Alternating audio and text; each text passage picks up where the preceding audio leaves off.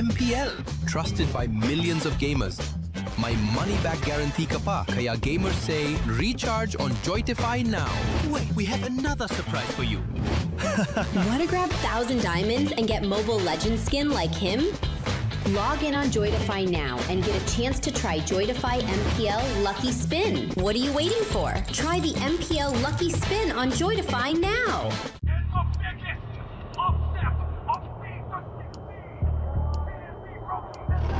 Paano ko kaya sila masusuportahan ngayon ng mas maayos? Kailangan ko ba magpalit ng strategist?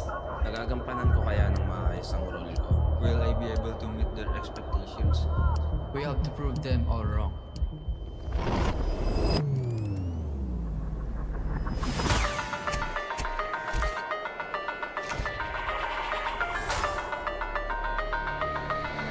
It's time to win.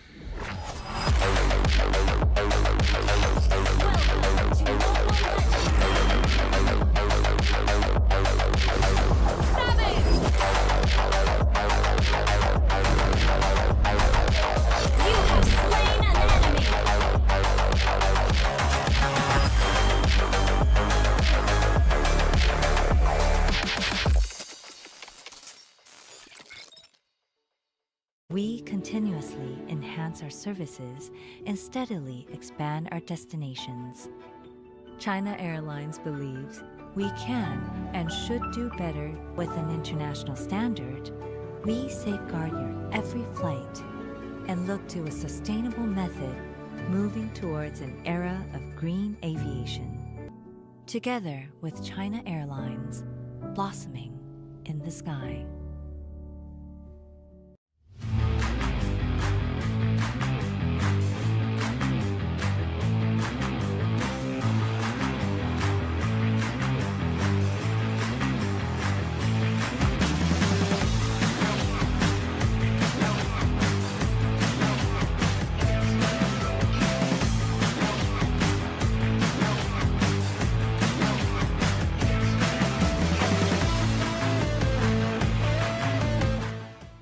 From local barangay tournaments and neighborhood lineups to the biggest stages in the world, your pathway to glory starts right here. Welcome to MDLPH Season 8, where legends are forged and we are officially breaking limits. It all begins at the grassroots level. Hundreds of aspiring teams enter the open qualifiers in a ruthless single elimination bracket. Every game is a best of one.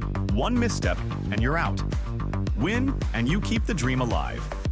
Next up, qualifier finals. Here, the top open qualifier contenders meet the relegated independent teams from MDLPH Season 7 and our invited female powerhouse rosters. Divided into groups, they battle in a single round robin. Only the top 6 teams will earn their ticket to join the waiting MPL affiliated teams in the main league. Welcome to the main stage, the MDLPH Season 8 regular season. 12 teams clash across a multi-phase gauntlet through the group stage, last chance qualifiers, and play-ins, pushing everyone to break their limits. And here's the game changer. The global ban rule is officially gone. We're reverting to standard draft formats to ensure our PH contenders are fully armed and ready for international combat. The top 6 teams lock in for the playoffs in a high-stakes, single elimination bracket, with the top 2 regular season teams waiting in the semifinals. With no global ban, teams will bring their absolute strongest comfort picks in BO5 battles, leading to a blockbuster BO7 grand final. The crown isn't all that's at stake. Our champion earns the golden ticket to represent the Philippines on the international stage. This is what it all comes down to, the inaugural Mobile Legends Bang Bang C Championship Tour, MCTC. Our MDLPH champions will face off against the absolute best academy powerhouses from Indonesia and Malaysia, alongside top incubation teams across the Southeast Asia region. This isn't just about regional pride. MCTC is the ultimate gateway to the M8 World Championship. The M8 World Championship, the ultimate stage where the best teams on the Earth collide in the land of dawn. From grassroots dreamers to world champions, the pathway is clear and the challenge is set. Are you ready to break limits? Register now and tune in to MDLPH Season 8.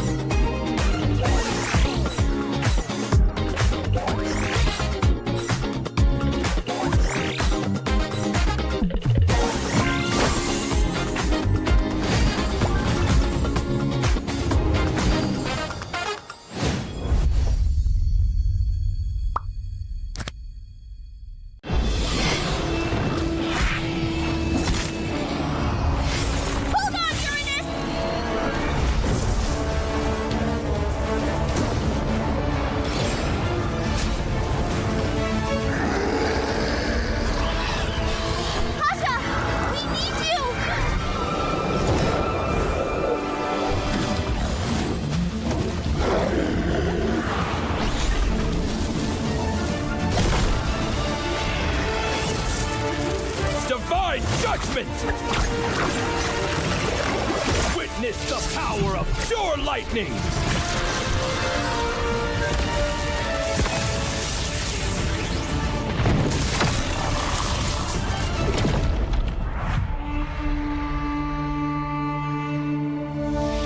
All that lies below is under my vigil!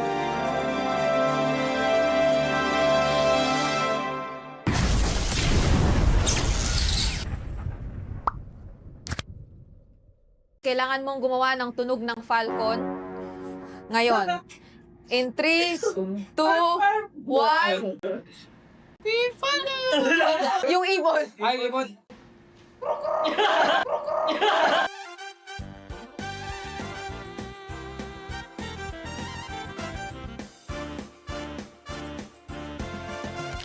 Good morning, class. Okay, please take your seat. Please take your seat. Yes, maraming salamat, Haji. Ikaw lang na naman ang umupo sa ating front row. And salamat din sa pag-attend ng classes sa ating mga boys in the back. Ayan. Okay, welcome back. Welcome back sa inyo. Mula sa inyong napakaikling bakasyon. Kumusta naman? Nag-enjoy ba kayo? Nag-enjoy ba? Okay. Good to know. Good to know. Alam nyo, sana nag-prepare kayo kasi ang alam ko, in-inform ko kayo na pagbalik nyo, meron kayong quiz agad. Question number 1. Nasa loob ang balat. Sa loob ang balat? Nasa labas ang laman. Ano yun? Yes, Marco. Pako? Marco, hindi. Yes, Ogwen. Saging! Hindi, nasa loob naman ang laman ng saging. Balik na! Nasa labas ang laman. Ano yun, Haji? Hindi! Nasa loob pa yung balat. Yung kinakain yung nasa labas. Yung nasa loob. Hindi siya kinakain. Or gulay. Yes, Bert. Bayabas? Hindi. Nasa may balat pa rin ang bayabas sa labas, ah. Nandito siya na. Ayan! Pineapple? Hindi! Mais!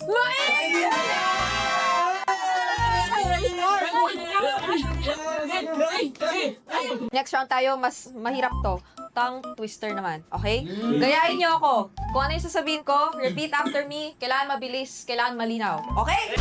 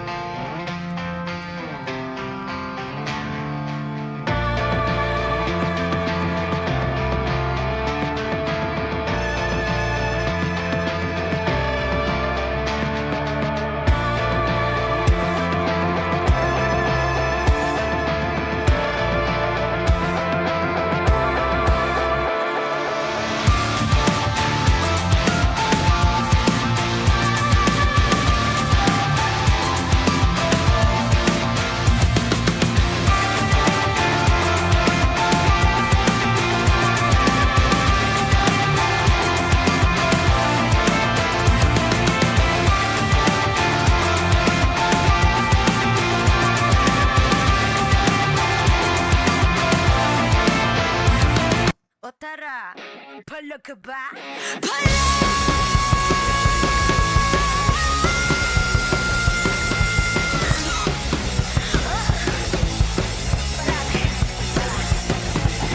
Handa sa laban, sanda ka sa aking kamay. Watch with my click, make me fire in the eyes.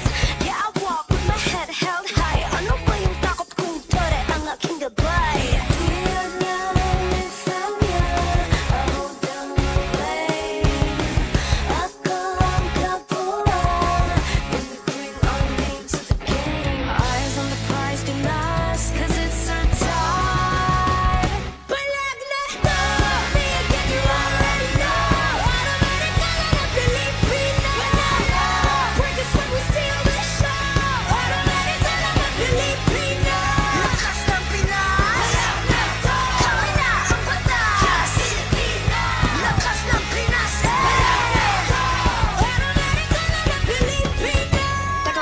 Remind you kung anong na-obtain. Palaging first place, lakayo sa PH. I know Superman. I'm here cause I got God. My team is super fan. Eyes on the prize, Pinas, cause it's our time. Palag Na To, me again, you already know.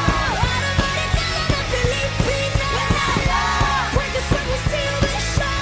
Automatic ka na ng Pilipino. Lakas ng Pinas.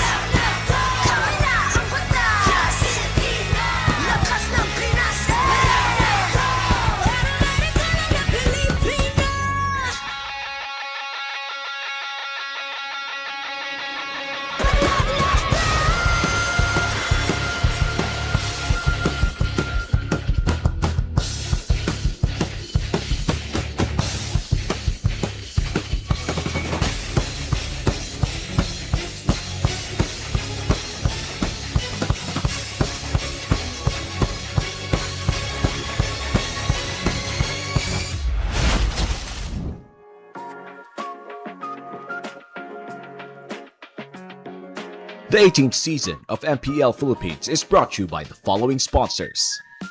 Infinix, the official smartphone partner. Unleash your ultimate with the Infinix GT Verse. Smart, the simply reliable connectivity partner of the MPL. And Visa, the official payment partner of MPL Philippines. Be the gamer you want to be with Visa. Our partner in esports, Clearman. Power up and stay fresh daily with Clearman. And our strategic partners, TT Racing, China Airlines, Ferry, and SIP. Don't miss any MPL PH action. Follow our official social media accounts and subscribe to our YouTube channel. Palag Na To. Catch MPL PH Season 18 action live at Victoria Sports Tower. Grab your tickets now via the official MPL PH website. MPL Philippines is monitored and supervised by the Games and Amusements Board.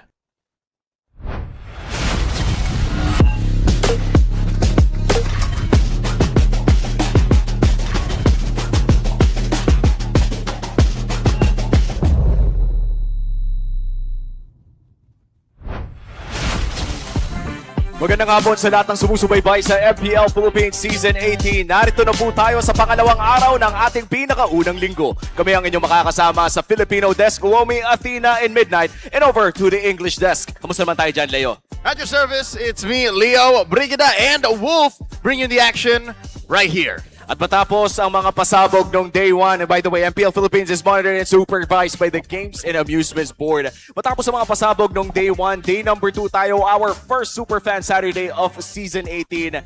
Feeling ko pabain natin yung araw na in-games na natin to. Ay, sagad na natin. Nandiyan naman si Brigid eh. Oh my gosh. Totoo yun. Ready ka na? Totoo yun. Ako nag-ready na ako eh. Hinanda ko na lahat ng pamaypay ko, lahat ng pagkain, lahat ng kape. Kasi nakita ko si Bri eh, nasa schedule eh. But of everyone, you should know that the meta does not allow for long games anymore. That's true. Ang standard rate natin, nasa what? 15 minutes? Mahaba na yun. Oo nga eh. Nakita din natin no kahapon na napakadaming mga kaganapan. Kahapon ay nakita natin ang Team Liquid Philippines at talo sa Team Falcons. Onic, however, had a spectacular start over this season. 2-0 against Aurora. Yep, I think sobrang standout ng naging performance that we saw from that series, especially from, let's say, the pressure. Even King Kong once again on some of his most signature comfort picks, the Nolan, with all those fractures na nakita rin natin kahapon. Parang pareho sila ni Savero na nabigyan talaga ng opportunity na mag-shine. And that's a big win for Onyx because now they are up at standings at 2-0 and then followed quickly by Falcons. However, this is still very early into the season, and I know for sure that APBR, Omega, TNC, and Twisted Minds with their revamped rosters will have something to say because they will play today. Oo, at yun yung mga question marks no, na mga tinanong natin sa simula ng ating season. Yung mga teams na sabihin na lang natin ay nasa may bandang ibaba last season, ano kaya yung mga pakulo nila para umangat ngayong season na ito? But literally and technically, they are in the middle right now. So on Superfan Saturday, I'm super happy that we all get to see APBR, Omega, Twisted Minds, and TNC debut their new rosters. Oo, napaka-solid. Hindi lamang yan, Omega ay may chance din patunayan ang kanilang sarili kontra sa ating defending champions na natalo kahapon. Will be very interesting para sa ating second match.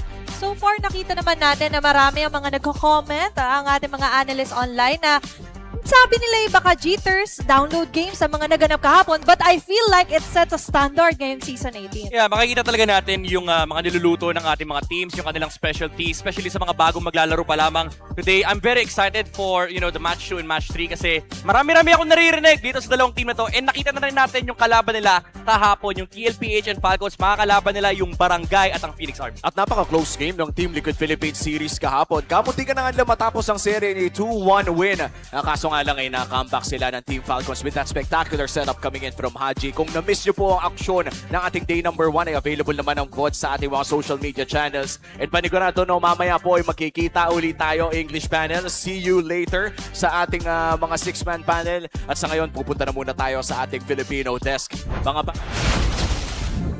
Let's talk, you and me, the English-speaking part of the world. Once again, cutting over to Wolf, Brigida, and Leo. We were just about to get into a meaty conversation about how last night's clincher, the Rise of Titans, went all the way. I'm sure there are so many discussions we can have, but let's talk about the match at hand. The first best of 3 in the triple header for today. APBR versus Twisted Minds. Is this a strengthenized APBR or a new-end plot twist? We are kind of having mixed reactions here, I feel, because even the community would also have mixed reactions towards this new roster of APBR, I feel. They are veterans on paper, and I think that is something a lot would argue, but people would say that records-wise and performance-wise, it's still a question mark as to how they're going to blend together. I'm willing to say what the general consensus is for APBR. We are shocked. We are confused why this was the decision for APBR. Typically, when you are struggling as a team, you change your roster. And there were so many criticisms about Chizu, for example, in the previous season. And when Lancy as well as Escalera played, there were so many criticisms about them. And now, all of those are now put together into APBR. And also, if you include JM Bigman, who used to be Lord JM Mr. 50-50, this is such a questionable decision for APBR that the only thing that they can do right now is to answer those questions with good performance. And I think this is a lineup decision that can only come down to one line. Crazy enough to work. Yes. You know what I mean? Like, you don't go halfway. I mean, there is Mr. 50-50, literally a roll of the dice. But for APBR, it's just crazy enough to work. But for Twisted Minds, though, there are 2 new players joining the roster, and I'm not making a mistake. 2. Folks, for those of y'all who missed out, since Tui actually left the team for a spell there to try and make his dreams come true in the mid-season cup and then came back. So he's one of them. Then the other is the M4 world champion and MVP, Benny Cutie. We're going to take our time to digest exactly what's going on with the Minds in just a bit. But of course, let's hear it straight from the horse's mouth. We want to know exactly what's going on with APBR. And guess what? We're going to get just that. How blessed are we that we're going to be hearing from our Balikbayan as we speak to Odin in just a bit. What kind of talk do you want to hear from APBR? I wanted to know, like, what lessons will they bring from the internet, from their international stint going back here in APBR, specifically because APBR needs it. Okay, we'll see if we get exactly what we asked for as we throw it over. Odin, what you got? Happy Saturday, everybody. This is your very own Odin, and I'm here right now with AP Bren. At kasama natin ngayon ang mga balikbayan din dito sa kanilang team. Welcome back sa inyo. Hello, Escalera, JM Tankman, and Coach Bitoy, of course. So, kumusta naman ang inyong pagbabalik? Starting off with you, Escalera. Yung pagpunta dito sa AP Bren, medyo naging komportable agad ako kasi yung mga kampi ko nilikot eh. Okay, so parang hindi ka agad kinabahan at hindi ka rin naman talaga kakabahan because you're one of the veterans talaga dito sa ating liga and dito rin lalo sa lineup nyo with AP Bren. Ano sa tingin mo yung ma-apply mong leadership sa ganitong team na pinasukan mo ngayon? Medyo dito sa team talaga medyo mahirap eh. Kasi nililigalig talaga eh. Mula sa lahat eh. Parang punong-puno ng energy, di nauubusan. Kaya siguro, yun sa na lang, pagdating sa in-game siguro, more on, paalala ng mga tinuturo ng mga coaches. Siguro yun lang po. So you guys are finding the right balance para magkaroon kayo ng synergy within AP Bren. And I'm excited to see that. And now, with us also, dito sa tabi ko, is si Coach Bitoy. Coach Bitoy, sobrang saya ng iyong team para sa'yo. And welcome back to the Philippines. You had a great run in MPL SG. And how do you think na madadala mo to dito sa Pilipinas? First of all, madadala ko dito sa team ko yung natutunan ko sa Singapore is yung execution nila sa laro sa pagdadraft din. Okay. Then, second of all, may tiwala ako sa kakampi ko kasi may gusto sila patunayan. Okay. So, syempre, lahat naman ng mga teams natin ngayon ay gusto talagang bumawi sa lahat ng mga pinagdaanan na the past few seasons. Pero sa mga hindi nakakaalam, Coach Bitoy, tama ako, di ba? Isa ka sa mga naging coaches ng MDL back then. Yes. Yes. So, nai-interview pa kita noon sa online pa lang and you've gone so far as a coach. Ano sa tingin mo yung mga bago rin na madadala mo dito sa MPL Philippines naman? Bago, tignan na lang nila sa laro. Okay. Okay. Aabangan namin yan Parang meron ka mga tinatagong strategy, Coach Bitoy Pero syempre, dito naman tayo sa may bagong IGN. Pero hindi siya bago, guys. Si JM Pinkman lang siya ngayon. Pero alam ko na naaalala niyo siya. At kumusta ka naman sa iyong pagbabalik? Ayos lang po. Parang same lang din ng dati nung nasa Bren ako. Okay. Galing ka din sa championship sa Europe. And gaano ka kakumpiyansa na yung ibinigay mo doon ay kaya mo ring madala dito sa Pilipinas? 50%. Nasaan yung 50? Bakit kalahati pa lang ang iyong confidence? Ano pa lang eh. Wala pa, hindi pa nalalaro eh. Okay. Confident pa lang. Confident pa lang. So yung super confidence pag nasa laro na. Matanong ko lang sino pa dito sa buong team nyo yung talagang nag-uplift ng vibes ng buong AP Bren? Si Allen. Si Allen. Si Allen daw! Bakit? Pwede po ba puntahin dito? Bakit? Pupunta ka na dito? May parang gusto silang gawin. Hello, Allen! Hello. Bakit si Allen? Bakit ikaw ang itinuro nila? Depende na rin. Depende rin kasi sa galaw tsaka sa pag normal lang ako dyan. Kumbaga, itsura lang din po. Okay, face card. Pang face card. Parang Allen, aura ganun. Okay, kung bibigyan mo ng aura ang inyong kalaban ngayon, ano yung look na ibibigay mo sa kanila para ma-distract sila? Grabe naman ang jawline. Thank you so much, AP Bren. Nakakatuwa kayong makita, pero alam nyo, excited ako makita kung ano rin ang kaya nyo ipakita sa loob ng Land of Dawn. Pero ngayon, kausapin muna natin si Denise with Twisted Minds. Thank you so much, Odin. Buksan na nga natin ang Balikbayan Box dito sa aquarium ng Twisted Minds. Kasama ka natin ang poging-pogi na si Coach Lyric and of course, Sensui. Welcome back, guys. Okay, kung 50% confidence daw sila kanina kayo, ano naman ang nararamdaman nyo ngayon? Ilang percent kayo? 800% po. 800, ikaw naman, Sensui. Saan siguro 51 para kahit pa paano mas mataas ng konti. Oh, 'di ba? Umangat ng 1% yung kanila. Pero kidding aside, Coach Lyric and Sensui, welcome back, you guys. Ramdam na ramdam dito yung energy, yung pagbabalik nyo. Ramdam. Okay, Coach, pag-usapan natin, marami nagsasabi, you put MENA on the map. pag-usapan natin yun. Ano ba ang expectations mo naman ngayon since bumalik ka dito para sa team? Siguro one of the expectation talaga na meron kami is yung bagong flavor ng Twisted Minds. Kasi maraming nagstay pero maganda din yung mga nadagdag sa amin. Especially yung mga utility jungler ni Sensui. Talagang nakatulong sa aggressiveness namin.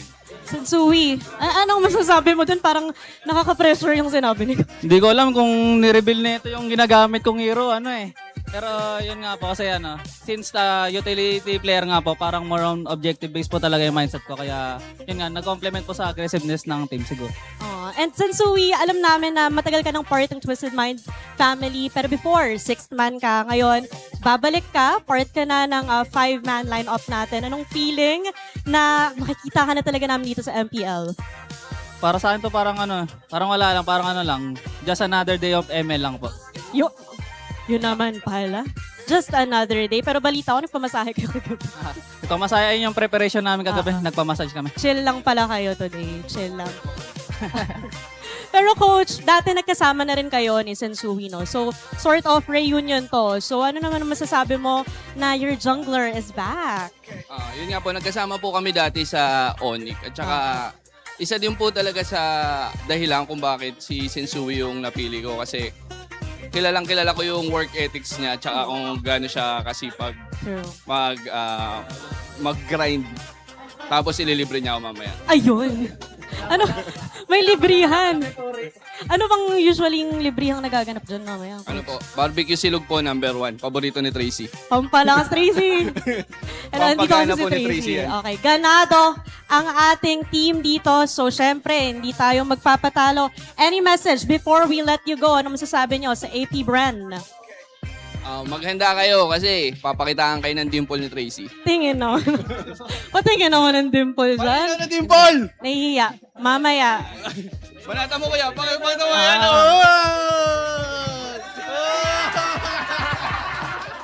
Let's go! At dahil grabe na ang energy dito, ibabalik muna namin sa inyo, casters, Palag Na To.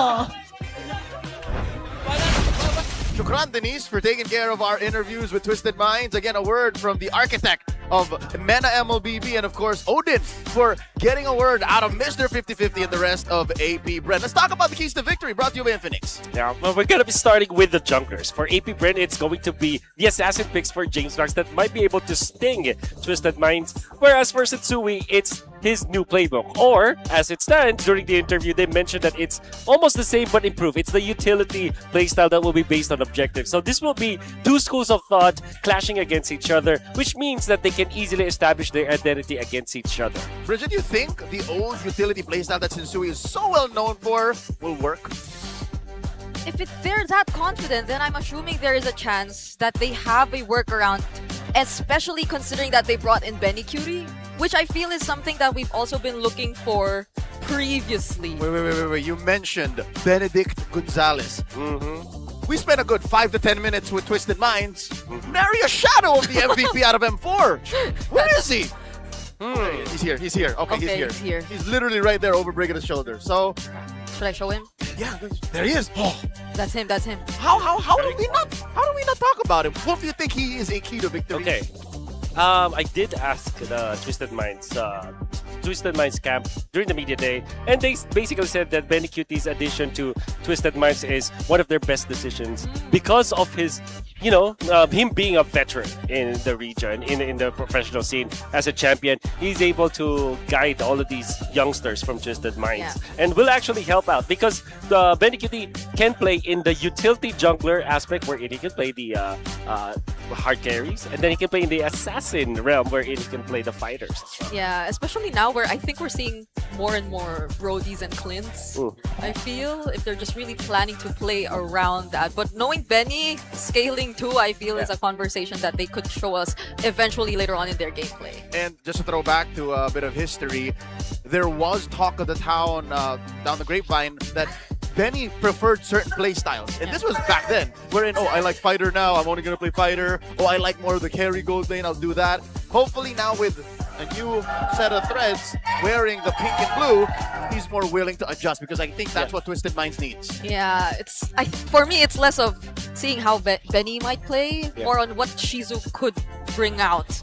Because we know of him as the Harith guy, more on the Yisun Shin guy, past meta gold laners guy.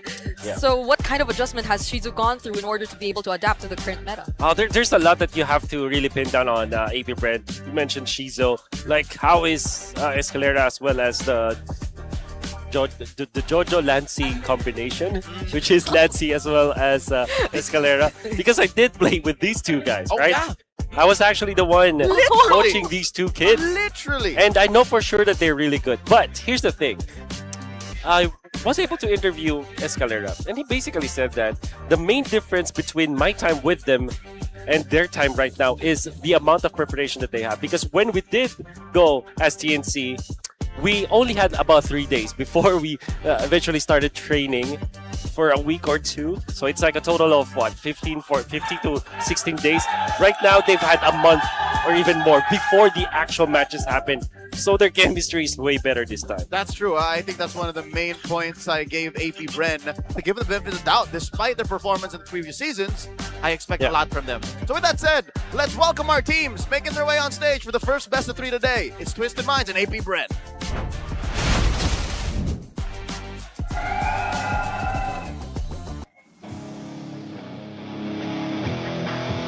Nagbabalik sila na mas pinalakas. Peace! Mag-ingay! Para sa inyong AP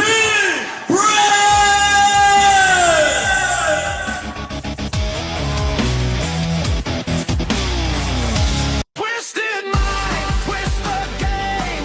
What plot twist do they have in store? Minds, give it up for your Twisted Mind!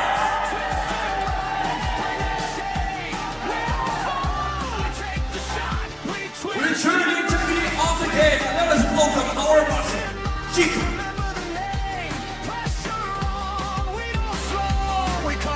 And head coaches, Coach Pitoy for AP Brand and Coach Lyric for Twisted Minds. Ito na ang unang laban sa inyong Super Fan Saturday! Make some noise! The Hive comes alive. AP Bren makes their way in, flanked by Mr. 50-50 and the silent Shizo. Lancy is at the middle of the squad. If I take a look at these 5 players from AP Bren's new lineup, and based on what I've seen from them previously in the past seasons, I think one word I could really associate with them is explosiveness individually, and I wonder if that can happen as a team and if it eventually becomes a double-edged sword.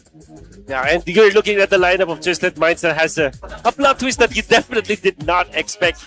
Benny Cutie being part of the lineup after seeing a lot of good plays from Nosha on the past 2 seasons for Twisted Minds. And of course, Sensui replacing MP the King. When you are looking for assassin specialist, they went back to a utility specialist. Let's not forget, in one of their deepest runs, Sensui was also a Nolan god. That's true. And that's a good hero in the current That's metagame. Let's listen to the teams as they prep for the match via the Smart 5G ping test. Likot niya, Dugan. Likot niya, oy, likot, ping test do. Aray ko naman. Welcome back ka. Ano lang, masabi ko sa mga fans, maraming salamat sa mga sumusuporta sa amin. Tsaka sa sa kalaban namin, Twisted, mga kampi ko dati yan eh. Dudurugin daw kayo ni Jen. Yun yung masasabi ko lang sa Minds. Salamat sa patuloy na pagsuporta sa amin. Sa subaybayan niyo yung mga darating namin laban dito sa upcoming MPL Season 18. Ang masasabi ko lang kay Jojo, di namin bibigay first turtle sa'yo. Baka kunin mo na yung game nila eh. Baka kunin mo na yung game, Jo eh. Di kayo mga first turtle, Jo. Yan lang. Good luck sa ating dalawa. Galingan natin. For the first time in the league's history, there is a huge influx of homecoming heroes. And for the first time in Smart 5G Pink Test history, they've acknowledged that. And they're saying, hey, Escalera, Jojo. Yeah. It's different now.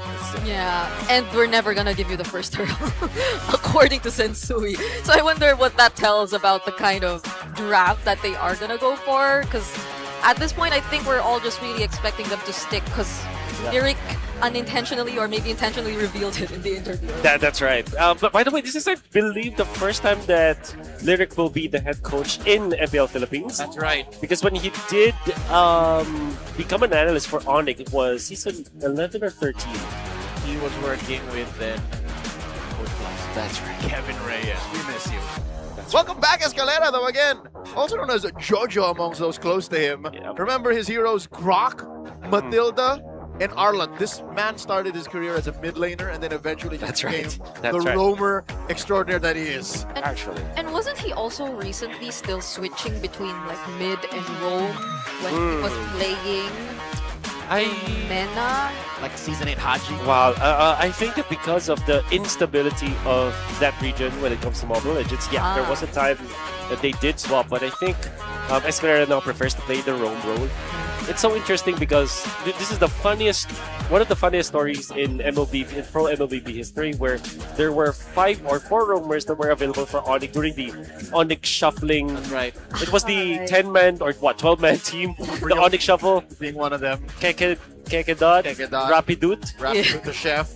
The chef, and The first chef. The first chef, and there was another one. And then after a regular season where we had a 3-week difference between the regular season and the playoffs. That's right. They come back with Escalera, a former mid laner who actually played mid lane during that time, playing the roam role. Oh, wow. That's a crazy timeline. So yeah, now Huge head scratch. We had a table of permutations of like the different lineups back then too. Here we go. Going into the game proper. AP Brent chooses to go blue as the home team, and they choose the map Flying Clouds, which has been a paramount pick for a lot of teams at home. Coach Vitoy bans out the Paquito, the Atlas, and the Marcel, while Coach Lyric, Heinrich, the architect of Mena MLBB, that's his name, bans out the Freya and the Melissa. One more, the Barats is still at large. Yep. I believe that you also have to think about Fanny as well as the Hirara, but I feel like that Fanny ban might be more on the Twisted Minds side. They banned the bans instead. Okay, so they opened up the Fanny. Well, unlikely to be the first pick though. I think that they'll probably prioritize Hirara. Oh, there you go, Hirara. That's the first pick for AP Brand. Yeah, and AP Brand knowing fully well that there might be a chance Twisted just go utility. I think that's a major factor as to why they ban this way. Yes, or you just go Nolan Red 3. Oh, that's right. That's a Sensui special. The one that propelled them to the M5 World Championship up until the 3rd place of a World Championship. Yeah, that's countless number of lords stolen out of Sensui's Nolan. AP Brent though, debuting the Esmeralda in Season 18. Early pick Jim Pinkman, one of his signature picks as well, or most played heroes. Go up against the Belleric. Belleric is a flex pick here for Twisted Minds. For now, it's going to be the Udar. Very standard stuff coming out from AP Brand. Gonna be answering Twisted Minds like this. Yeah, Nolan is available. So is the Harley. Yeah. You may consider that as well up against Esmeralda, which is a hero that is tanky, but technically speaking does not have a lot of HP. So the Deadly Magic can actually be good up against the Esmeralda. And I feel like there still are multiple options out there, considering that they had a prio on the Selena. They can speed things up, and they do get the Nolan in Red 3, which I feel is This is so normal. This is the correct thing. This is every single thing that we studied, and it makes a lot of sense. Sensui picking up Nolan in the opening days of Season 18 feels like finding a 500 peso bill in your pair of pants. It's like, oh, there it is. Oh yeah, that's where I left that.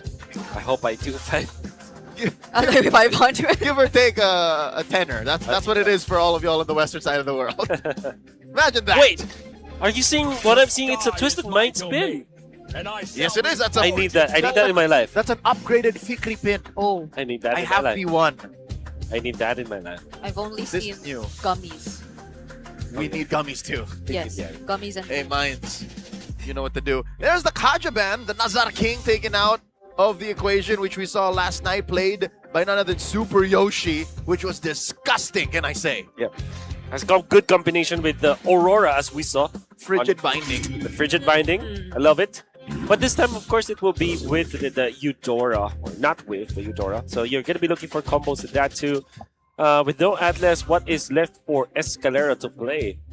And yep, they're taking away all of the meta picks from Escalera, and they're going to be taking the glue as well. So this is a very limited hero pool for Escalera. But at the same time, we know that Escalera can play a lot of heroes, a lot of different kinds of heroes. Utility? Are they just going to go back to utility here? Although they have a Nolan. Yeah. And thus...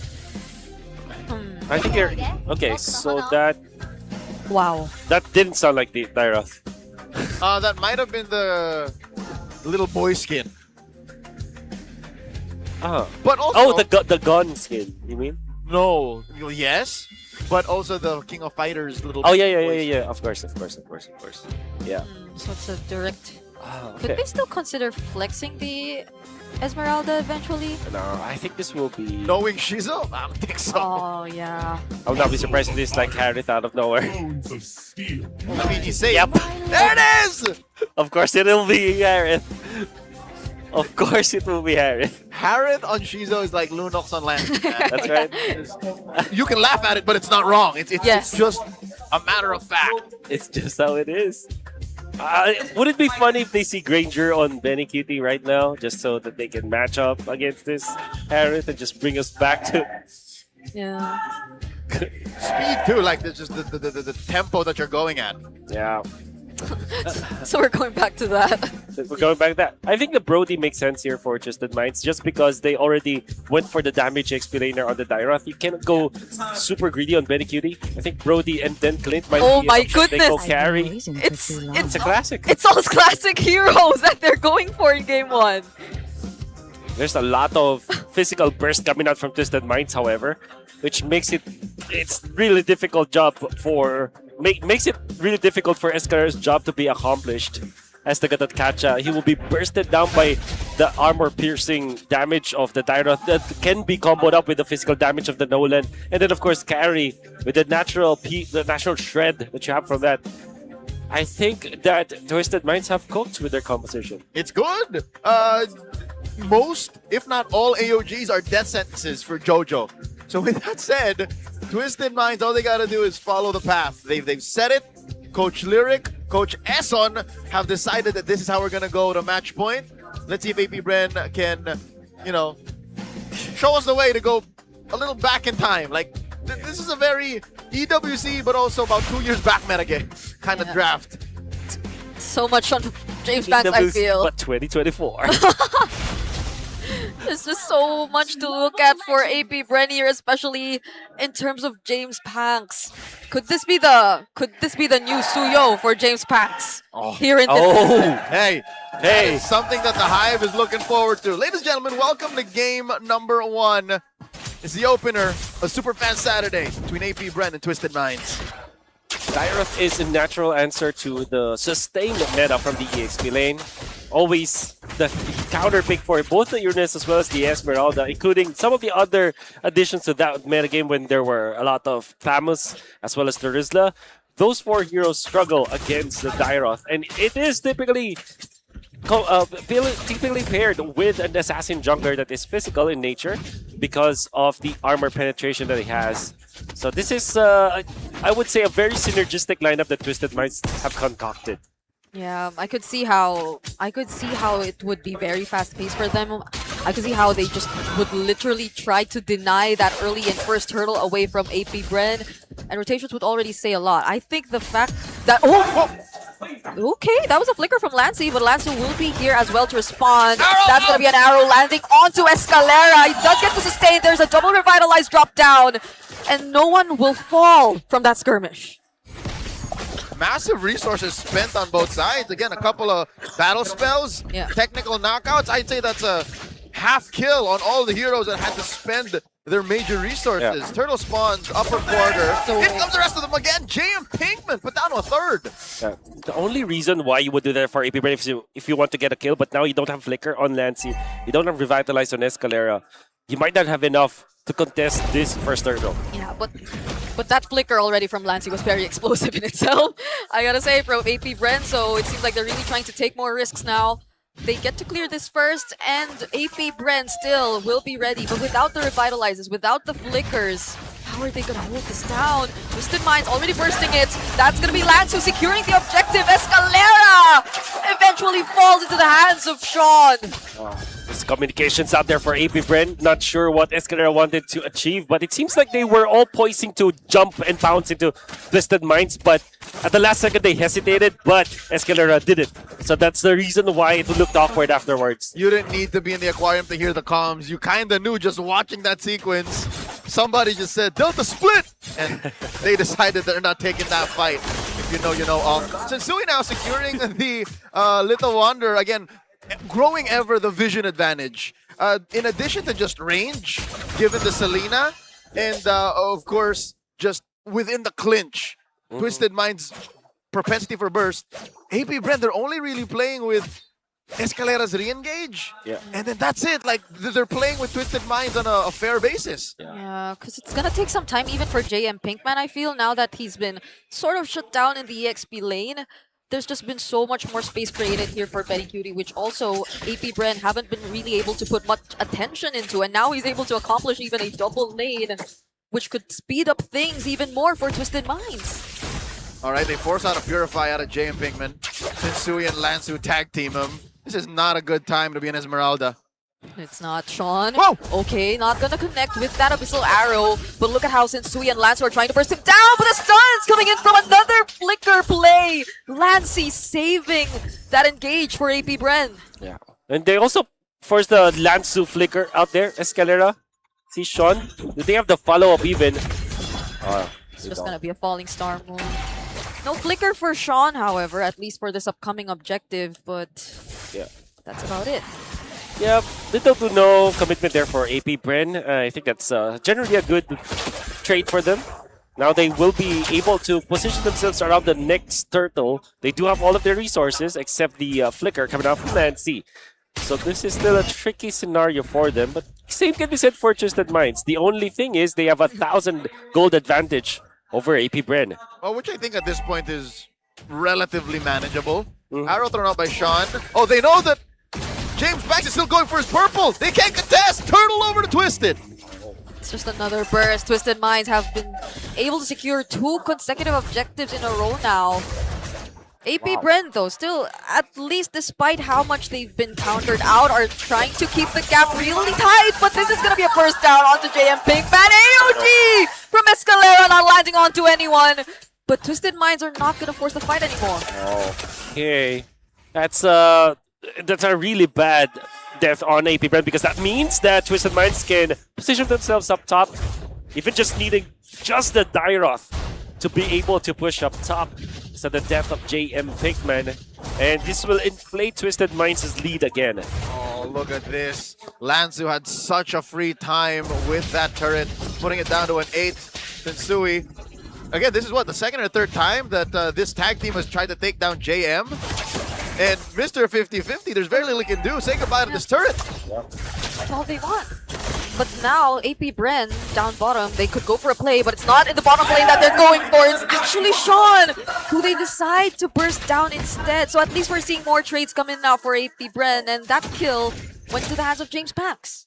They wanted to just get the purple, but they saw that there is an opening 12 seconds before the flicker from Sean is available. So instead of taking the turtle, the purple, I mean, they were able to get a kill. Finally, AP Bren gets onto the board, but they still have a lot of catching up to do. JM Pinkman prioritizing the enchanted talisman in this game. Yeah. And was it the kill after the Sky Piercer for James Pax, or did he? I think it's 10 stacks now. Okay. He's had it. He built it sub 5 minutes. So this is 1 stack on the Hirara Sky Piercer. I wouldn't say that's a significant amount of progress for AP Bren, but maybe turtle number 3. This is where they put their foot down and say mid-game is ours. Spawning in the upper quarter. Tracy and Escalera playing a tug of war. Here comes the rest of AP Bren.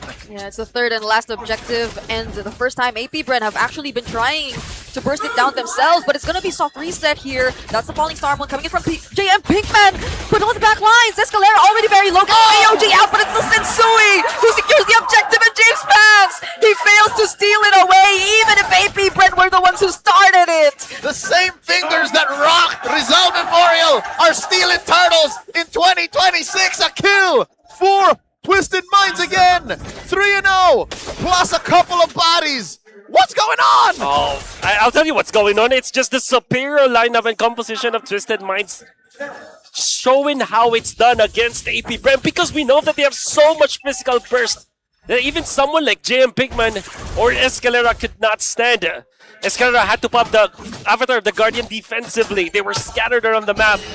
Pigman cannot stay in front of Twisted Minds, and James Banks, with just maybe a fraction of a second showing himself in between iframes of the Hirara, he's been taken out easily because of the armor penetration that you get from the Dairoth in combination with the Nolan damage output. Yeah, it's so tricky for Escalera in this game.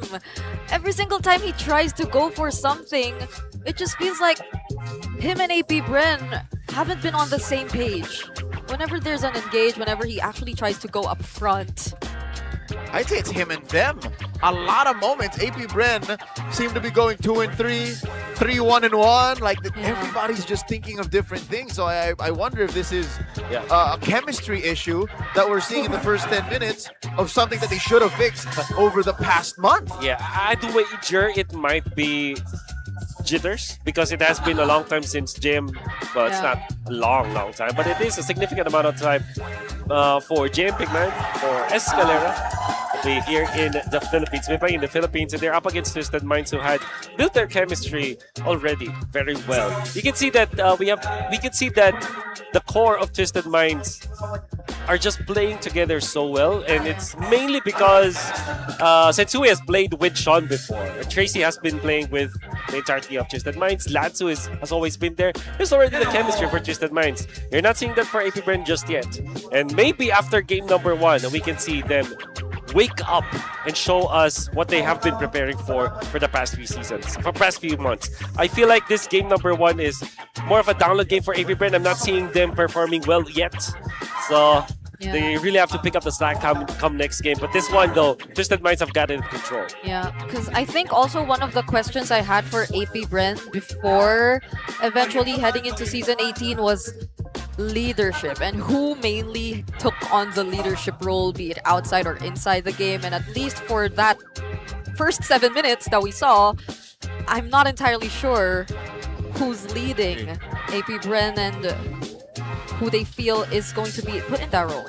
Blonde young man in the crowd, an MPL SG graduate. Was that alumni Drin? Yeah, that was.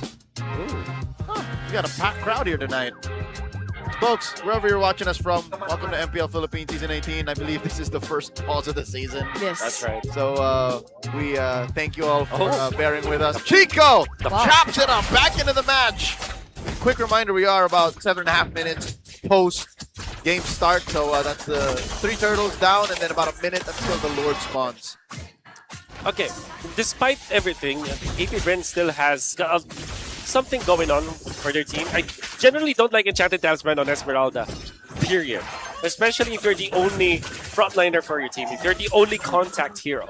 Because Gatot Kacha, as tanky as it is, you don't want to really start and engage with a fight with the Avatar of the Guardian. You're more like a feel for your team. So if there is someone to show himself in the map to check the bushes, that should be JM Pigman. And he cannot do that with his Enchanted Talisman first item pickup, especially against a Dairoth. So you really have to wait for your next item here for JM Pigman. As it stands, the Enchanted Talisman will definitely not be the best tool up against Twisted Minds, but they will need more. The only good thing about the Enchanted Talisman on the Esmeralda is that it's a ramp item that eventually you use for farming, that eventually will get you to more items, if they get there. So it's mostly waiting for AP Bren at this point, and I think from the very moment we saw the draft that they went with, that's also kind of what we expected, because the Harith is definitely going to take a bit more time, but as they also take their time, isn't Benny just going to keep going online? This sounds all good and well for the Hive, the fact that Shizo hasn't died, but you're right. Again, Twisted Minds is not taking this line down. They're going to maintain this 3K gold lead, maybe balloon up to about 4,500 if they take this Lord for free, which is looking like the case. Because again, you can maybe wave off about 1,000, 1,500, but almost 4 with this kind of map you're looking at. Again, the side lanes have gotten taken down tier 1 wise, and then you can't even dance properly. I don't know what's going on in AP Bren's minds right now. The only way that they can win this Lord fight is if Twisted Minds misengage. Yeah, if I guess the only surprise angle is what we already saw previously, a flicker in from Lancy too, but getting past or even reaching the key targets would be a tough task for The AP. softies. And does the damage already suffice? Because I don't think they could find someone to easily burst down at this point just yet.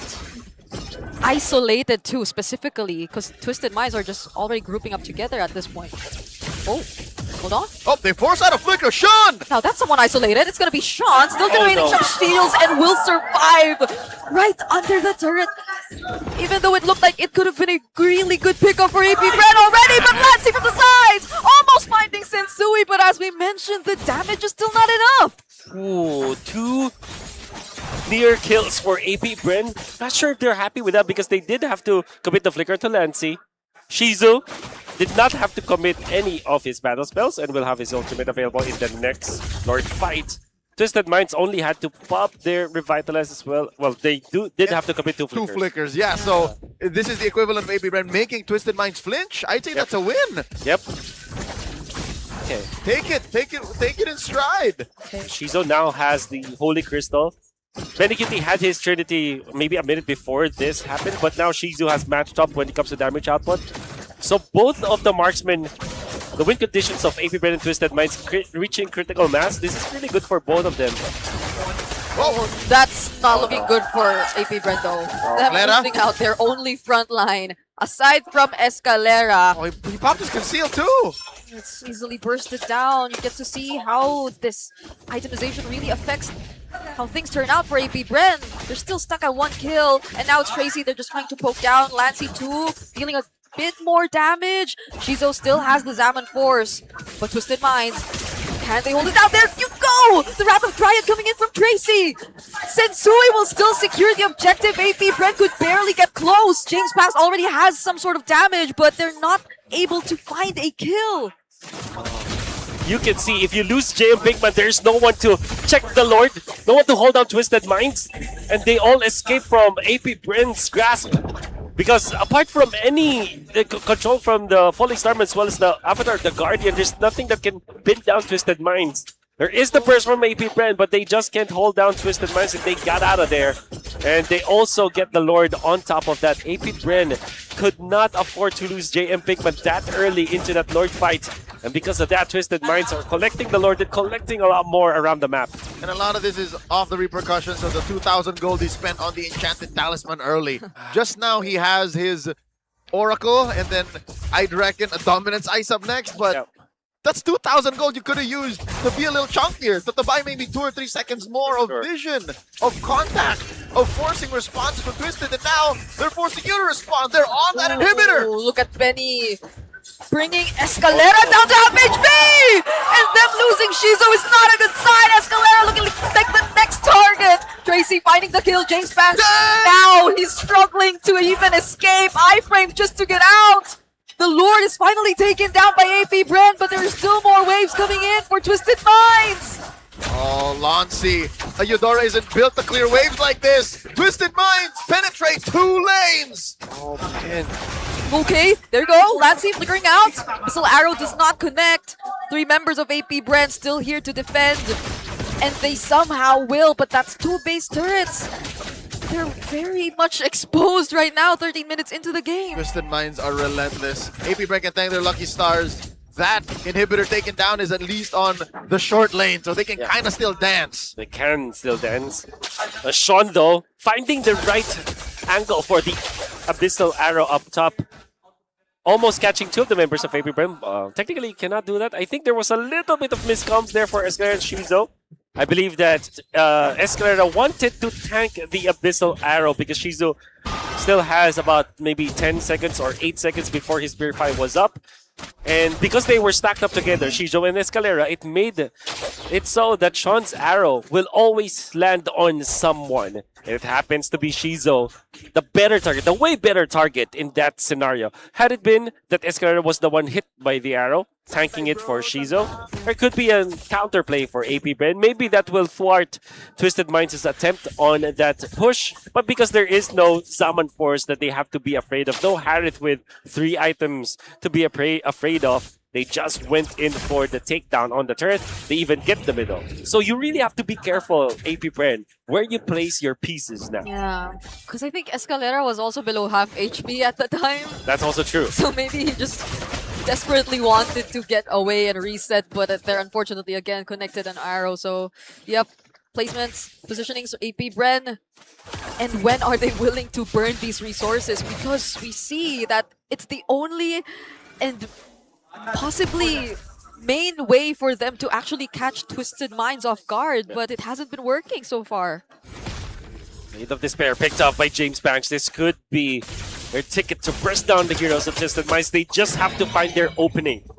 I wonder if JM Pinkman already picked his 3rd defensive item. Well, 2nd defensive item, that is the Dominance Ice. I'll be waiting for the 3rd one. That's a Pauldron, I believe. Yep. On the way. The main physical defense item you can get after the Antikiras, which I'm hoping he builds eventually too. Oh, massive arrow! God. This cannot happen.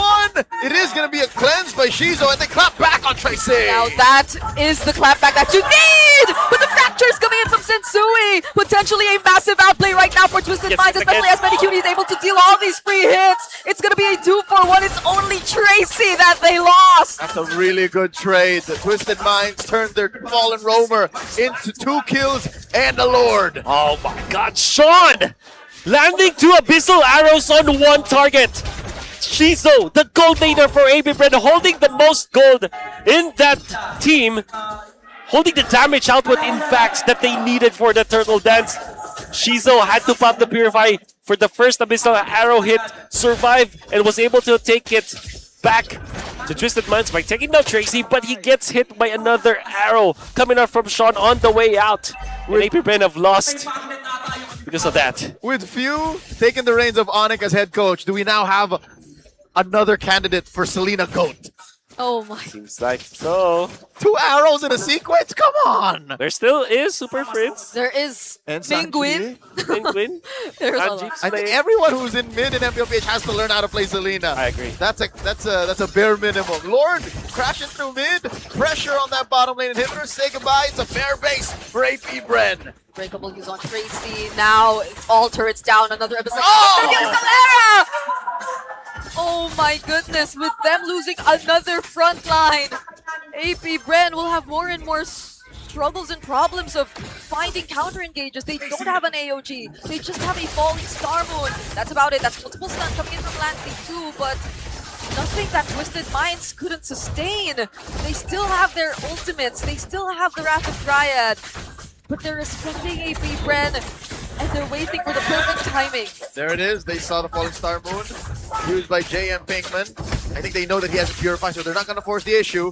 They're going to play towards the 3rd Lord, spawning in a minute and a half, lower quarter. Interesting defense coming up from AP Bren. They were able to actually defend well. Lancy throwing out his ultimate just onto the minions. Whenever there is like maybe 1 or 2 heroes from Twisted Minds and there's a fat wave of minions, he will just throw his ultimate, not minding getting a kill afterwards. Is 0-0 and 2 as the Eudora. You want your Eudora to be very active, but at the same time, AP Bren just couldn't find their opening in the early stages of this game. That's why they had to really gamble it in the late game. But now, it's a difficult gamble for them. 18 minutes into the game, they have the 18-minute Lord, and they don't have all of their turrets for the defense. Well, I can't blame them. For them to find their placements, they have to buy time. It has to be JM Pinkman eating 2 or 3 ults. It has to be the perfect AOG. And that's not even considering Twisted Minds bursting down those initiators. Yeah, and even in previous instances, I think they've been trying different types of approaches to how they could eventually take at least one or two members down from Twisted Minds. Earlier, it was even Shizo trying to go in for an attempt. Earlier, it was even Lancey trying to go in for an attempt. It was never the kind of sequence you expected, considering their lineup.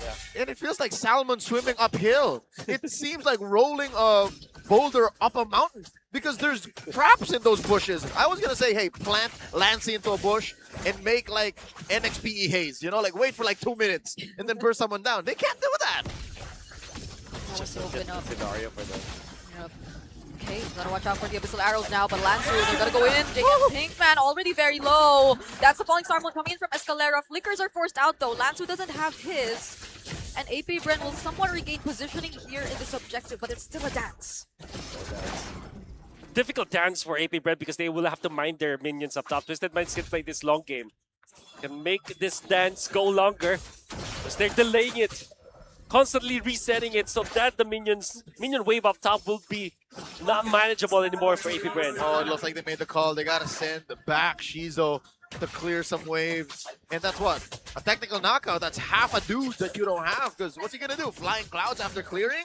Is that fast enough even? Lord now at half health. Oh no, Escalera doesn't have the time. Couldn't even use the AOG out. Lanzu too, zoning out backlines. Finally gets to use the AOG, but he still goes down. Was that a trap by Sean? Taking down Escalera alongside a Lord secured by Twisted Mind. It's a trap! Oh my god. Unbelievable plays coming up from Sean, but at the same time, AP Brent just can't manage it. Shizo took so much time up top. The Lord is already done and he just finished clearing out the wave up top. That's how much time he needed for the minion wave. These are huge minions. You have no turrets. You're just a little white-haired baby boy. And now it's doing its body for trying to steal! Okay, James Panks, can he find a way out of this Winter Crown play from Tetsui?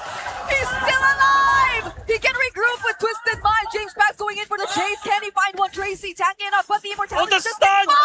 And Shizu gets eliminated from the side! Double kill for Sensui as they take game number 1! AP Brent tried to delay the inevitable, but Twisted Minds are first to the board, going to match point. Shizo is just magnetized to the arrows, or maybe the arrows are magnetized to him. In that last clash, the arrow connected onto Shizo once more, and that meant that there was zero defense anymore. Not that we're saying that it will change the tide of the game if Shizo actually managed to dodge that arrow and live through the defense. But it would have been nice if he did. Would have been nice if he did. Yeah, I mean, I was also looking for like, what can a full build Harith already do at this point in the game? Because I don't think we felt it. Yep. Like, there were no opportunities for Shizo to actually use a decent Salmon Force, and this is one of like the magnetized arrow. Again, miscommunications for AP Bren are aplenty in this game, specifically when they want to defend one or the other. And another one, last one. So they will be able to defend, I believe, for a little bit and then the arrow. Oh my! I'm telling you, man. It's one. They're opposite poles. They're opposite sides of the magnets. The Abyssal Arrow and Shizo. They attract each other. Let's go ahead and award our MVP, none other than the Selena. It's Sean! Oh my lord! Oh, that scares. That's what it feels like to bump into a little brush. Yep. You get hit by an arrow. 3-1 and 5. The KDA line does not tell you the full story. This man was calling shots, taking kills, miles away from the map where he was. First pick, the Selena with the Belleric actually coming up from Twisted Minds. And I gotta say, they didn't even go crazy with their draft. It's a very standard draft. Maybe the carry is the most outlier when it comes to choices in the marksman role for this metagame that we have. But at the same time, it still feels normal because it's a strong lane. It's a strong lane marksman. The Dairoth is interesting because it has not been played that much in the MSC, in games that feature in the recent metagame, but it will always be existent. You always have to think about the Dairoth when there is the Uranus, when there is Barretts, when there's Esmeralda that can be played in the metagame. There's always that answer. And the Twisted Minds have built up a very good composition around this because they're taking advantage of the armor penetration that you get from the Dairoth, boosting the overall damage output of your cores. You already have the Nolan with a lot of burst damage. You already have the carry with true damage. If you factor in more armor penetration from the Dairoth, it's gonna be great. And also, Sean is just throwing away all of those abyssal arrows, landing the most important hero for AP Bren. Half of his arrows were meant for Shizo. Yes. Just Shizo. That's impressive. Again, I can't blame AP Bren. As Wolf mentioned, this could be a download situation. Yeah. This could be the first game they're like, okay, we're a very new team. Yep. Everybody's doubting us. Let's take the time and, take our L's where we can, lick our wounds, and then maybe come back stronger, which I hope is what happens. Yeah. I hope Coach Bitoy and Coach Yobabs and Alan look at the back and say, yeah, we were short on range and vision, very clearly. Yeah. And where did the Esmeralda show up? Was that blue 2 and 3? Yes. Wait. It was blue 2 and 3 Esmeralda, right? That was, third pick Esmeralda. There you go. So maybe they could have adjusted their priorities. I agree. Because that one came a little too soon. So if you think about it, because the Barretts was banned, I don't remember the Uranus being banned. It was. Yes, it was. Alright, so there will be no other choice. AP Bren felt panic in their heads, thinking, okay, maybe if we don't pick up our XP laner soon, it will be gone from us. And this feels bad for Lancey, the Visa carry. He dealt a lot of damage, the most damage, surprisingly enough. But since they lack good hold or, reliable crowd control, there's a lot of almost deaths for Twisted Minds that were never really capitalized on. Yeah, my only worry, I guess, is that the way that AP Bren eventually were forced to pick up some of their heroes felt like more of them just reverting to comfort, and it's not something I would expect in a game number 1 draft. Because I feel like it's something you would rather do when you're already forced back to a wall, or when it's a do or die, or when it's a game number 3. Yeah. But this time they just decided to go for, okay, let's bring out the Shizo Harrod immediately in game number 1, and it clearly was not working. It wasn't. I think it's because you have to think about what it complements with. Harith and Hirara feels like they're so skill dependent, and unlike the carry, for example, which is very strong when there is an ultimate, but at the same time you still have a lot to do when you don't have your ultimate out. Let's see how quick AP Bren can pick up on the points of improvement for their draft. Roar's choice is still unleashed. Ladies and gentlemen, the GT50 Pro brings HydroFlow liquid cooling and all-day 144 FPS to every match, keeping your gameplay smooth and lag-free. It's now better than ever with the GT Watch 5 Pro and GT Buds 5. Collect the full GT set and unlock the ultimate gaming experience today. Legend speaks of aura that you get when you have the full set. Yeah. Like, people can tell. Specifically, when you meet the Infinix XPad 30 Pro, featuring a big eye care display, perfect for binge watching, late night reviewing, and smooth casual gaming that's fun and hassle-free. It's packed in a slim, lightweight build made to go wherever you go, whether on stage or on the go. Be a game winner and deadline killer with the Infinix XPad 30 Pro. I was looking for Renmar's lines. That's his. Oh my goodness! Killer, it's right there. You found it. The clock is ticking and seats are filling up. Don't miss your chance to witness Onic PH versus AP Bren right here at the Victoria Sports Tower. Head on to ph-mpl.com and get your tickets now. This is action you're not going to want to miss tomorrow. Bring out the whole fam. Let them watch the super fam. Oh, yeah. Which, showed us a lot of promise from yesterday's matches, but things can be different. Maybe AP Bren can also change after day 1. And if you're part of the Northern Lights, they get a chance to bounce back tomorrow too. There you go. Not going to want to miss that. For now, let's throw it over for an international report. What's going on, Denise? Yes, indeed. Thank you so much, casters. This is your host, or may I say, correspondent Denise. Let's take a quick recap with Twisted Mind taking on Game 1 against AP Brand with Sean getting the MVP honors. Pero let's talk about some international news. Para sa ating international news, officially announced na ang roadmap ng Mobile Legends Bang Bang Championship Tour Southeast Asia. Kasamang in-announce ang schedules ng mga ligang kasama sa pathway papuntang M8 World Championship. This August, parehong magsisimula ang MDL Philippines Indonesia at magbubukas na rin ang MLBB Academy League sa Malaysia at Mobile Legends Bang Bang Super League sa Myanmar. Sa September naman, magbubukas ang Vietnam MLBB Championship Fall 2026, MLBB Super League Thailand, MPL KH sa Indonesia at ang MLBB Championship. Samantala, sa October naman ang Laos National Championship 2026 habang to be announced pa kung kailan magbubukas ang MPL Singapore. Samantala, sa December 9 naman, magsisimula na ang MCTC. Let's talk about MCTC alongside MCTEA and MCT AMER. MCTC is a consolidated pathway for non-franchise C regions to qualify for the upcoming M8 World Championship. Maraming mangyayari para sa ating international MLBB leagues this year. But for the meantime, balik muna tayo sa ating match-up Twisted against AP Brandcasters. Palag Na To.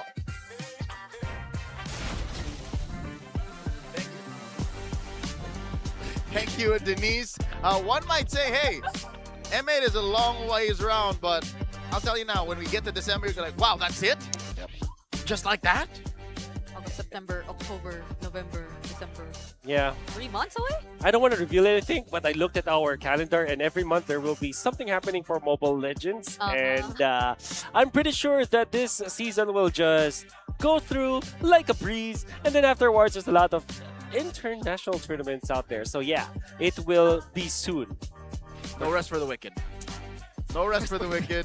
And that just gives us all the time in the world to prove that MPL Philippines PH MLBB is still on top. Oh, yes. If not, then sure. We have like what, 5 more years to rest our laurels on and say Yes, sir. Even in the trailer, we said, what was the line? It goes somewhere along the lines of, some of them are just going to this trip. We've made it 6 times there and back again. That's right. Y'all are still on the way. We've gone back and forth 6 times. There you go. Something like that. Something like that. Something like that. Oldest ride, longest line. Something like that. Yes, that's exactly what they talked about. I mean, there's a reason why we're still the #1 most imported nationality athletes in the world for MLBB. Yeah, and one more thing that was mentioned in the video was it caused so much reactions because they're just always used to seeing you. Oh yeah. It's like it's news when we lose. Hey, there you go. Yes. You're a poet and you didn't even know it. Yes, Let's talk about Sensui. Balikbayan. Again, he did spend some time outside of the country in the offseason and then came back. This young man, though, you'll know, spent some time in Europe. He was last seen playing for BSG as a part of the wild card of the MSC and then came back around. So I guess he just missed the competition in the Philippines. Yeah. I mean, who doesn't? Last seen in the VSG playing the likes of Asuyo EXP. Oh, you're right. That happened. Now, Twisted Minds will be the ones to select them out. This is not good for AP Bren, for sure, but at the same time, it's broken walls. I would say it's pretty neutral map. Think about it. There could be some utility jungler shenanigans here coming off from Twisted Minds, but I think that every chance they get their hands on the Nolan, they will take it. If you'll remember, this is exactly what Onyx did yesterday. Oh, yeah. Against Aurora. We know we're winning. We'll stay here, and we'll play broken walls. Yeah. It's neutral. All right. Okay. They're dictating the pace. Again, it's momentum from the same side that they played at, and they're showing AP Bren, they're saying, hey, Coach Bitoy, Coach Yobabs, we're okay. Take the Hirara, please. Yeah. And the way that they could just go for more surprise last picks too. Considering that even earlier, AP Bren were already pretty much forced to just pick up whatever was left. I don't think Escalera was as confident. You didn't like that Gotol Gacha game? Getting that, or at least considering the circumstances, maybe another roamer would have been better. Okay, so building up on that, I feel like AP Brand should prioritize the heroes for Escalera more than they are prioritizing the GM Bigman heroes. I feel like eventually you'll get your hands on an Alice, at worst, Thams, a Carissa, Carmilla even. If they're not You going don't need to panic and high pick the Esmeralda actually. So I think that's pretty normal. There you go. Okay. They're listening to Coach Wolf. Yay. Here you go. Jojo, you're crying. Here's your Belric. I just think it's better than the Gatot right now. Way better. Way better. He wasn't crying, folks. That's just how they talk. That's right. But the Esmeralda prio earlier too wasn't just because they were trying to set up for a Harith, right? Or I don't think that that's how you should be looking at activating a Harith. Yeah, but- I understand where you're coming from because that is true. That could be a way, but I think that the highest level of pro play in the MPL Philippines, that is a suboptimal way to look at it. That's like buying a Gucci wallet and putting like a $2 bill in there. Yeah. It's like, what? Literally what Brigida is doing. Yeah. No, wait, no. You already said yes. No, I don't have that. You already said yes. Okay. You can't take it back. There you go. Tracy on a Matilda and another Esmeralda for AP Brent. Now this makes sense. Because it answers the Matilda. It answers the Matilda and it sets up for a Paquito. Alright, so when you said earlier, Briggs, that it was a setup for the Harith, this time it could be a setup for the Paquito. This is optimal. Yes. Setting up for the Harith is suboptimal, but this one isn't. I think that this is, all things considered, a good Esmeralda pick. It sets up for a potential gold Paquito with an assassin for James Banks later on, or just keep at it with a Paquito jungle and go for a hard carry for Shizo. Still a question to Shizo though. Can or will he Play the, like the Paquito Gold? Well, Yeah. my inference is no. So they would rather go for a hard carry here. Oh, and now you face a Tyroth again. Which does well into the first 3 picks of AP Brand. 100%. Okay. And the bigger problem here is that you already you can already feel how good Nolan with the Tyroth was. Imagine with the Hirara, which has constant amount of damage, almost unlimited ways to dodge a lot of the damage coming out from AP Bren. With an additional way to get out via Wings by Wings. Yes. So Oh, right. Yeah, it's a Guiding Setsui Hirara. Guiding Wings. Yes. There is still room for some Wings by Wings, though. I miss also true. Sparsa. That's That's also a Freudian slip right there. Okay. Good ban on the Rafaela, as it could be a way to mitigate the sustain coming out from the Matilda. So this could also be a targeted ban against Lancy. Man, I just hope that this is not like a Zushin or something. Oh, Okay. God. It's a Zushin. No, I was about to say, don't pick up Zushin on AP Bren. Twisted Man says, okay, Wolf, it's okay. We're gonna ban it so that We'll make sure. that Lancy will not pick it up. We got you. So Twisted Mind's doing it for them. Yep, they're doing me a favor, not AP Bren. Okay. Because I think pretty much there will be a this is a much more okay scenario for Twisted Minds to allow for another Eudora to come through if Lancy wants to consider that. They weren't afraid of the Eudora much in game 1. They handily Okay. Oh, wow. took care of it. And What now is happening? It's AP Bren who doesn't want it. Okay. Hey, We are so scarce on mid lane picks right now. What's left out there? Like a Valentina or something? A Lilia. in before we see Matilda on Sean. Ah. Whoa, whoa, whoa. Oh, whoa, whoa, whoa. So I think you are incentivized to pick up a Badang. Not really. Okay, they will go for the Valentina. It's a very safe pick. You pick up the Wrath of the Dryad. You're not threatened by the Paquito as much.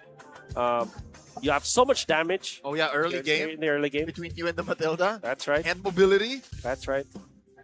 Okay. What about an Aurora? I think we saw that yesterday. Aurora for AP Bren and the card. What if Aurora Kaja? No. And then you side lane these fighters. That's too much. No, That's too much. All too much fighters. That's too much. You're literally playing within short range. That's Yeah. right. Although a lot of teams yesterday were playing short range. Okay. A lot of them who went all in lost. I think you go. Maybe. Well, how about Fanny for AP Bren? Oh. No, they just go. Oh, so it's a yeah, jungle Pakito. Jungle pack. Okay, jungle pack. Okay, with this Claude being picked up, you just straight up pick up the Brody here for Twisted Minds. And Brody Matilda. Brody Matilda, very strong. Brody with the Dyroth, where you just remove all of the armors of your opponents, pop your torn apart memory, collect, and end the game quick. That's a really good last pick here for Twisted Minds. Maybe a better substitute will be the Clint. I am vengeance incarnate. Moskov is... I heard a what in the Filipino broadcast. Moskov is not it. I don't like it. The extra body on the Eternal Guard kind of messes with what you want to do. The problem you have with the Moskov is that there is the Beleric that can taunt you. There you go. It can just return the damage. And it is really slow. When you are looking at Dyroth and Dyroth plus Assassin with a strong mid, you're already rewarded with this is a luxury. Moskov is a luxury in that scenario. That's what I'm trying to say. With the 4 heroes of Twisted Minds, you are better rewarded if you go for a strong gold laner that can participate in the Turtle 3 fight. Immediately. Moskov is going to take a scenic route. Yeah. Man, sorry. It just feels like Benny's been really playing comfort. You know what? All things considered, that's true. I think they're relying on comfort, but I feel like they gave a massive opening for AP Bren to blow out the early game open, and the Moskov might not have a chance to get there afterwards. Okay, I feel a little better knowing he's playing Flicker. So if they do find the window to be more aggressive, he can close in on that. Save for if it was a Purify, he's forced to just play defensively. What is Shizo thinking? Look at this, he's taking that long brush, and I think this is a freeze. Oh, yep, they're freezing on each other. Mystery Shop or Bargain Hunter, Oh. as the kids call it nowadays. For both of them, yeah. Yeah, and does JM Pinkman switch up his trio in terms of items in this game too? Like I think hope. that's one thing we are gonna hope so. watch out for. Well, he doesn't have to. I mean, I hope he does fix his item priority, but he now has 4 engages. Benny! Close. Benny, He's done with 10. Still has a flicker. Shizo though, gotta be careful overstaying like that. Okay. Very safe. Very fast rotations too coming in from Twisted Minds. You gotta expect that considering a Matilda Hirara. But Shizu, at least for now, has somehow managed Benny in lane really well. more like Benny went into fights that maybe he shouldn't have. That's right. I think he's trying to bait Shizo in so that eventually Tracy will be there for a potential kill or forced battles though. Yeah, Nansu will have the guiding wind for himself. So yeah, they're gonna be safe here. A relatively quieter early game for both Avery and Twisted Minds. Yeah, even the mid laners or the mid duos who have prio over each other just decide not to push the advantage here. Instead, they're supporting their side laners to have a better go at the turtle. Spawning upper quarter. Escalera with a pull, slight advantage over the side of AP Bren. They jump on the wall, down goes JM! Oh, just as I was supposed to say, they were putting a bit more attention towards their EXP lane. JM falls first, but now that it's Sensui who actually gets traded out, I think AP Bren are going to be more than happy with how these first few sequences have turned out. Okay, and that's going to be a good turtle take for the side of AP Bren as they have secured it. James Banks as the Paquito, you really need to ramp up. You need to continuously apply the pressure against your opponents, and that also allows Escalera to get level 4 much faster than Tracy would have the circling eagle, which means that after the first cycle of the second cycle of buffs now that James Banks is collecting, they can go for a play. And I would say that the best lane to go into is the XP lane in this scenario for AP Bren. Yeah, I think we saw it earlier too. It's been more efficient now for AP Bren. JM Pinkman doesn't feel... I mean, despite that first death that we saw from him, it doesn't feel as shut down. And it feels like there could be more happening across the map considering the kind of early game that they have with this lineup. But AP Bren have been making a bit more space for the bottom lane instead so far. Let's see how Lansu deals with this It's gonna be Falling Star Moon onto him. Here comes James Banks. Hadouken! Still gonna survive. Yep. As prescribed, you go to the EXP lane, but I think you need Escalera on that lane. But AP Bren, I think their line of thinking is we have to secure Shizu now. We have a good start. We don't need to really put more eggs into the James Banks basket. At this point, it's going to be much better for us to commit some of the battle spells, some of the ultimates, just to make sure that Shizu will have his time farming, maybe even a double lane setup if the case that's possible. As it stands though, Twisted Minds wants to answer this too. They want to put pressure onto Shizu's lane, and that means that there will be a big friction into that lane eventually.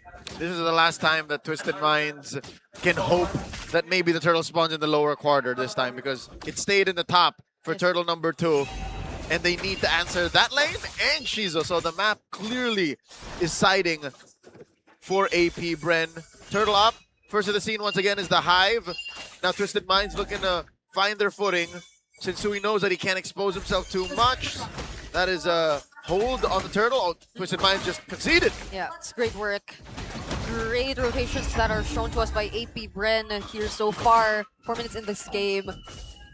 This is compared to what we saw in the previous game, them just really activating their lineup much more. You see how they're capable of taking on some skirmishes, and even if it doesn't convert into kills necessarily, they can take more out of it. These technical knockouts, quote-unquote, the objectives that they're able to secure, not winning against Twisted Minds head-on, but they're battling it out in terms of objectives, which is exactly what Twisted Minds told us was the gameplay and approach for them. But AP Bren are responding back with that exact same approach. Yeah. Jim Pinkman are just utilizing their their ults even. Just to secure fast clear that lane so that they can move afterwards. This could be a 3 versus 5. He walked into that. There is going to be a Wrath of Dryad. Another kind of Wrath of Dryad as well. Setsui is still going to be alive. JM Pinkman too. Surprisingly surviving that. And James Banks actually finds Setsui again. That's the second time Twisted Minds jungler actually went down. Twisted Minds were of two minds there. They weren't sure. Okay, so we pushed up the turret. Benny can go, but do we take the fight? And they get punished even harder. Lads who has to flicker out to save himself. Okay, Shizu goes in blazing to it. Sean had to flicker out of that. SOG does land, but they will still actually defend. Not take down that turret. Yes. Okay, so you're now feeling why we reacted badly when the Moscow was picked up by Twisted Minds. It's a luxury for Twisted Minds. They had to put 4 of their members up top just to make sure that the Moscow will be able to farm minute 6. And right now, it's very unsafe for Benecutie to get around the map. Whereas for AP Bren, because of the tempo that they have, they were able to get in here. The stages, now they will not have to protect Shizu. Shizu can actually farm on his own. And it's a very expensive, demanding gold laner that Twisted Minds have picked up for themselves, and they're feeling now that they have to put all of their members into make sure that Moscow will have some farm. Looks like AP Bren are going to go 3 for 3, even if it does spawn on the opposite side of the map. Final turtle goes over to the Hive. 3,000 gold up are the black and yellow now. And Twisted Minds are feeling the consequences of that luxury. Again, a massive investment, and now they find JM! And they actually find the kill. They do.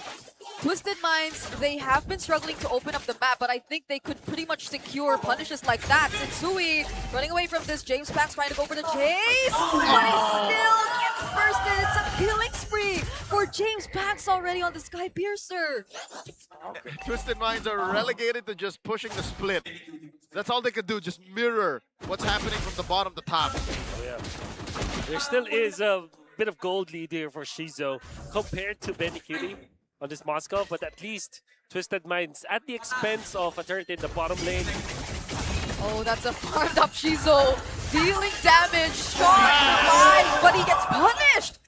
Twisted Minds do have the right amount of burst damage if they want to go in for a counter engage, and it's just so unfortunate. Shizu, he didn't have the flick to purify?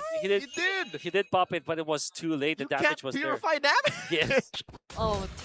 Unbelievable.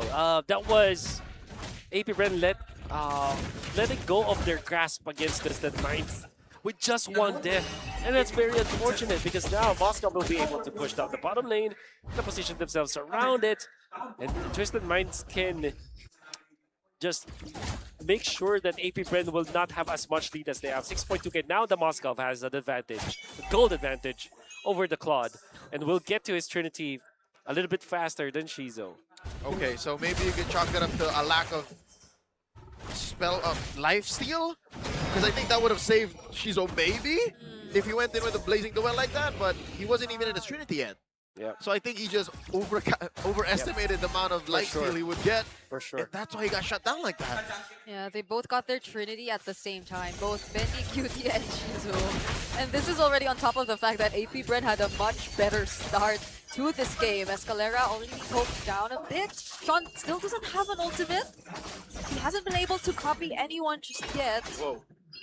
Okay, there you go. He has the Wrath of Dryad. It's a soft reset. JM Pinkman holds the Lord to about half health. Escalera holding the Pixel Brush. And they see where Benny is. They just have to watch out for an SOD.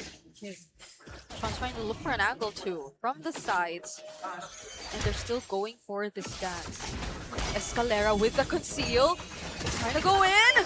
Flickers and uses the Wrath of Dryad to secure the objective, but now it's also the rest of AP Bren trying to jump in. Twisted Minds, though, they're dealing massive amounts of damage. They only lose Lansu, and they fight JM Pinkman. 1-for-1. But the Lord still goes over to AP Bren. And they continue. James back once more. Okay, do they still want to fight? They probably don't. They still have a Lord. It's marching down bot, and they have ways to clear out the outer turrets even before it arrives. Twisted Minds could not get out. It hasn't been a great time for Sensui so far. Absolutely not. It's because of their decision to go for this Moscow. I know that I've talked about it so many times, but you can see how expensive this lineup is. However, I gotta say, Benny Cutie, for what it's worth, he's actually playing well, especially in the last clash where he is the one pinning down JM Pinkman. The stun, safely getting out of danger while still managing to get a kill for Twisted Minds. There is a lot of potential for this Moscow, but can we get there in time? Okay. Falling Star Moon being charged. JM Pinkman doesn't use it just yet. It was just to shove away Twisted Minds and to guarantee this base turret. Now they lose one and are just really forced to play defensive. 11 minutes in. This is the state that Twisted Minds find themselves in. TWIS have to find another power spike. This is no bueno. Not like this. Fortunately, they have a way to play the map. They can split it up with Benny Cutie. That's one of the few things that they can thank their earlier selves, is they invested in some level of macro on the map. But that's easier said than done. They're still trapped inside their base because AP Bren knows that they have a kill angle. Conceal play to Escalera. Just wants to find targets, but that's a circling eagle guiding with straight into Shizu, which will eventually cost them their death. Tracy and Sean could not finish off the kill. They clearly tried to go for Shizu there, but no. James Banks, more like James Pack. This hero is so good in the hands of James Banks, and they're gonna break right through mid. They're threatening to finish. 2 minions in mid. Eventually one gets cleared by Lansu, but that could be enough time for AP Bren. They equalize the We're going all the way. AP Bren equalize, getting on the board. Twisted Minds left reeling after James Banks Paquito calls him baby. It's Saturday. It's the debut match for AP Bren, as well as Twisted Minds. Bring It Eyes casting. We started 2:30 as our first match. What a way to go. We get our first best of 3 of the day. Yeah, it's been long games too. Pretty long games. 21 for game 1. For the current meta that we have. What was this? About 14? About 14, so which is technically speaking longer than normal. But I feel like there's the duality of man. Okay. Anyways, I would say that Twisted Minds really fumbled in their last pick, but at the same time, it's easily fixable. I feel like this composition that they built around the Matilda, the way that they're planning, where they're utilizing this Dyroth, I think it makes a lot of sense here. There was even a time where you would feel like Twisted Minds are already winning against AP Bren because AP Bren are fumbling themselves, jumping in forward with Shizo, JM Pinkman being caught out of nowhere, but at the same time, AP Bren just gathered themselves. When they played as a unit, Escalera leading them. Lancy from the backlines just punishing any jump coming out from Twisted Minds.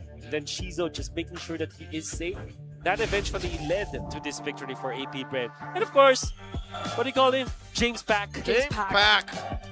Look at that. Unkilled. What was he approaching double kill count? Oh no, it's just 6. That's close. Close. Just in my head, literally 6. In my head, he had like 18. Are we? Wait.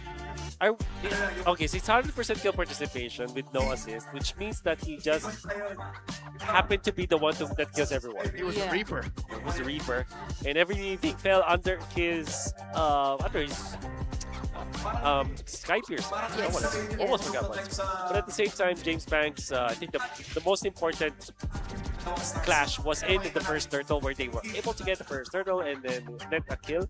Eventually, this one where it was one party of 4 from Twisted Minds ushering Benny Cutie's farm up top that fell under the 3-man unit of AP Bren because of the outplay that JM Pinkman and James Banks were able to do.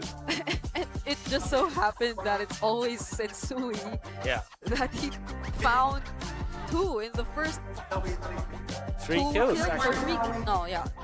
That's his 4th kill already. I think it plays off of the same principle as to why Nolan is a good matchup into the Hirara. Okay. You can kind of time out those iframes, and then your burst is just out of this world. So sure. I really want to see Twisted Minds put this Pakito under control going into game number 3. I don't know if it's to pick it. I don't know if it's to put it in the hands of Lansing, like get him off the die roll, or just to ban it out outright. Yeah, I think that for Twisted Minds, it's just the last pick. It's just the choices for Benny QD. They could have really just went in for the early game kind of hero, the Brody, for example, that can match up against all of the members of AP Bren. Will not be a problem for Twisted Minds to farm with. Benny QD can play that hero, sure. We've seen him play it before, and he was really good at it. Imagine that being with Matilda. Everything could be fixed by Twisted Minds easily. But they chose not to, and you can really feel how difficult it was for the entirety of Twisted Minds to play around this Moskov. It's not just Benny Cutie who's having a bad time, it's the entirety of Twisted Minds, because now you put so much attention on your gold lane that you cannot let Sensui go ham. You cannot activate Lansu anymore, and Sean is left with in a very interesting position where he has to wait for his timing to go in with Tracy. I don't know what the idea there was, but yeah, Twisted Minds had to make so many bad choices because of that one choice that they did during the draft. Yeah, can't help but wonder, really, because the fact that the Esmeralda 2 eventually came through and that they revealed their priorities early on. Twisted Minds, it's been an interesting take. We know for a fact that the Selena got taken out, but the carry, just look at the damage that James Pax eventually dealt in this game. He is Visa the carry, and as well the rich guy. Yeah. We're approaching at what? Almost just sub 900 gold per minute when you're looking at rich guy stats. Yeah. So we're finding more of a benchmark for the current metagame. Looking at the stats here, on average, it looks like Twisted Mind side laners aren't really that bothered. So that means it was the mid trio that were stressed out by the factor of how those side lanes behave. I don't know what's happening between JM Pinkman as well as Sean, but 150 peak BPM. That's kind of scary. Hey, if you were put in the line of fire with Jay and Pinkman was in game 1 and 2, you would also be like, will I survive this? Imagine playing the Esmeralda 2 games against Dyroth. Yes. Not a good day for you. Have to get past laning. Oh, she fortunately did in game number 2. But he won. But they won. But now he's won. So I'm hoping that in game 3, that drops down to like maybe 120. A little closer to an acceptable heart rate. Healthy range. Healthier heart rate. It's the do or die game 3 though, but that's right. Let's see. Folks, strong play starts with confidence. Clear Men, a proud partner of today's MPL action, is the shampoo made for men. He resembles Coil. By the way, stay cool, stay fresh, and lock in a clear win. I agree with you. Power up and stay fresh daily with Clear Men, the shampoo made for men. There you go. Give him 2. Right? He Give him resembles 2 Coil. cans. Oh, wait. It's like Coil and Wise combined. Oh no, don't tell me. It's gonna be a trend now. Hey. Nah. No. Okay. Relax. Okay. Okay, he just Oh. close. That was scary. I thought he was gonna do it, but I'm pretty sure there's like a bottle of sip just within arm's reach that he could, rinse his hair with. I love how game our crowd is. They're just so ready to go. Just In get the on first with 2 it. days. Because it's made for their scouts. Yes. They're Made for men. They are honorary legends. Yes. I appreciate it. Let's talk about what else AP Bren can do to kind of, find that reverse sweep because Paquito, good. Belleric on Jojo, good. There you go. JM Pinkman, you got away with the Esmeralda. Again, who are we to tell you not to build an enchanted talisman early? Shizo, though, I'd say 50-50. It's a coin flip on Shizo. Okay, the summary is prioritize the Escalera heroes, or at least bump the priority in the first half. In the first half, make sure that James Max has a good hero, the assassin meta. Let JM do his thing, and whatever that is, and allow Shizo to pick up heroes that have impact in the early stages, the first 3 turtles, but also be careful when you activate, when you actually click that switch for you to get into the fights. Because I feel like it was a very scary scenario when he got picked up. There was a big chance that all of the momentum that AP Brand built up in the early stages can just go away because of one death on the gold laner. Yeah, and it's always been a Shizo Benny last pick for both of these teams. Okay. Right? Like the gold lane matchup has always been left for last, and we kind of bring it back to maybe previous patch-ish kind of matchup all the time. Which is interesting because they're not really flexing out much in terms of the gold lane options, and they're going for a very standard and old way of approaching the gold lane. I'm hoping that it's Twisted Minds who switches it up more now because we already saw AP Bren is capable of adjusting on the fly. Yeah. So kudos to Coach Bitoy and to Coach Yobabs for taking priority there. Coach Lyric, Coach Eson, your turn. I wouldn't say, as far as, unless it's a Melissa, give high prio to Benny. At best, red 4. If you're gonna stay red, blue 4-5 if necessary. But I think they could really does it always have to?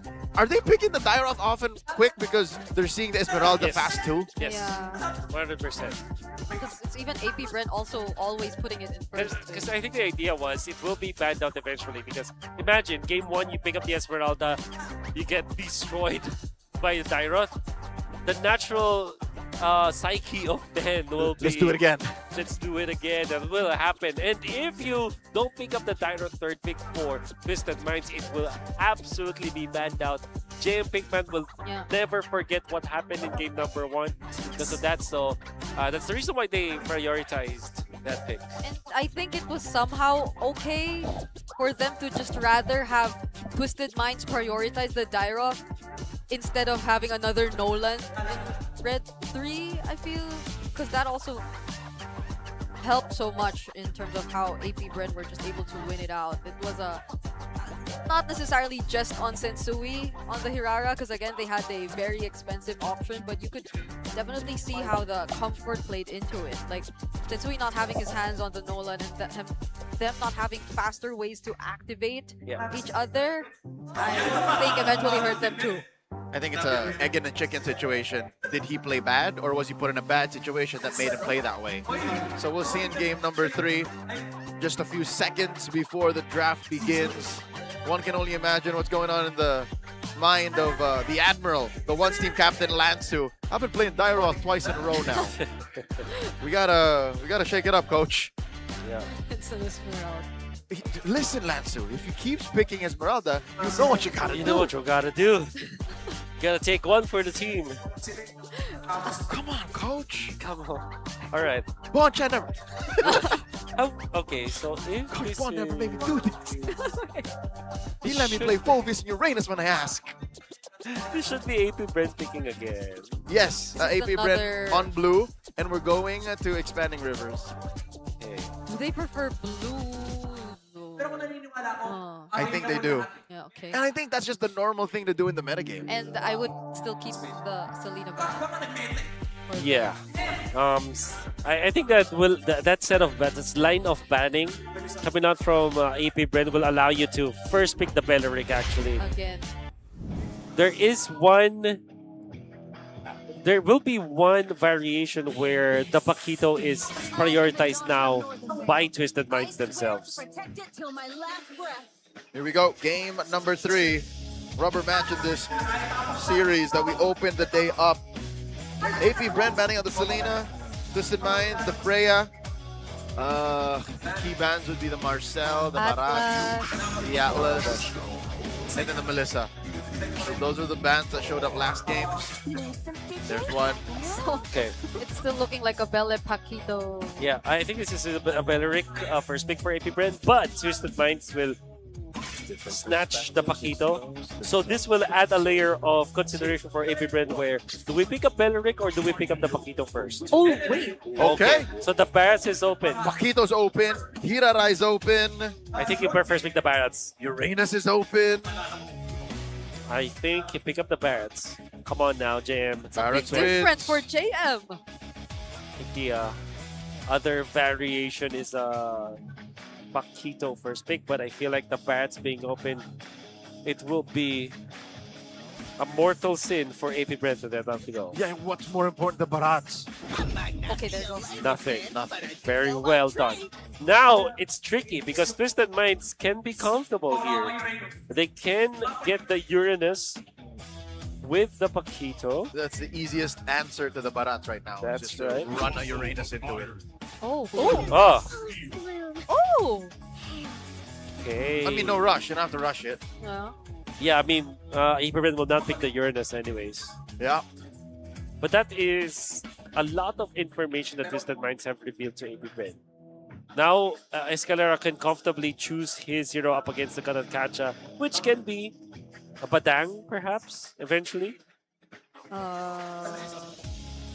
But now, for AP Brent, you pick up the Paquito. For sure, right? Paquito, there's a Paquito Claude is what I feel like they will pick. so they're switching it up even for their gold. Or Paquito Glue.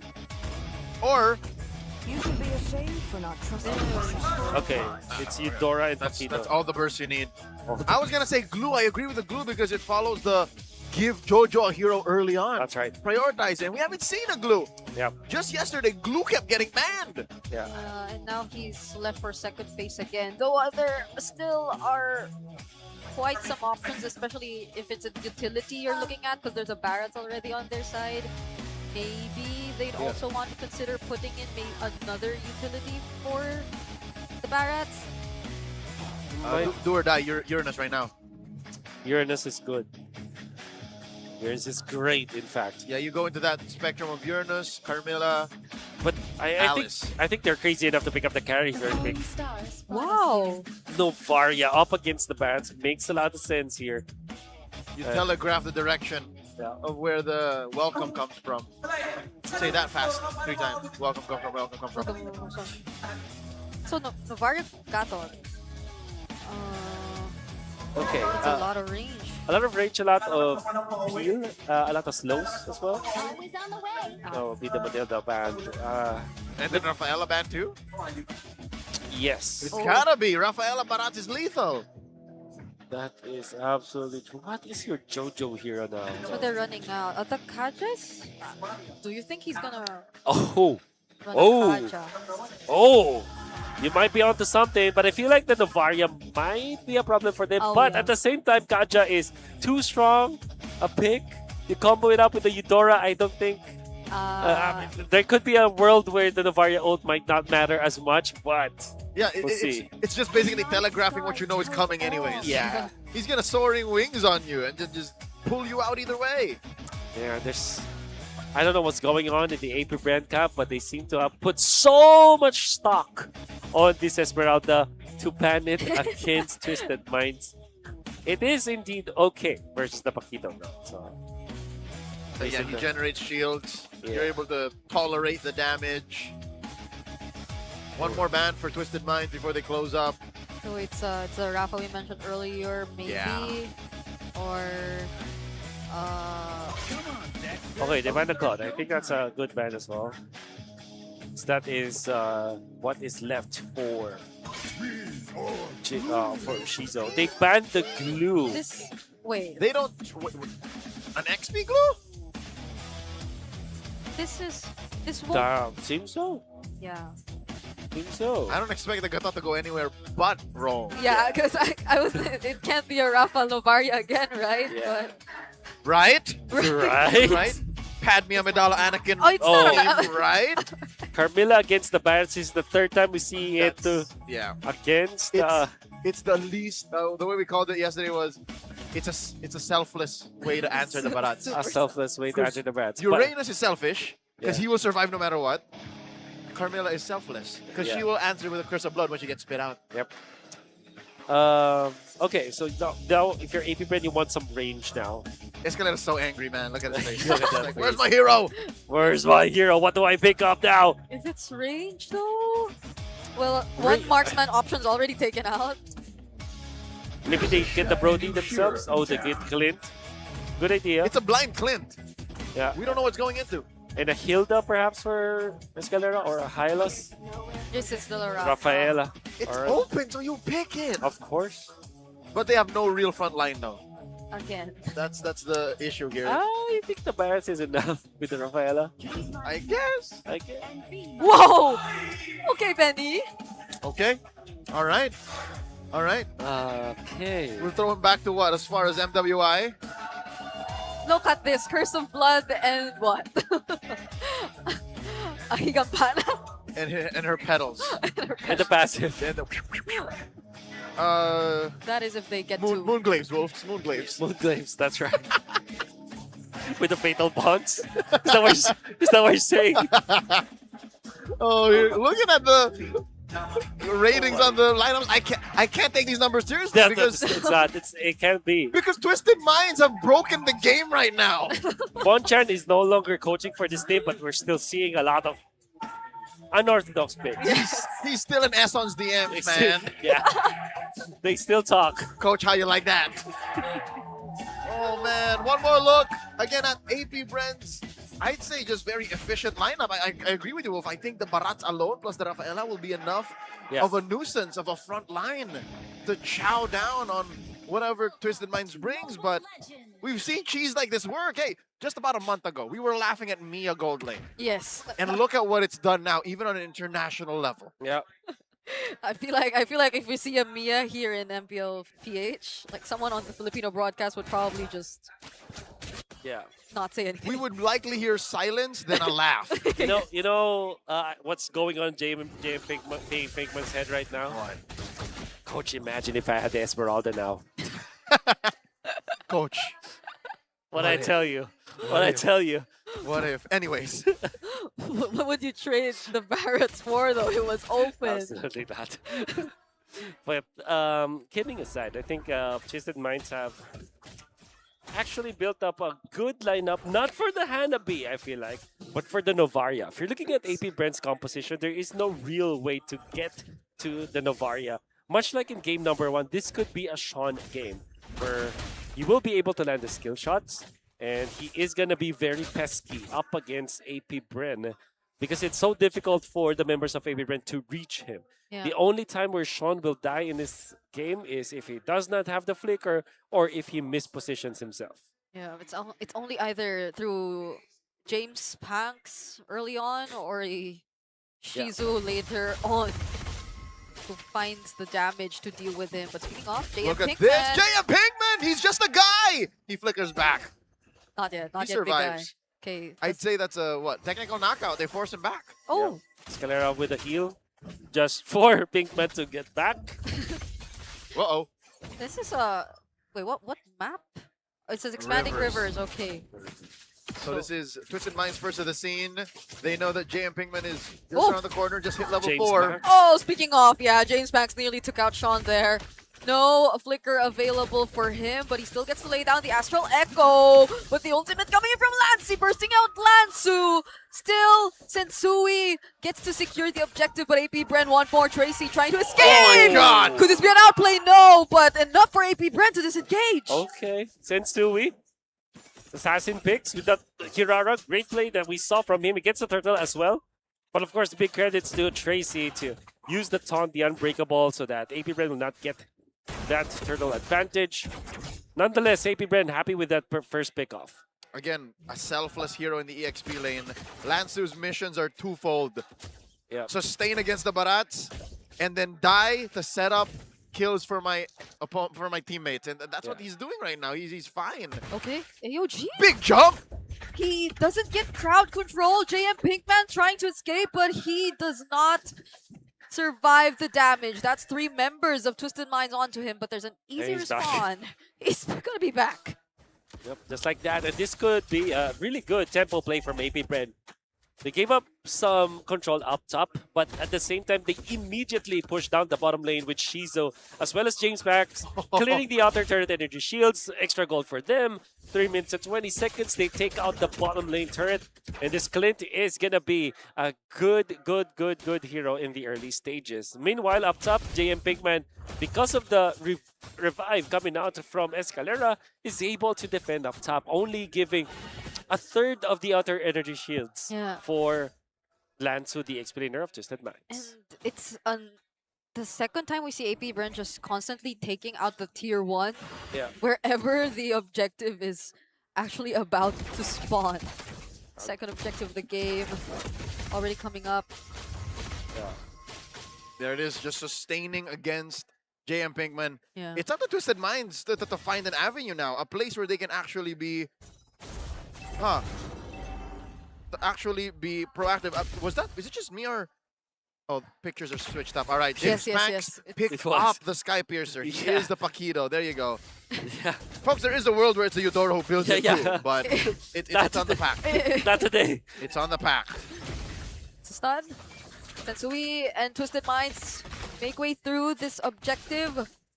We also see JM Pinkman though. Tracy already being down half HP, forced to use the Revitalize. He still has an AOG. Not looking too good, but will get to regain some of his HP back. Oh, the stuns Massive coming from baptism. Escalera.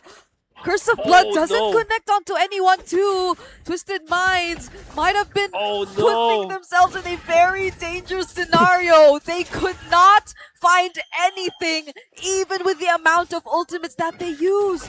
Twisted Minds seems to overcook. Yep. You agree with me, Wolf? For sure. They just wanted to go 1 + 1 = 2. Instead, they went for 1 × 1 That's divided by 0 divided by... All you need to do is do simple maths. But they tried to really bend the, basically flip the table, and it has really overturned away from them. Especially because of a series of unfortunate events for them around the turtle. And a series of bad fights, if you think about it. Tracy forced to use his Revitalize before the fight started. Bad positioning coming out from Lansu, forcing the ultimate whiffing completely. Getting eaten up by JM Pinkman. With a burst coming out from Shizo, there's no getting out of the danger zone whenever there is someone caught by the Dotonut's Welcome. And then when the AOG was spotted by Tracy, it only ended up feeding a kill into Shizo as well as to James Max. Oh my lord! Massive rage! That does welcome! Into the wall! Sensui gets taken out just like that! Where did JM Pinkman come from? that looked like max range too. Max range flicker, max range Daytonas. The exact amount of pixels that you need. Yeah. Science! Science! Whoa. JM Pinkman was able to calculate all of that on the Barretts. My lord! Finally on a different hero, and it's not looking good for Twisted Minds. I think there's been a record where every time AP Bren and Twisted Minds have opened up the season in the first match, it's always been Twisted Minds, no matter what lineup, winning it out against AP Bren.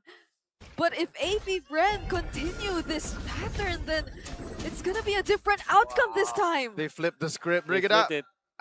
Logically speaking, and looking at the map right now, looking at the way they're playing, the only way Twisted Mind can turn this around is if AP Brent helps them. Yep. They're playing with what? Barats. They're playing with Rafaela. They're playing with James Pank's MVP hero. He was Visa the carry in game 2. If you're looking at the lineup of AP Bren, this is 100% meta. Yeah.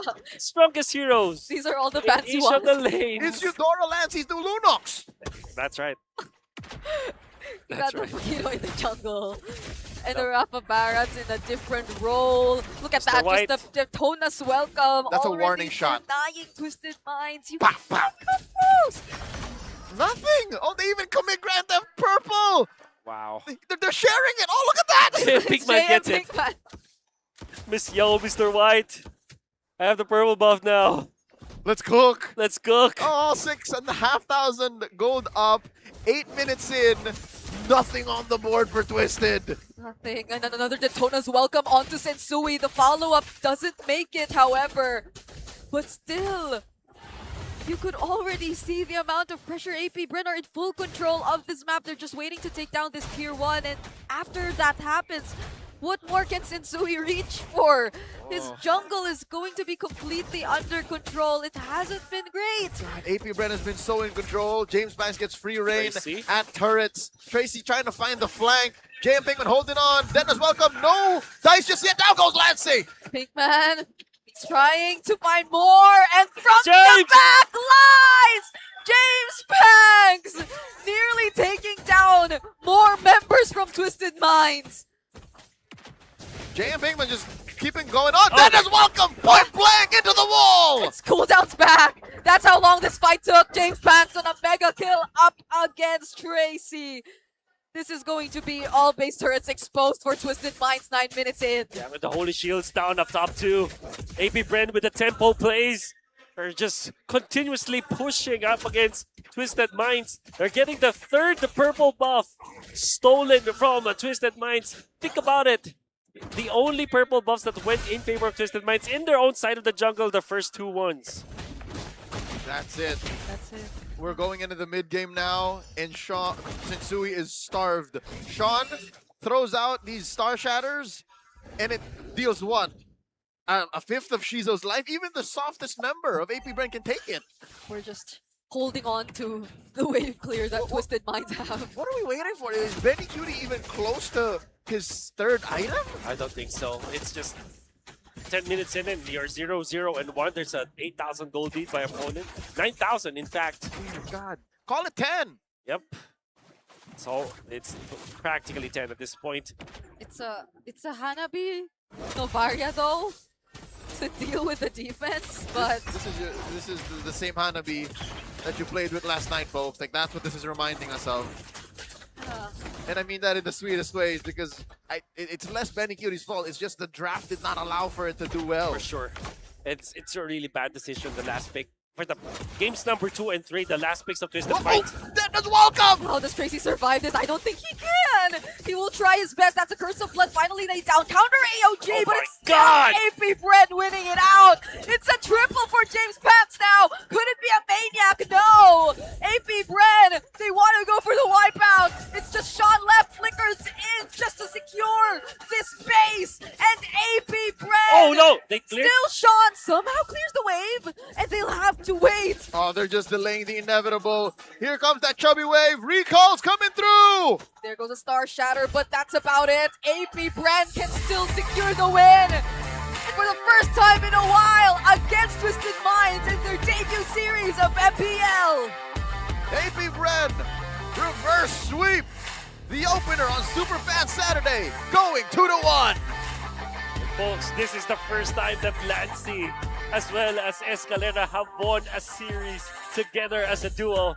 It was a reverse sweep against Twisted Minds, and they make it look easy. That meta pick coming out from AP Bren showed us how good the heroes are.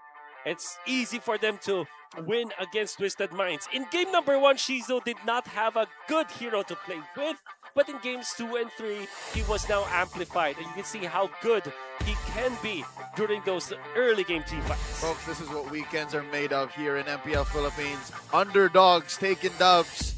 And right now, Twisted Minds are going to be taking their bow as they hold their heads up high, but lick their wounds, taking their first loss in Season 18, but the season is long and the night is young. Let's revisit the moments of game number 3. I gotta say, James Banks, I don't know what I'm impressed with more, Carl Teasy's pack last night or James Banks' performance. Oh yeah, that's true. And just, I guess the downloading works out because AP Brand's macro seems to be on point. The rest of the map is so in control. James Banks gets so much free space on turrets that he's beating them up like cars in the old Street Fighter games. And this one ended up being a series win. Yeah. For AP Who's the Brand. MVP is a question, right? Like that's a good point of consideration. Who would you name your MVP? Oh wait. For this last Would one. we go Jimmy James again? No, yeah, I think you go Jimmy James. James Banks. Could be. Played so well. James Pack. You know what? We're gonna be throwing over to the stage. Oh, I feel so good. I got butterflies in my tummy. Make it bees, because we got AP Brand on stage with our hosts for the post-match interview. The bees are buzzing as the hive takes the win. Give it up for AP Brand! Congratulations! First win of the season. And of course, welcome back muli. And welcome back again to Escalera. Napakagandang comeback mo dito You sa had a very MPL beautiful Season comeback 18, this no? season. And gusto ko lang din I just want to malaman, ask mo bilang natanong your kita thoughts. kanina, as Since I asked you earlier, as the veteran of the team, how important and how big of a confidence boost were you able, bilang one of the or veterans was it and able to getting add the to first you, match being win a para sa veteran AP Brand? in this match again, or as part of AP Brand? Siguro yung confidence po namin as a team. Our confidence as a team, it's really mostly on our confidence as a team, and similar to what I said earlier, it's more on making our teammates comfortable. Kailangan ko gumawa, kailangan ko mag-isip ng kung ano. And my mindset earlier was I might have to do everything alone, but I eventually realized that we do it all together. So it seems like you're not as pressured at all, and it's true leadership that you were able to show your teammates. And after that game 1, there was a player who really shined. Yes, I could really feel how comfortable you are with one another, since James Panks was really able to take the spotlight. He is going to be our match MVP for today. Congratulations. And now you are holding the teleprompter. We need to talk about what happened in this particular clash. Can you walk us through what was the shot calls in this team fight during this clash? Parang ang mindset namin Our mindset was to just clash since they didn't have items. And what I did was I tried to act as a bait. And I had a winter crown, and so that's what we did. I want to talk going back to that. Medyo naging mahaba yung ating game 1, but you guys And were we had a very long game 1, up until game 3. but you were able to take it all the way to game 3 to take back this match. What did you change and what did you adjust? I think in game number 1, it was just testing the waters, and they had really good preparations as well. And what we did was just adjust in game 2 and 3. We changed our draft patterns. That's why we eventually beat them. Okay. Yung game 2, si Coach In game number 2. Coach pala ang nag-adjust. Okay, sa In draft game number 2, it was Coach who adjusted. para mabago din ang dynamics nila. Okay, so And they adjusted speaking the of which, draft, hindi ba eventually their dynamics as well. sa inyong mga ka-team, And you especially never with the doubted coach, one another, even your coach, you trusted each other. gusto ko lang din malaman, I just want to Escalera, na ask, before coming into the season, before coming into the alam mo season, naman din siguro yung komento ng you iba. have been able to read comments online. You have been able to hear the doubters about your leadership and entering this team. Yes, I know. But those comments Kasi parang tight ang mindset ko na lang nun, parang can be disregarded because the mindset for me was didibdibin ko ng if I just pay attention to it, not if I don't pay as much attention to it, then I won't be as effective. naniniwala sa inyong kakayahan. What is your message to everyone who doesn't believe in you as much? It's okay if you don't believe in us, AP Brand. We'll just keep doing good so we make it to the top. Our match MVP James, alam kong marami kayong natutunan already from this matchup. From our match, Ano ba yung MVP natutunan James, I niyo know you learned a lot from this matchup. What exactly did you learn, and what is the identity of AP Brent? Tingin ko kasi ang identity namin I think our identity is aggressive. Kasi yung mga kakampi ko, tapang maglaro Because my teammates are very aggressive in terms of playstyle, and that's what I saw Naranasan namin ngayong season. as one of our strengths this season, that we just really have to improve and continue. Yes, of course. Thank you so much to AP Brent, and congratulations once more to the Hive! And with that, Denise, I guess it's time to know more about what happened in that match. Balik na muna sa inyo, casters. Palag na to. See, that's the beauty of it. We don't live in a vacuum. Escalera knows exactly what you're saying about him and his team. Yep. They don't care. He doesn't spend more than a minute. He won't dwell. Yeah. And that's how they got to this shape that they're in tonight, as they take their first win. Our game MVP, none other than James Banks, again on his signature Pakita right now. James Pack, better kill score now, 701. Deathless again, still deathless. Still deathless for the past two Paquito games. This was what decided actually the tempo for AP Brent when they were able to get a kill afterwards. As it was actually Lancey that stopped two of the Vipers of Twisted Minds with a stun, eventually allowing AP Brent to get one kill afterwards. Then bad positioning coming out from Tracy that was punished by AP Brent. They get additional kill onto Lansu, who also whiffed the ultimate. So this is AP Brent capitalizing on the errors that Twisted Minds made. Yeah, can't help but think about what was the plan for the Gatot Cryo that Twisted Minds eventually went for in the draft earlier too. Because in a way, I know that Escalera did use it. Yeah. But what could have been the idea? Because it's a struggle that Twisted Minds had to go through. And to add to the confusion, it seemed like these two teams were going in different directions, much to the disadvantage of Twisted Minds in terms of draft evolution. That's right. It's like AP Brent started in the dark, and then they, slowly learned as the series went. But Twisted Minds, they got a little more twisted as we went. Yep, they went from the normal continent to the dark continent, actually, here Very for Twisted dark. Minds. And I see what you mean, Leo. I think it's the perfect description of what happened to Twisted Minds, because game number one, it was AP Brent that had, I would say, bad decisions when it comes to their choices, when it comes to their draft. But then Twisted Minds, with the flip of a switch, have taken the Moskov in game number two as their last pick, and then went in for Gatot Catcher first pick, last pick Hanabi on their last game, allowing, and not only that, by the way, they allowed AP Brent to get all of the meta heroes. They allowed the Barats. All right, that's Pakiro, fine. Rafaela. Having the Brats is already okay, fine. You don't have a good ban. Okay, that's it. But then you give additional meta picks. You give the Eudora, you give the Paquito. You The eventually Rafaela. allow the Rafaela to be there. It's like there's so many mistakes that Twisted Minds did in the last draft. And it feels kind of bad for our Visa the carry, Sean, who dealt 41.6k damage. Oh, yeah. His Novaria tried, really. We saw him, clear waves, provide vision, control parts of the map that, maybe they had some hopes in of recovering, but, it's too much to ask to try and have parts of the lineup be online when the rest were still just getting there. Yeah. Yes. And he, too, I feel like, had a moment wherein he was just caught by James Banks.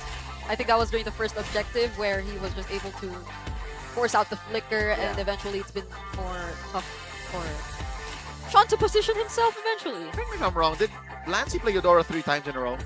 It was... No. That should not be, because he played the Vexana. Oh, yeah. All right, so it's Eudora, Vexana, Eudora. Let's listen to the Infinix mic check to get a little bit more about AP Brent.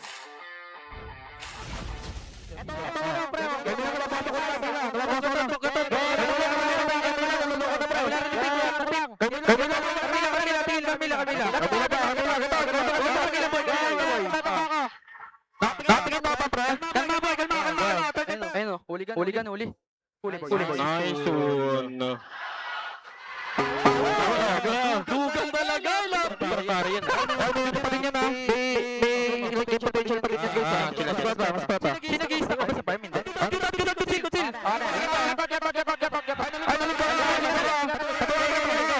Pasod ka nga bang. Pinga bang. Gusto ka may kanila pre. Hit sa link ka. Wala link. Nasa na. Tipinga pre. Kalma lang kayo. Ang bagong brand! Ito ang bagong brand. So, Wolf, you've taken care of Escalera and Yep. Lancy. Does that sound familiar? That sounds so familiar, but much improved. I think they're happier actually. Yeah. That's what I feel like. There's less pressure, more happy shot calls. Did you hear what Nancy said? In the end, At the end? yeah, he said this is the new brand. That is cool. That is clippable actually. I think you should be isolating that particular sound bit. You can make a documentary on that singular line. For sure. The new AP brand. Yeah, and they were so chill with that one maxed out flickered Detona's welcome we saw. Yeah, I got him. Don't worry, I got him. And they were like just, oh. We on the desk we were so hyped. we were so hyped. And I think they were chill because they knew that it will land. I think the JM Pigman played the bats many times that he already knows the max range for that one specifically. Watch out for AP Bren. Again, as Lancy said, this is the new AP Bren. Let's check out this video. Let's see the booth for merch for AP Bren and Aurora. Hey there, super fans! And now it's Saturday, kaya naman ngayon, kasama natin ang community ng AP Brand. Hello! Ayan, with me is Jenny. Jenny, ano bang meron tayo dito sa AP Brand booth? Okay, thank you so much, Ate Alden. So for this season 18 po, we have different merch pod for AP Brand. We have this M5 varsity jacket for 5,000 pesos na lang po, discounted. Every merch po ng AP Brand this season is discounted na po. So, meron din po tayong t-shirts, and we have the pins. We also have our keychains, as well as if mag-avail po kayo ng seasonal pass, Ate Auden, may mga surprise merch kit po kayong maa-avail sa amin. As well as, if you join us po, marami pa pong surprises na para sa inyo. Pero Jenny, parang nilalamig kasi ako. Pwede ko ba i-try ito? Syempre naman, Ate Auden, this is for you. Ay, thank you ah! Jenny, ikaw na bahala kay boss nyo ah. Ate Auden, ready ka ba dyan? Syempre naman. Hindi naman doon Ako na makikita bahala, ang boss Ate nila. Auden. Okay, ikaw na ang bahala. Sakto sa akin ha. Parang pinili mo talaga ito para sa akin. Syempre, Ate Auden, prepared na ako para sa iyo. Prepared talaga siya. Thank you, AP Brent. Thank you so much to the Hive. At ano naman masasabi nyo sa lahat ng mga sumusuporta sa AP Brent? Sa lahat po ng sumusuporta sa AP Brand, especially this season po, continue supporting them and also pray for them po para naman po maka-playoffs tayo this season po. And also, huwag po kayo mawalan ng pag-asa dahil bagong pakulo ang makikita niyo sa ating team. Okay, 1, 2, 3, let's go AP Brand! Let's go AP Brand! Napakaganda ng ating mga merchandise doon sa AP Brand, pero parang kailangan pa natin ng mas marami pa. Magko-collect talaga tayo dito lamang sa ating merch area. And right here with us is Aurora Gaming Booth. Hello, Mark! Hello po. Ayan, kumusta? Ano bang meron tayo dito sa booth ng Aurora? Right now, this season 18 po, mas pinadagdagan namin yung mga merch na i-release namin. We have long sleeve jerseys, both light and dark colors, both light and color, and then acid wash for lifestyle, and then our windbreaker po. Uy, ang gaganda ng mga merch nyo. Kakaiba talaga.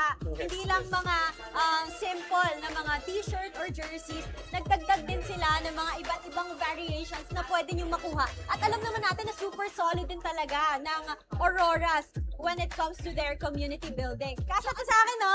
Yeah. Pero syempre, dahil nga napakaganda ng community ng Aurora and you're so growing ngayon, ano ba ang mga pwede nilang samahan sa mga social media pages? Yeah, for the updates lang po, follow nyo na lang po or sali na lang po kayo sa group ng Auroras. Auroras Gaming Community mo. Yes, at syempre, kapag nagsusupport kayo sa loob ng ating venue, mas maganda na naka-jersey sila. Kaya dumaan muna kayo dito sa booth para makuha ang inyong mga favorite jersey and other merchandise of Aurora Gaming Philippines. This is your very own Odin. Balik na muna sa inyo. Odin can flex all the merch he wants, but I got the varsity jacket the day it came out 3 years ago. I did not have the don't have varsity the jacket. That's how jacket. vintage that AP Brand jacket is. And that was one of the first varsity jacket? That's right. Yeah, The first. leather varsity jackets. Yes. Because there were varsity jackets that were not leather before. Yeah, because that was the first leather one. Echoes was cloth. That's right. Yeah. Folks, we got 2 more best of 3s coming your way. Coming up next is the matchup between Smart Omega and Team Liquid Philippines. That's Wolf. This is Brigida. My name is Leo. Stay with us here in MPL Philippines.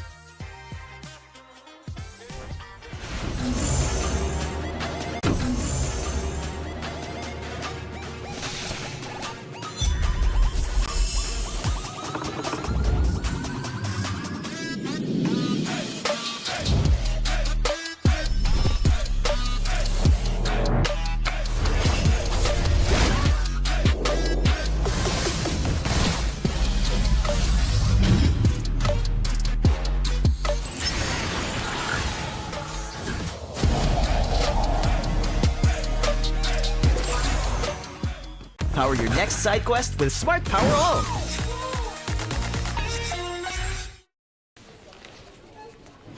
Kalalaking tao naka-tote bag.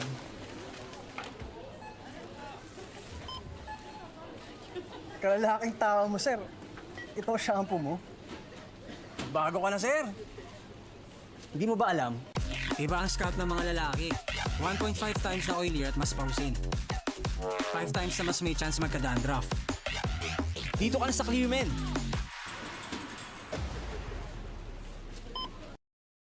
Got scammed buying MLBB diamonds? Don't worry, Joytify is here, top partner of MPL, trusted by millions of gamers. May money back guarantee ka pa, kaya gamers say recharge on Joytify now. Wait, we have another surprise for you. Want to grab 1,000 diamonds and get Mobile Legends skin like him? Log in on Joytify now and get a chance to try Joytify MPL Lucky Spin. What are you waiting for? Try the MPL Lucky Spin on Joytify now.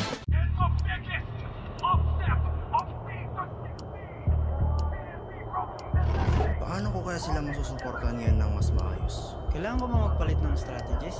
Nagagampanan ko kaya ng maayos ang role ko. Will I be able to meet their expectations? We have to prove them all wrong.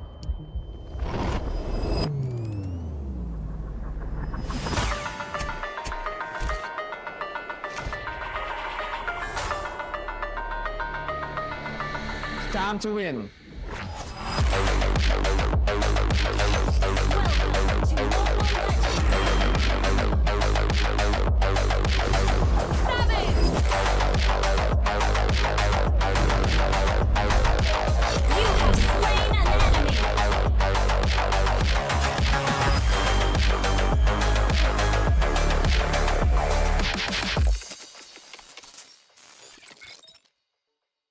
We continuously enhance our services and steadily expand our destinations.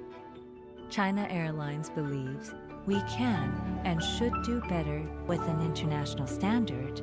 We safeguard your every flight and look to a sustainable method moving towards an era of green aviation. Together with China Airlines, blossoming in the sky.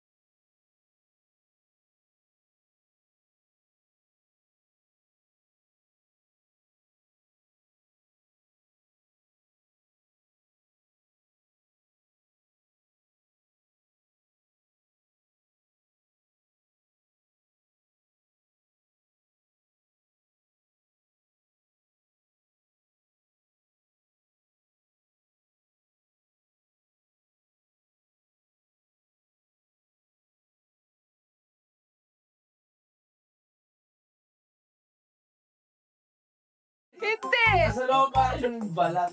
Yung kinakain yung nasa labas. Yung nasa loob. Hindi siya Prutas? kinakain. Or gulay. Yes, Bert! Bayabas? Hindi! Nasa may balat pa rin ang bayabas sa labas ah. Nandito siya na. Ayan! Pineapple? Hindi! Mais!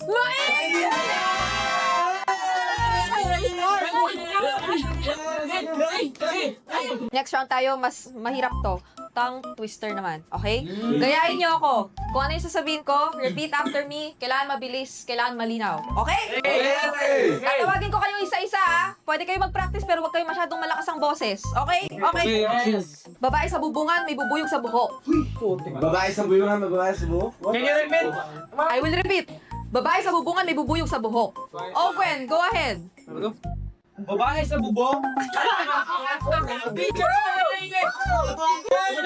Aji, dahil lang dyan ka. Okay, go. May babae sa bubungan, may bubong sa buhok. Ang galing! Sino ang gustong sumunod? Ako! Flap, let's go! May babae sa bubungan, may bubong sa buhok! Kyle! May babae sa bubungan, may babae sa buhok! Mali! Pagbigyan na natin, pagbigyan na natin. First, Ogwen, Marco, sino ang gusto sumunod? May babae sa bubungan, may buhok. Malapit na, malapit na. Ako naman. Isa pa. Oh, sige, pagbigyan natin. May babae sa bubungan, may bubong sa buhok. Yun! Ganun lang. Ferds, ikaw na, iwan mo na yung dalawa. Oh. May babae sa bubungan, may bubong sa buhok. Palakpakan natin. May babae sa bubungan, may bubong sa buhok. Ogwen! May babae sa bubungan, may bubuyog sa buhok! Okay, Marco, bilang ikaw ang pinakamabagal, kailangan mong gumawa ng tunog ng falcon. Ngayon, in 3, 2, 1...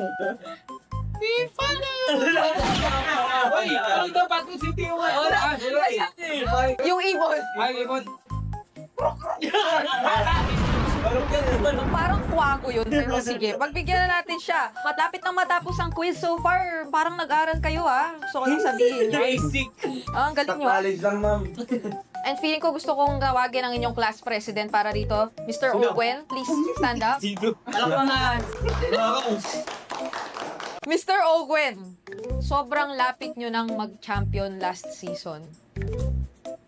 Unting-unti na lang talaga. Ano ang babaguhin nyo? Ano ang kailangan nyo gawin this season para mag-champion na kayo? Manalo! Tama! Tama ka! Ngayon, isa-isahin ko na rin kayo kasi lahat kayo ay papasok na ng season 18. Kung meron kayong isang salita na pwedeng gamitin para i-describe ito, ano yon? Haji! Kyle! Grind. Flap! Champion. Birds! Laban. Ogwen! Palag. Super Marco! Pilipinas. Haji! Work hard. Work hard. Dalawa yun. Pero pagbigyan na natin. Okay, thank you so much, class. Pasado naman yata kayo. Class dismissed. Thank you so much.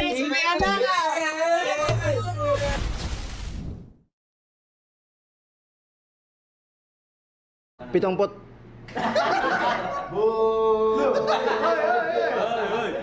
Pitong...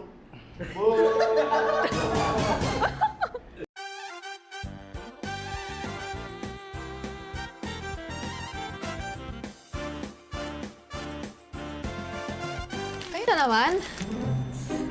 Okay, sige. Tara, magsimula na tayo. Ma'am, may quiz ba tayo ngayon? Oo. At may parusa pa sa mga bagsak.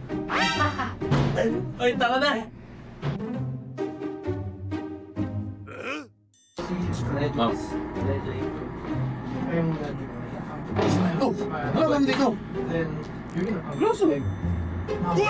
Sige, ma'am. Dalay mo. Bugtong muna tayo. Okay, una, laging tumatakbo pero walang paa. Ito! What? Hindi, bubuksan mo lang ang generator pag walang kuryente. Yes, Savero. Car! First letter in Tagalog. O. Oras! Oras! Wow! Grabe! Super okay. Okay, very good, very good. Alright, Next round tayo, isa-isa kayo rito, ha? Kailangan nyo sabihin ng mabilis at malinaw at pagalingan kayo. Ito lang ang sasabihin nyo. 77 puting tupa. Hands, go!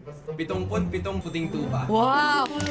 Savero wants to go next. Okay. 70 tipong... 70 puting...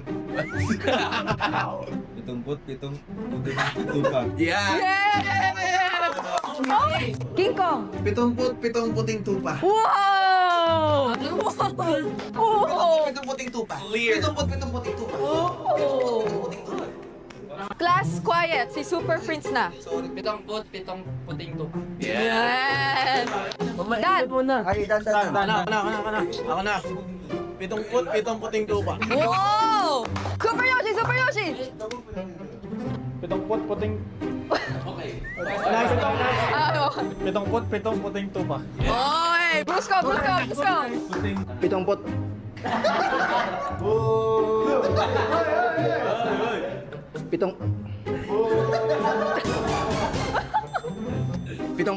puting tupa. Wow! Okay, Kurt. 77 puting tupa. Yay! Okay, pero medyo seryoso tayo ngayon, class. Dati, tinatawag kayong super fam at kailangan nyo yun bawiin ngayong season 18. Tama? Hindi naman siguro nawala, ma'am. Andyan lang yan. Kailangan lang namin ipakita ulit. Oh, confident. Gusto ko yan. Narinig nyo ba yun, class? O siya, that's it. Class dismissed. Okay, pero bago kayo umalis, sinong cleaners for today?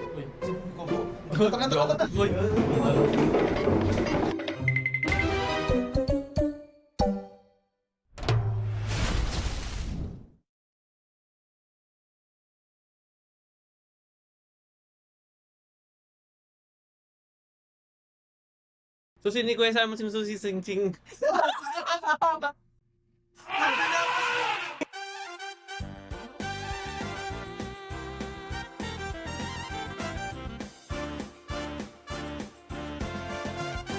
Okay, start na tayo. Sit down, sit down. Alam niyo na dapat yung drill, mabilis lang.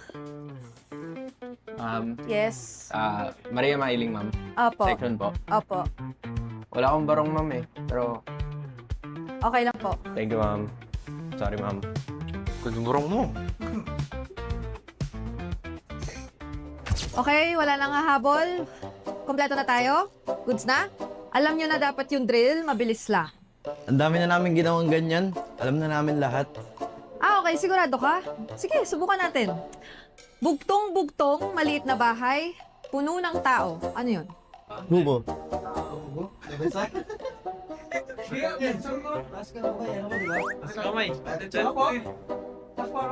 Okay, tama. Mabilis pa rin pala. Eto, next round tayo.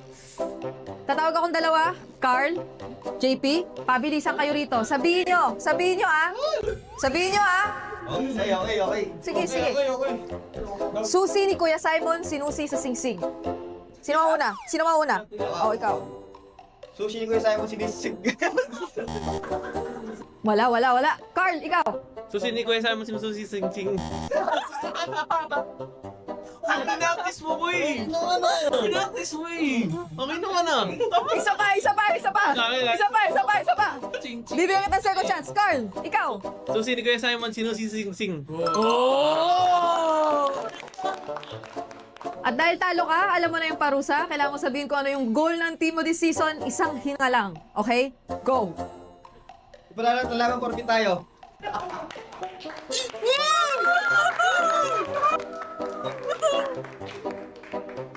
Q&A naman tayo. Bilang defending champions and back-to-back champions, ano ang pinakamalaking pressure sa inyo ngayong season 18? Sino gusto sumagot? Siguro yung expectations po, ma'am, na every season may kailangan kaming improve. Kahit champions kayo, need nyo pa rin mag-aral. Tama?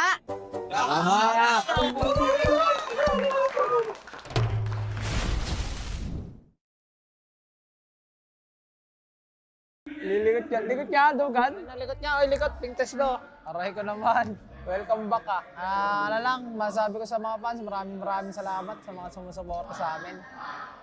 Tsaka sa kalaban namin, Twisted, mga kampi ko dati yan eh. Dudurugin daw kayo ni Jen.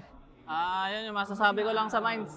Salamat sa patuloy na pagsuporta sa amin. Sana subaybayan niyo yung mga darating namin laban dito sa upcoming MPL Season 18. Ang masasabi ko lang kay Jojo, di namin bibigay first turtle sa'yo. Baka kunin mo na yung game nila eh. Baka kunin mo na yung game, Jo eh.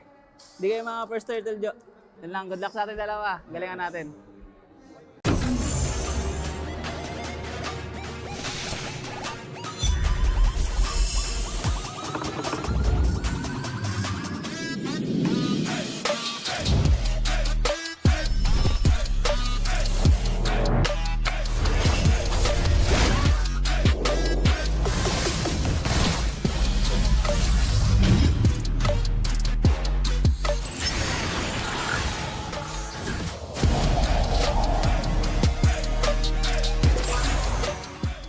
Power your next side quest with Smart Power All.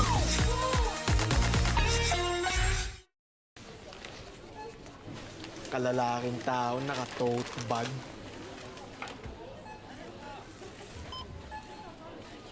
Kalalaking tao mo, sir. Ito shampoo mo. Bago ka na, sir.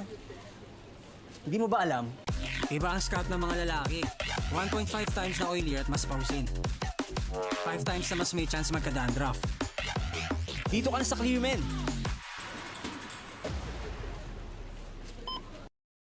Got scammed buying MLBB diamonds? Don't worry, Joytify is here, top-up partner of MPL, trusted by millions of gamers.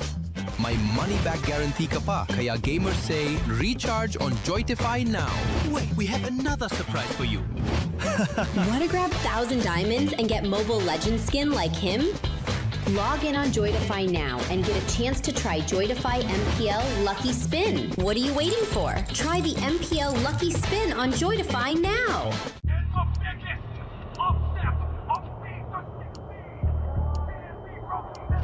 Paano ko kaya sila masusuportahan ngayon ng mas maayos? Kailangan ko ba magpalit ng strategies?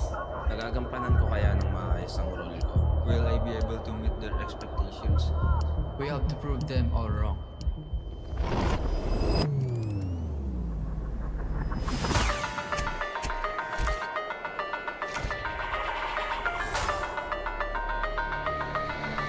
Time to win.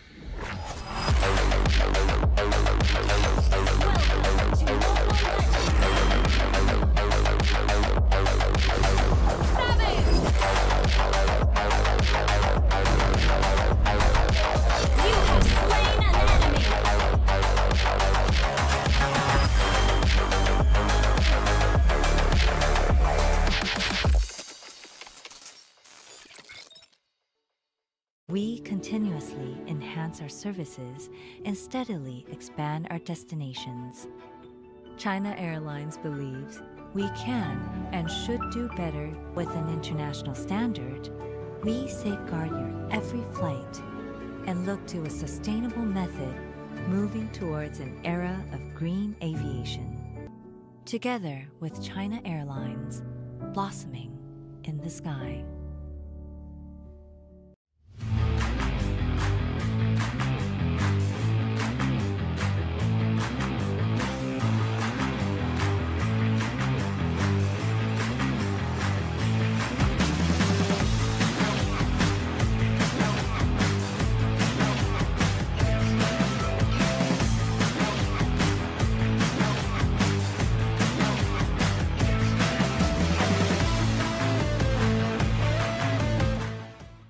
From local barangay tournaments and neighborhood lineups to the biggest stages in the world, your pathway to glory starts right here. Welcome to TLPH Season 8, where legends are forged and we are officially breaking limits. It all begins at the grassroots level. Hundreds of aspiring teams enter the open qualifiers in a ruthless single elimination bracket. Every game is a best of one. One misstep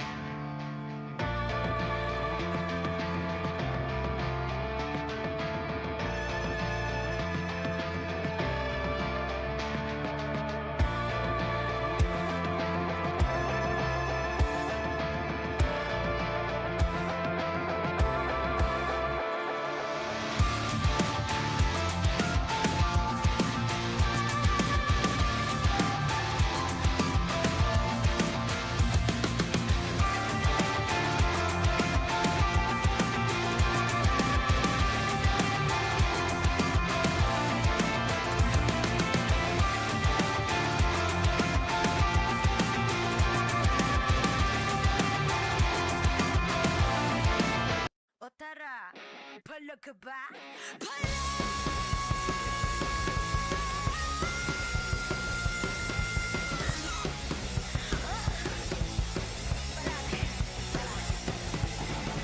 sa laban, sandata sa aking kamay. Watch with my click, might be fire in the eyes. Yeah, I walk with my head held high. Ano ba yung takot kung tore ang aking gabay? Feel niya, feel niya, I hold down the way.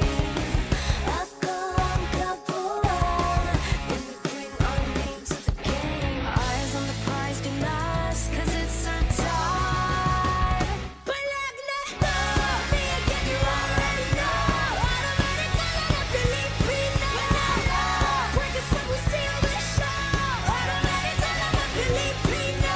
Lakas ng Pinas. Palag na to, kami na ang batas. Filipino. Lakas ng Pinas. Palag na to, automatic na Filipino. Teka, wait. Remind you kung anong na-obtain. Palaging first place, lakayo sa PH. Cause I ain't no Superman. I'm here cause I got God, my team is super fan. Eyes on the prize, we lost cause it's our time. Palag na to, me again, you already know. Automatic na Filipino. Work is what we steal the show. Automatic na Filipino. Lakas ng Pinas. Palag na to, kami na ang batas. Filipino. Lakas ng Pinas. Palag na to, automatic na Filipino.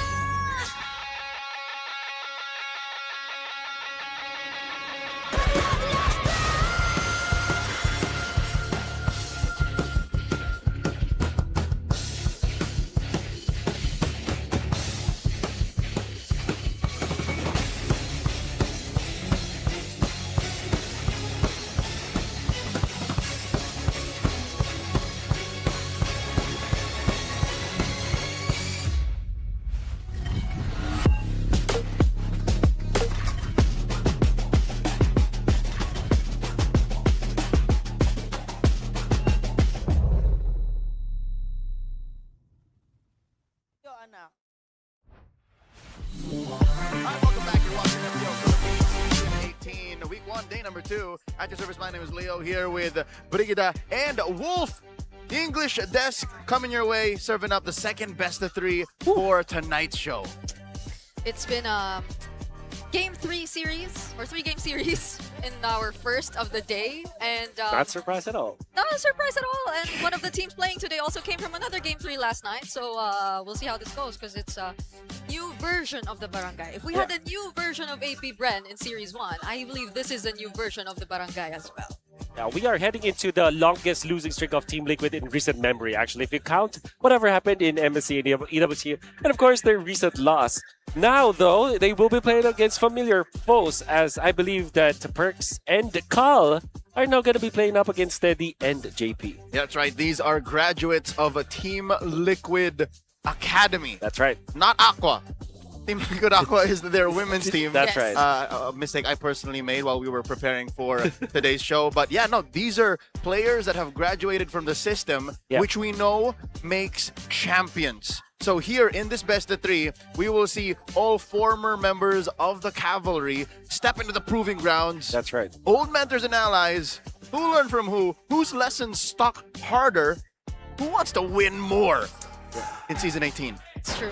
And I think it's really nice to recall that all of them have had their own fair share of MDL experience as well. Because even JP, I think it's hard to believe, but he was once in MDL too, and he got a championship there. And it's very similar. Like when you look at them, Perks and JP, I think it's an observation we've had even way back Season 17. There's just so much similarity in terms of their gameplay. And I wonder if that holds true for Cull and Teddy as well. I had a chance to talk to some of the members of Team Liquid as well as Omega. And Sanford in particular said that Cull has a lot of promise. It is one of the rising talents when it comes to the gold lane. Of course, that is him saying that with Teddy as well. And because the 2 gold laners have been in the academy, they have a lot to say about those 2 players. In fact, and Perksiva, this is his words, not mine. Cull apparently might be the next prodigy in the gold lane. His words, again, not mine. So definitely with Perks' endorsement, we must look closely at the new gold laner's performance. Again, making his debut here in MPL PH in about 12 minutes. He's going to be stepping into the Land of Dawn, facing off against the defending champions. Back to back to back, who, with a caveat, have not won a broadcasted game in more than a month. Yeah, they were close to. They were close to last night, but Falcons Literally again. this close. Yes. Yes, it was. Like a few hits on the tower, a few hits on the building. Just one secured kill on the gold laner away. One skill shot on Marco would have done it. That's right. But that's how MLBB is. You gotta have to really close it out.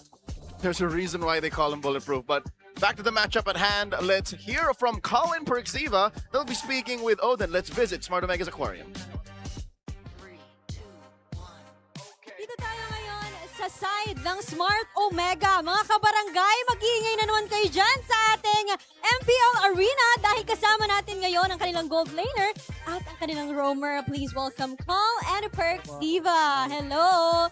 Ayan, bagong-bago sa ating eksena si Call. Call, gusto muna kitang kumustahin. Ano bang nararamdaman mo ngayon na nandito ka na sa pro scene? Ano po, excited. Kinakabahan ka ba? Hindi po. Hindi. Talagang ganyan ka lang. Onti lang mga sinasabi mo ngayon. At, Opo. oo, sa gameplay ka na lang babawi, ganon.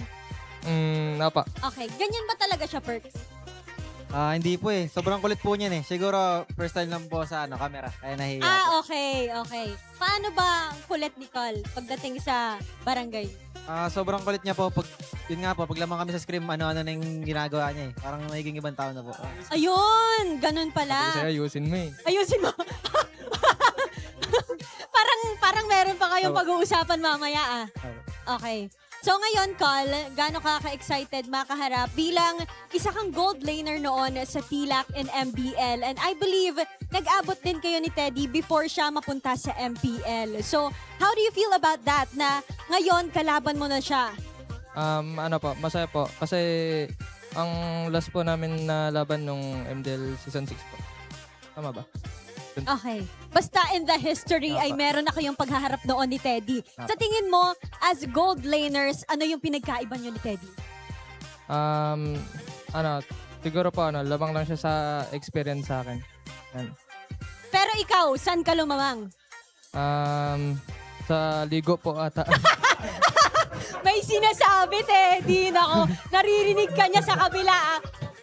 Kal, si Perxiva mo na magsasalita. Okay na yung nasabi mo. Perxiva, ngayon, ikaw naman ang tatanungin ko. Last time, nakaharap nyo din sina JP, na dati mo rin ka-team. Apo. Nakaisa rin kayo sa kanila. Ngayon, ano sa tingin mong magiging outcome? Kaya nyo ba yun gawin ulit? Basta mamaya, tingnan lang natin mamaya. Tsaka message ko para kay Carl dahil birthday niya. Message ko kay Carl, sana manalo kami. Ang ganda ng wish! Ang ganda ng wish! Wish ko pala. Members. Oo, tama. Wish para sa'yo. Wish ko pala.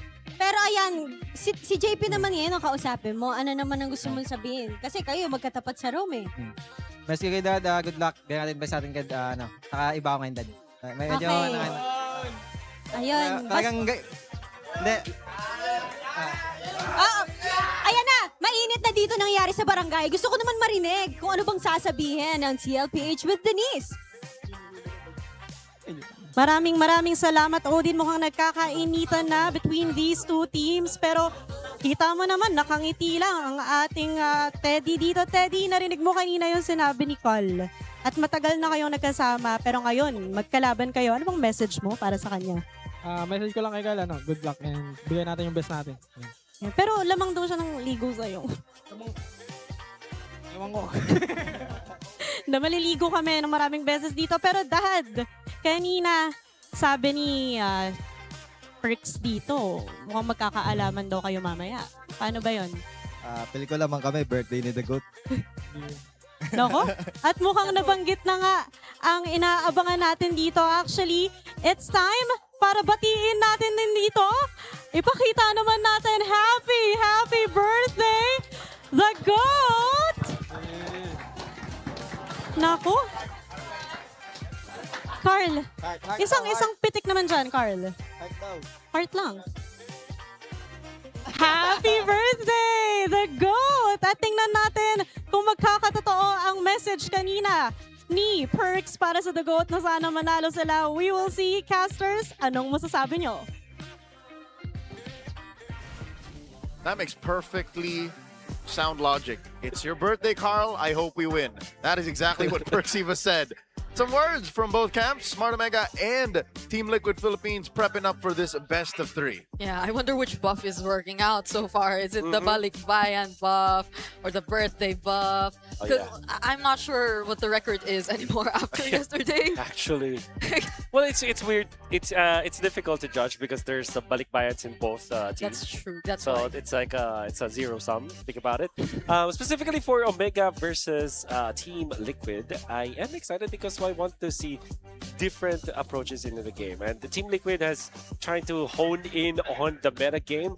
We saw that they were lost when it comes to approaching the meta game a few weeks back because of their loss against Entity 7 eventually, and of course Aurora Gaming. But right now, Omega, the talk of the town is they are actually one of the better teams out there from the scrims, and what they have to do now is to enable call with comfort picks for an explosive debut. This is not the first time that the trio mid of Omega has played with Call. In fact, Ryzen, it was Minqueen as well as Perks played with Call under the banner of Painches. Yep, in an effort to qualify for the ENC. For the ENC, that's right. And it was exciting. Now you have to find steady footing in the early mid, execute in the late game for Team Liquid as they have always done when they are doing the Liquid Stampede. And lastly, outplace and outplay around objective timings. Gentlemen and lady, I feel like this particular series, it will be fast in terms of games. I think this will be a snowball fight again between Omega as well as Team Liquid. Either way. Either way. Like either Omega finds that foothold or Liquid stampedes. Correct. So it should be like a steady Teddy to a scary Teddy type of approach. That's right. That I feel like we really want to see from him too. Or a cool call or a killer call. Oh, cool call. I'm here all weekend. I'm just kidding. I'm here till today. Tomorrow I'm off. But I agree. I think specifically for Omega, I think they have more onus to study yesterday. Okay. Because just a little bit of a tweak on execute in the late game, I think Liquid just needs a tighter late game. Yeah. Just close up all the gaps. Again, I don't know if it was a coulda, woulda, shoulda situation with Marco, or he just really outplayed everyone underneath that base siege that allowed for them to turn it around. So I'm hoping that's not a ghost that haunts Liquid. I hope they woke up refreshed today, said happy birthday to Carl, blew out his candles, and then came into the studio with a fresh outlook on the match. Yeah, I just really hope it doesn't hold them back from doing the Stampede too, because it's a signature we've been looking forward to see from them. I wouldn't want to see them very hesitant, because if it's something that they're really used to playing in terms of gameplay. Whereas for Smart Omega, I'm excited because, especially looking at the mid duo, I feel like they were one of the most stable mid duos we've ever had last season. So it's refreshing to see how they are potentially going to activate a new phase in the gold lane in the form of Call. Yeah, I feel like for Omega, there's a lot of potential for this lineup because they retained at least a good core of their lineup from the previous season. I gotta say though, James and Netsky were phenomenal last season. Were instrumental to whatever momentum that Omega was able to get last season, and really sad to see them go. At the same time, you still keep majority of the lineup intact, which means that the chemistry will be there for a trio mid.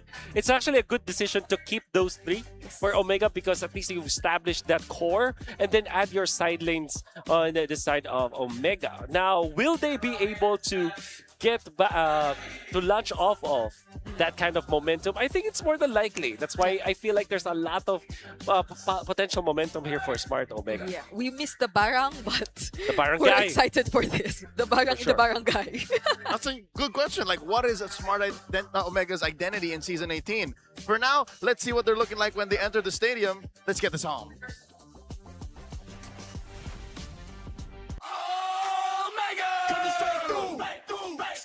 Step in the game, better watch that screen. Whole squad look Riding, rolling and rapping with a new crew. But will they come through? Barangay, make some noise for your Smart Omega!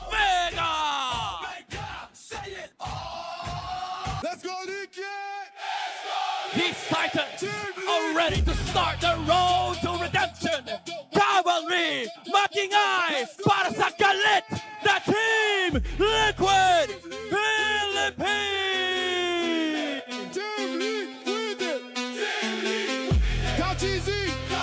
Returning integrity of the game, let us welcome our marshal, Chico.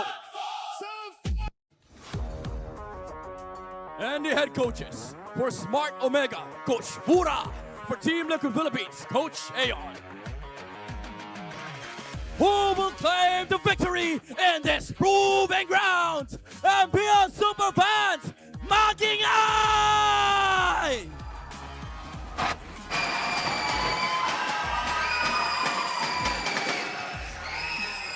With a brand new look and a brand new theme song. How do you like that, Bree?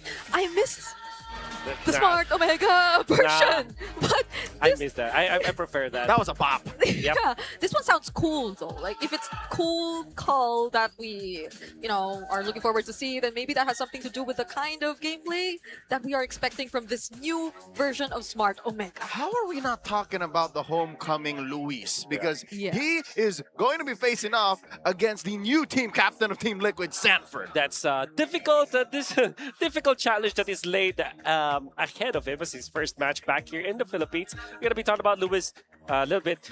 But for now, we really have to talk about Team Liquid. And I'm sure that they are not happy with the result of yesterday up against Team Falcons when they lost 1-2. At the same time, you cannot be disappointed about the growth that you saw from Team Liquid Philippines. It was almost a victory for them had it not been for the heroics of Super Marco, of Haji, and the rest of Team Falcons. But at the same time, that's Team Falcons. It's like a rivalry anyways, right? So anybody could have taken that for sure. And Team Liquid, with this new and renewed kind of flavor that they have working around Carl TZ this time, I believe that they have a lot of good things ahead of them. I agree. It's a huge jump if it's just that. In terms of the way we see them eventually understanding the current meta and applying it to their own way, because I think it's a very confident approach from them as well. You would typically expect a certain pattern in terms of the draft. Similarly, or specifically, when a Barrett is open, you're just going for it. But Liquid have a still somewhat different approach when it comes to it. So I sense that they're still really trying to stick with whatever new understanding they've built around the current meta. Learning is a process. It's not a result. Smart Omega, home team, decides to go blue, first pick, and going into expanding rivers. Coach Wura and Coach Lembot are cooking. Wolf, why do you reckon they do that? Why they do that? Why did they do that? Okay, well, I cannot really get into what they...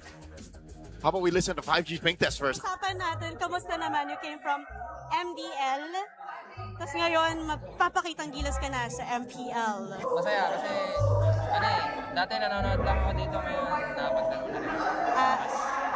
Pero ito, last na napahabol, syempre. MDL, ibang imahe to, for Col.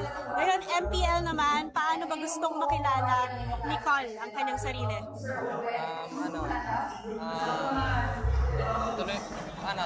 Panoorin niyo lang kami sa, season 18 and yan, magpapasikat kami lahat. Ayun, yan ang gusto ko marinig. Thank you so much, Col. Dagot, hello, naririnig mo ba ako? Apo. Okay. Carl, balita ko, nag-birthday ka daw Oo nga po birthday ko. Ngayon talaga. So, pakilang birthday mo na to sa FPN? Nag-start ako, 14 tapos 22 na ako. Grabe naman. So, ilang taong ka nandito nag-birthday? Ewan ko lagi nga may laban dito yung birthday ko Okay. So, tuwing may laban ka ng birthday mo, napapansin mo ba kung swerte kayo o hindi masyado? Parang lang po, balance. So, hindi mo nilalagay sa birthday mo ang swerte nyo. Kagabi, syempre nasa ulam kayo. Paano mo sinunod yung birthday mo? Wala po, naglalaro lang po ako ng Splash. Hindi ka nila binati? Binati po. Binati naman? Okay. Kung meron kang handa sa birthday mo, anong gusto mo? Gusto ko po manalo kami para magka-momentum kami. Interesting thoughts from Carl, but as I was saying about Smart Omega and their decision to actually field this lineup and of course approach the season like this, they felt like they have to really refresh the amount, not really the amount, but more like the age, I guess. They needed they needed more fresh ideas, I feel like, and that's the reason why they decided to go for younger kids from their side lanes, retain Ryzen, Mingwin, and as well as Perks, make that their oldest part of the crew, I would say. Shout out to all of the kabarangays watching all around the metro. You were saying yes, and you're looking at a fresher mindset for Smart Omega. The way that they are approaching this, they wanted to just make sure that they are building for the longer game. That's part of the reason why they let go of their sidelines as well, James as well as Netsky, who eventually went to actually, you would argue, greener pastures internationally. But at the same time, even after having Netsky as well as James being the instrumental side laners for their previous season, they have to start again. Yeah. And I feel like Omega is just looking for the longer game now. That's a play to sustainability. Again, I believe this is the first Game 1 expanding rivers we've seen all season long, given the small sample size. Coach Wura taking out the Marcel, the Melissa, and the Hirara, while Coach Aeon takes out the Freya and the Pakira. I think that is the more correct way instead of Hirara. Is it Hirara? It's Hirara. Oh. Hirara. There you go. It's that's how they say it in the Japans. The Japan, as nice you would say. Yeah. All right, Fanny being banned means Barretts. That's actually Barretts. They go Atlas instead. Okay. And very quickly at that too, the Valentina is open for TLPH to take, but they. Barats Valentina? Uh, I'd say Barats Valentina. Sorry. Yep. Makes a lot of sense to go. there's a I would want to see what Liquid's take on the Barretts is, honestly, like after a month of them clearly Whoa. Their not take is going for it yet. Yeah. Their take is Their take is Uranus. we know Gusta. Literally, we know Gusta. Goodness. Where are they going with this? Okay, so this is a preemptive pick for the Matilda, so that when the Barretts is picked up by Omega, at least they won't go with the Matilda Barretts immediately. But that opens up the Eudora here for Omega, which is, I think, a hero that's good or decent against the Uranus because you just deal upfront damage that eventually there's gonna be a different guy to take on the Uranus afterwards. And the Matilda, there's just gonna be a lot of damage for that. They will go for the Dyroth. What is it today? Yesterday it was the Carmilla. Today it's the Dyroth. People are quick to adjust based on the patterns of which are working and not in day number 1. We're not seeing any Carmillas anymore. Hey, some would argue today is the real day number 1. That's true. You said that, Bree. You said day 1. Yes, it's my day 1. See? Days are... they're relative. They're relative. You know, time is relative. One more pick, red 3 for Team Liquid. I think we've let go of the whole Barat situation. Like, that's not happening. Okay. Rafaela, though, is still a very real thing. Wow. Is it good versus...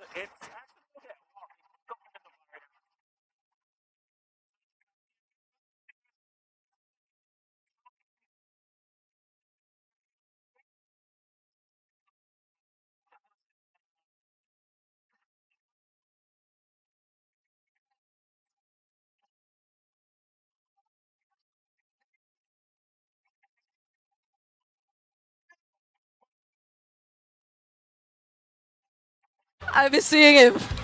I think even we feel a bit sad to see Netsky go, but... I think he picked up a few dance moves, too. Yeah. If you follow him on social media, you'd know.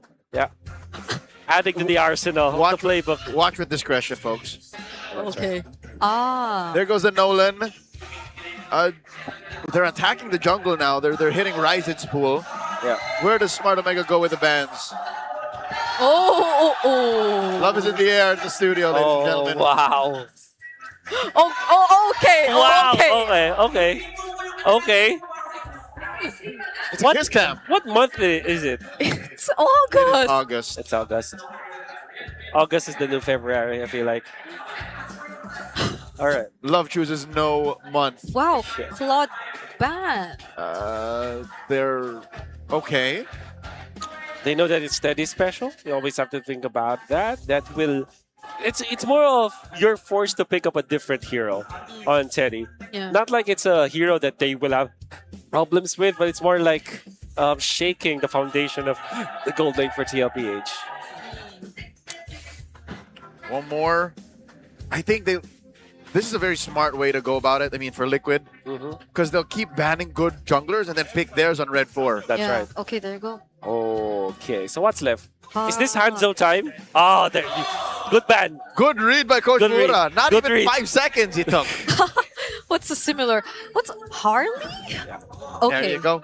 Pick up Harley. The last remaining good And- jungler, if I'm not mistaken. This, you know what? Lancelot looks to be a really good hero for Omega, and I'm saying that because there's no answer to him. There's always a way to get to the Novaria. It has a good synergy with the Dyroth. Another hero that has good synergy with Dyroth and has a direct counter to the Novaria is the Ling. And I will not be surprised if that's the case for Omega! There it is! Wow! There's no... Pick up the Brody. Yes! I love it! Clean Dean! Oh my god! Debuting the Ling! I love it! Physical Shred seems to be the name of the game for Smart Omega. How does Liquid answer? They still need a hero. He stood up from his chair. For Teddy. God, I'm so happy. Okay. No, I rarely become happy when I rarely become this happy when I predict something, but this is so good. Wolf getting predictions right is just another Saturday or Friday. Yes. Today is a special day. Yes. These last two picks in blue 4 and 5 Oh my god. just made the draft. It's a good pick. I think you're stuck with the Clint here if you're TL. But there's no crowd control really. Then could they opt for a? Okay. There's yeah. no choice. There is no good hero to match up against the Brody and will be a threat. The Dyroth and the Ling is it's a very old kind of combination because the idea is you have, again, armor penetration, amplify your Link's damage. You don't need a lot of items to get into the fight because of that extra damage you get out of there. And then you pair it up with the Brody. This is what I was wishing for last series. Yeah. This is like a season 7 kind of combo. Season 7, then season 12. So it's like this is a cycle, brother. It's like we are back and there's after what 5 seasons we are going back to this kind of. That's why the lineup rating is so high. Look at this, 11.4. Looks so good. I think it's taking into account all of the physical shred just laid on top of each other. Yep. It felt like Ling had an upward trajectory supposedly in MSC, but it fell off. But now it's different. It's a very beautiful spot to play a Ling. Can I just share to the viewers that I take about maybe 5 seconds to stand on a normal day? That's right? Yep. You notice me. It's difficult for me to stand from a sitting position. Yeah. It's labored. It's labored. But today, because of that Brody last pick, it took less than T-2 seconds. Just it was instant. Yeah. I feel the pain though. I feel the pain now. He sprung into action, but it's worth it. It's worth it. And if I hope this wins though. And if Omega wins, all the more. Ladies and gentlemen, welcome to game number 1. It's Smart Omega versus Team Liquid of Philippines. A quick look at the emblem set. It seems like the trend now is the bargain hunter for our gold laners, and even the Brody picks it up. Typically a hero that you would want to have like a master assassin so that you can be oppressive, but this time Omega wants to play the slower game. Or maybe this is just the thing for gold laners now. It makes sense because the game is just so much faster. Yeah. You can't expect to go 16, 18 minutes. The game usually ends in a fight at the 11th. Yeah. And either way, if you look at other parts of the map, they can go fast. So like their lineup, I just feel is built to really dominate the beginning. Teddy! Flicker from Call! And that's gonna be a solo kill to start off game number 1! Killer Call, cold-blooded. Wow! And Teddy really stayed there for far too long. Call surprises him with that flicker second skill actually. You would not expect Teddy suffering first blood. They actually missed some of the minions, so this is really good for Omega. It is. They aren't able to find any trades across the board just yet. So it's a clear win for Smart Omega to start off this match. Even if the first hurdle is going to spawn in a few seconds too, I feel like the matchup that you're seeing in the EXP lane already has so much impact in terms of who would get the upper hand. I mean, a Dyroth into Uranus is basically a bear and fish. One is clearly the predator. That is right. Wow. Dyroth day to day. And it's a direct answer to what the meta game actually provides us. The sustain from the EXP laners demands an answer. And this time it's going to be the Dyroth. But increase the potency of the Tyroth by actually putting our heroes that complement the Tyroth with it, like the Assassin Sling, Hirara, and then the Brody, which I really like. Okay, Liquid are still trying to position themselves around this objective. Abyssal Strike is not gonna land! Carl still gets the turtle! Sanji takes down Quirksiva, and now it's gonna be a circling eagle to finish off Ryzen. What is going on? There you go, Mingwin falling to Liquid! Despite all that, have still found a way to win this turtle fight. The birthday goat with a Titus retribution. And as well, the rest of the horsemen take down one more and Carl. Welcome to the MPL, Youngblood. Oh, draft doesn't matter. It's the execution. JP was phenomenal in that fight. Of course, it was. Credits to Carl TZ with that retribution, allowing JP to get to his level 4. Circling Eagle on point. And with the second skill, the blooms coming out from the Matilda that deals so much damage the longer, or the farther you go. It's perfectly timed coming out from JP that he was able to take out Ryzen as he was trying to fly from wall to wall. And now the Liquid Stampede is here. 3,000 gold lead. Dear Lord, a single snap of a finger. A turtle into 3 kills. Like, that is literally all it takes for Liquid to get the advantage. I've never seen it happen this quick. You give them an inch, they take a mile. Yeah, and it's been great. It's mostly been on Sanji, which I feel could be a really good threat if ever you're not able to put him so far behind, because I feel like he would be one of the best targets if you're looking at Omega's lineup in general. But putting him ahead and a bit more confident in terms of where he currently stands in this game would make things easier for Liquid as a whole. In the blink of an eye, the only real safe place for Smart Omega is the EXP lane. That's the only lane they're really winning, because they took one off of Carl, right? And then mid lane, forget about it. Oh my lord, massive echoes! That's a 4-man Astral Echo that we get to see again from Sanji. Sanji is painting every ult a magnum opus. I'm not sure if I'm not mistaken, S13-2 was like a Sanji Novaria season. That should be 11. Or was it 11? Or they're good in odd numbers. Yeah, that's true. That's true. Exceptionally good. I think 10 and 11 was... Oh, maybe you're right. Maybe it was 13. But this was a throwback.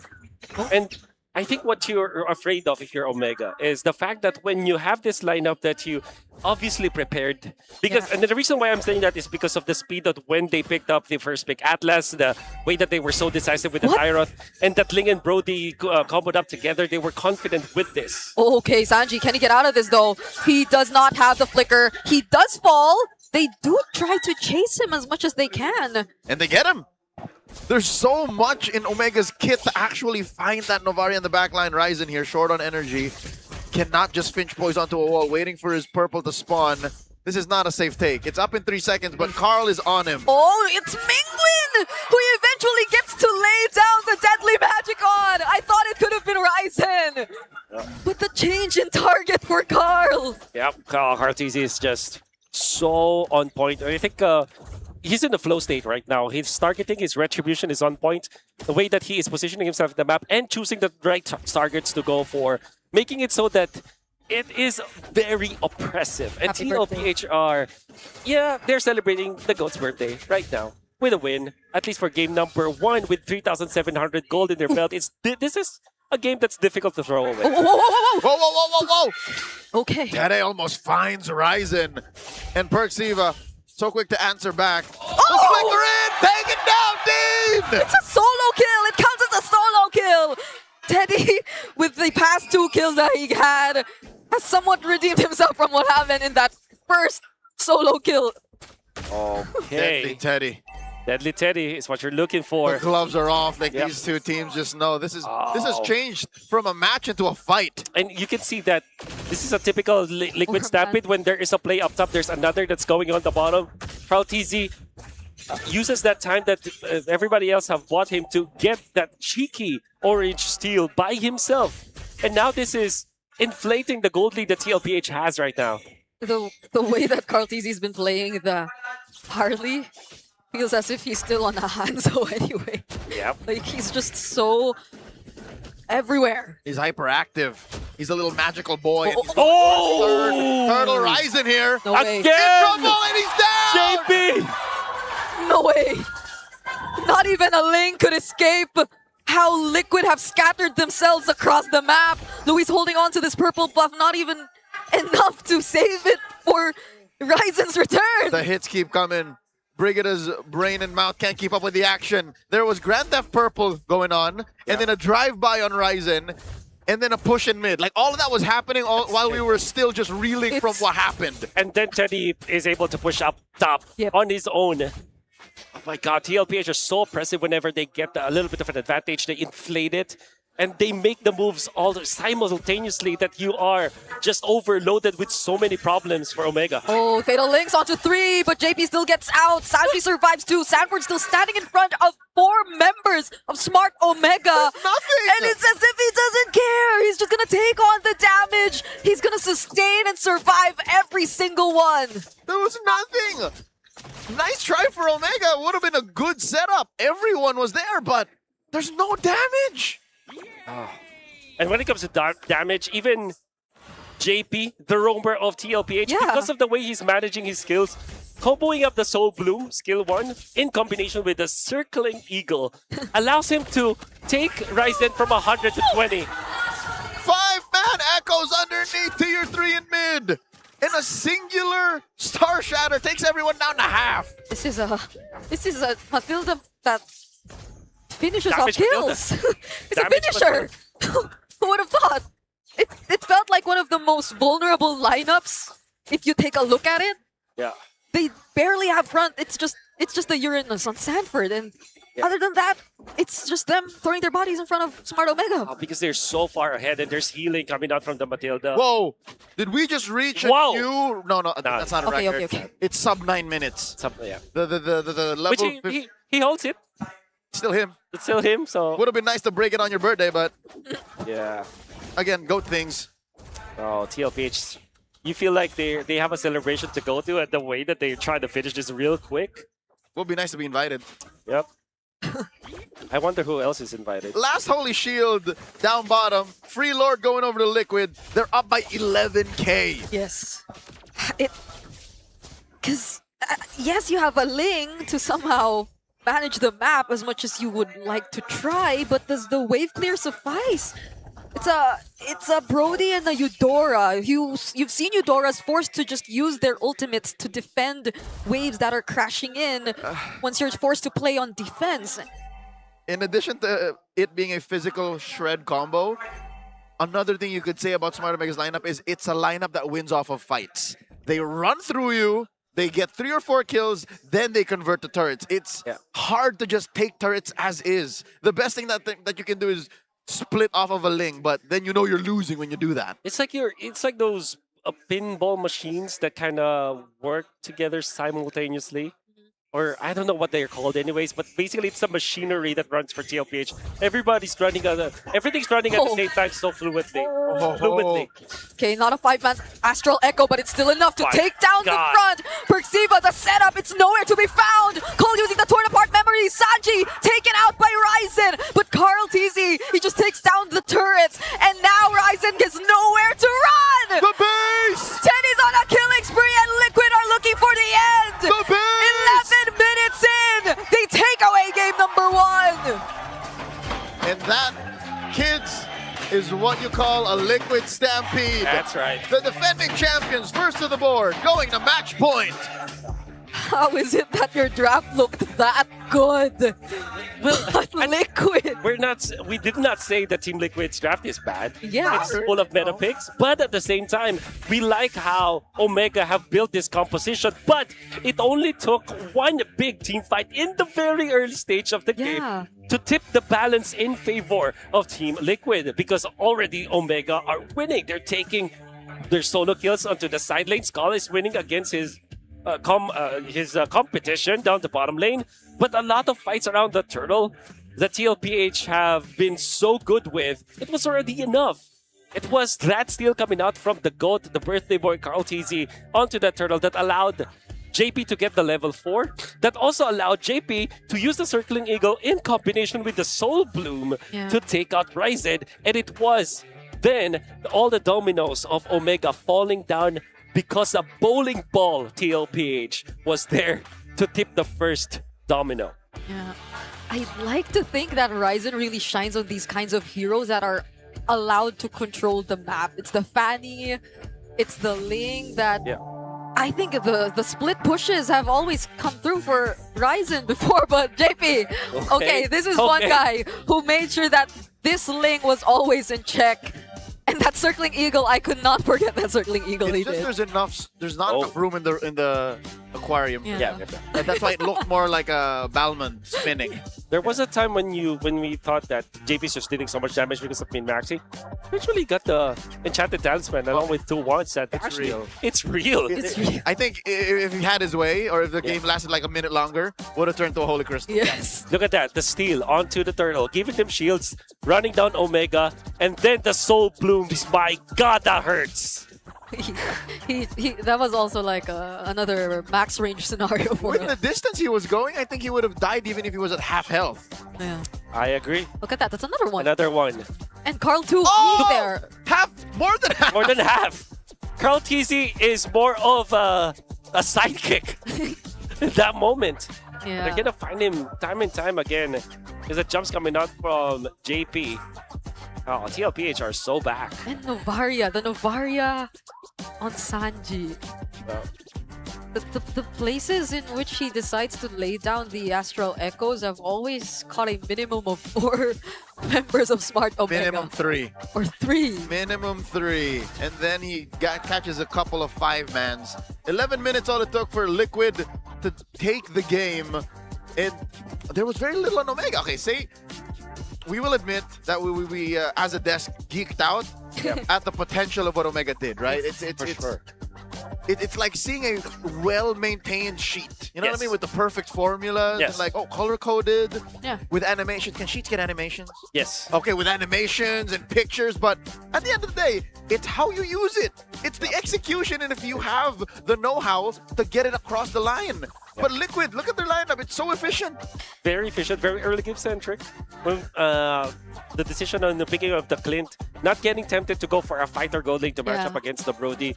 That's a good decision from TLPH. And now we understand why they prioritize this Matilda and the Uranus. This is their red 1 and 2, essentially. And if you think about it, TLPH have picked up the Uranus yesterday many times. They put a lot of priority in that hero. And we have mentioned how Sanford has transitioned into more of a captain role. And you feel the shot calling coming out from Sanford, which is now accented by the fact that he only has to think about one skill to target, because both are self-targeted. You don't have to think about your own mechanics, you don't even have to look at your hero because you know that this is very tanky. You can really have a better view of the map because of this hero, and Sanford can play it well as the captain. All you need is your periphery. Yes. That's it. He is the sandbag. Sanford, and of course our Visa the carry, the birthday boy Carl TZ. He is also the rich guy, I'm pretty sure he is. And of course the wingman JP, literally the wingman. But this win did not come easy, right? Look at all of their heart rates. That's it. So high. Sanford is the only one who's chilling. Everyone else is like in the red zone. Yeah. Welcome back to the Philippines, Luis, with the peak BPM of 151, and welcome to the MPL. Cal with 160 as their peak BPM. All understandable. Can't help it. It's your first game. It's up against the Liquid. That's right. And we do consider we call him a rookie. That's right. Hey, you can be the gamer you want to be with Visa's fan-exclusive deals, rewards, and VIP experiences. Order your GCash Visa card today and get 250 MLBB Diamonds plus a chance to win an exclusive MLBB skin. Level up and flex those skins in style. Head over to the GCash app and check out the promo page for more information. Power up your game with GCash Visa. Do you have your GCash card? Yes. Okay. I think I'll have to wait for mine. I think it takes a few working days for it to get delivered. That's right. Yes. I was using it, and this is a real story. Okay, you're not joshing. I'm not joshing. Yeah, this is real. I use it for traveling through commute, through the trains that we have, the metro trains, and the EDSA carousel. There's a dedicated lane now. That's right. For the GCash card, Visa right. card holders. And you can just tap it there. All the more I might need it. Yes, I need sir. it stat. I'm going to get it done now. You should too. 5 minutes before the game resumes. How does Smart Omega equalize? We'll cover that in just a bit. But for now, this is our Palag OOTD cam. All you got to do, listen, all you got to do is do what Teddy does. What's the pose? Do the Do pose. the Teddy. Do the Teddy. He's doing a number 1 pose? Or Do pointing the- one do finger the- up. Do it, do it, do it. Okay, someone from Barangay Omega side is doing it. Okay. I think the head tilt should be toward the other side. But Yeah. It's If you have a still pair of pretty glasses, would help as well. Okay, okay. Wrong arm. Wrong arm. This one looks more accurate. Is it mirrored? I think you stretch out your arm. Yeah. I sense a little bit more hunger and drive in the barangay. There you go. Did he award himself that? You know, it was handed over to him, but Okay, he don't kept, hand it over to him. he kept Alright, the pose. He held up the Okay. pose. Dedication. Congratulations. Hey, at least he's happy. Yeah. And I hope the rest of the barangay becomes happy if we go all the way. Hey, thumbs up. Nice. Peace. There you go. That is the Congratulations. standard masculine poses for photographs. This one? Yeah. This, and this one. Yeah, there you go. Those are your three go-tos. Yeah. You can't go wrong. Yeah. And you cannot have. It's impossible to not have one at least. This is something Mirko does a lot. Yeah. Like this. He just, There you go. What is the frigate equivalent? I don't know. Thumbs up maybe. Okay. Dominate on and off the land of Dawn with Smart's prepaid Powerall 109 games bundle. Get a massive 5 gig app bundle for MLBB, 4 gigs of fast 5G data, and 10 gigs of your favorite apps with unlimited Facebook or TikTok calls and texts. It's the ultimate setup for scouting enemy rotations, keeping up with your favorite pros, and sharing every GG moment. Smart, the simply reliable connectivity partner of the MPL. That's a lot of data. Yeah. I can only imagine the activities I would do with that much, and just for 109. That's a lot of games already that you can play. I would say 30 games a day for 30 days. 30 games a day? For 30 days and just 1/4. You just get through 1/4 of it. I miss playing MLBB. 3 minutes before the match resumes again. A lot on the shoulders of the barangay. Smart Omega need to equalize if you want to see a game 3, or else the series itself turns into a stampede. We're going to have some time to hear from our hosts on the sidelines to tell us all about the chef's business. Let's hear about Sanji's little venture. Thank you so much, casters. We've just witnessed a dominant Game 1 performance from Team Liquid Philippines, and now I want to highlight one of their players. We've known TLPH's Sanji as one of the best mid laners, not just in MPL Philippines, but in the whole world. Pero, alam nyo ba na bukod sa pindutan ay hindi rin papatalo si Sanji sa bilyaran? Did you guys know that since elementary ay mahilig na rin si Sanji sa pagbibilyar? And one question popped into his head. Bakit nga naman hindi ko to gawing negosyo, di ba? That is why, aside from being a pro player, businessman na rin siya at just 20 years old. Dahil sa bago niyang negosyo na Q-Break Billiard Hall sa Imus, Cavite. He mentioned earlier in our interview, and I quote, "Masarap sa feeling dahil dati nilalaro ko lang, pero ngayon ako na yung may-ari ng ganitong klaseng negosyo." And indeed, from just owning and playing the game, now he owns it. At iba naman talaga kapag passion ang pag-uusapan, and we see how he will be anchoring that passion as they continue this matchup. Back to you, casters. That venture is anything but little. Yeah. Mans literally has a whole what do you call it? In Filipino, it's colloquially known as bilyaran. Yeah. But what do you call it in A billiard? pool parlor? a pool parlor? Pool I pub? think. Pool club? Pool club, probably. I don't know. I don't. Ball play station? I don't know how. Do you know how to play like No. But one thing I do know is this is probably the reason why he's really good at Selena as well as Novaria. He knows how to line them up. Yes, sir. I see now. That's not how it sounds. Clearly, I don't partake. Yeah, basketball and billiards are just some of the few things that you expect any man, any Filipino man, any Filipino dude to be into. It's not me. Yeah, I'm not like that. I'm more into books. Yeah, matcha, I'm women's rights, I'm mental health. mental health. I am not a man, so I cannot. But you're into these things too. Yes. Into matcha? Basketball. Oh. Okay. Oh, she was still like She was still in that. She was still on that. Hey, welcome back, Lewis. He's been gone quite a while. Last seen playing for Galaxy Legends in right. MPLKH, making people go, oh my mouth, for the better part of a year.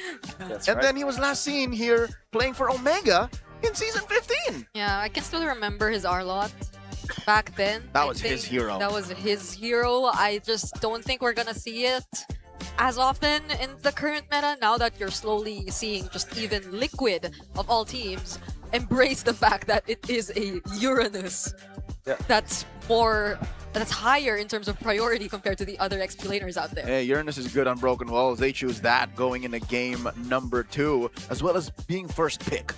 To be Barrett's priority ban, and then eventually the Uranus getting picked up. Coming out from TLPH, as I believe that they have picked the blue side this time. Yeah. That Uranus Mathilda really felt like the anchor. Oh, okay. Or... If given the choice, would you first pick the Uranus or would you first pick the Mathilda?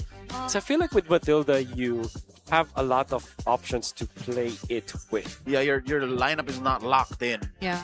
But wait, let's say they're blue, and then they go Mathilda, right? As Omega, give or take, depending on what the bans are like, do you pick up the XP lane immediately? Because you snatch your Uranus if that's possible. Or take the Barat Yes. if it's open. Like, do you deny that?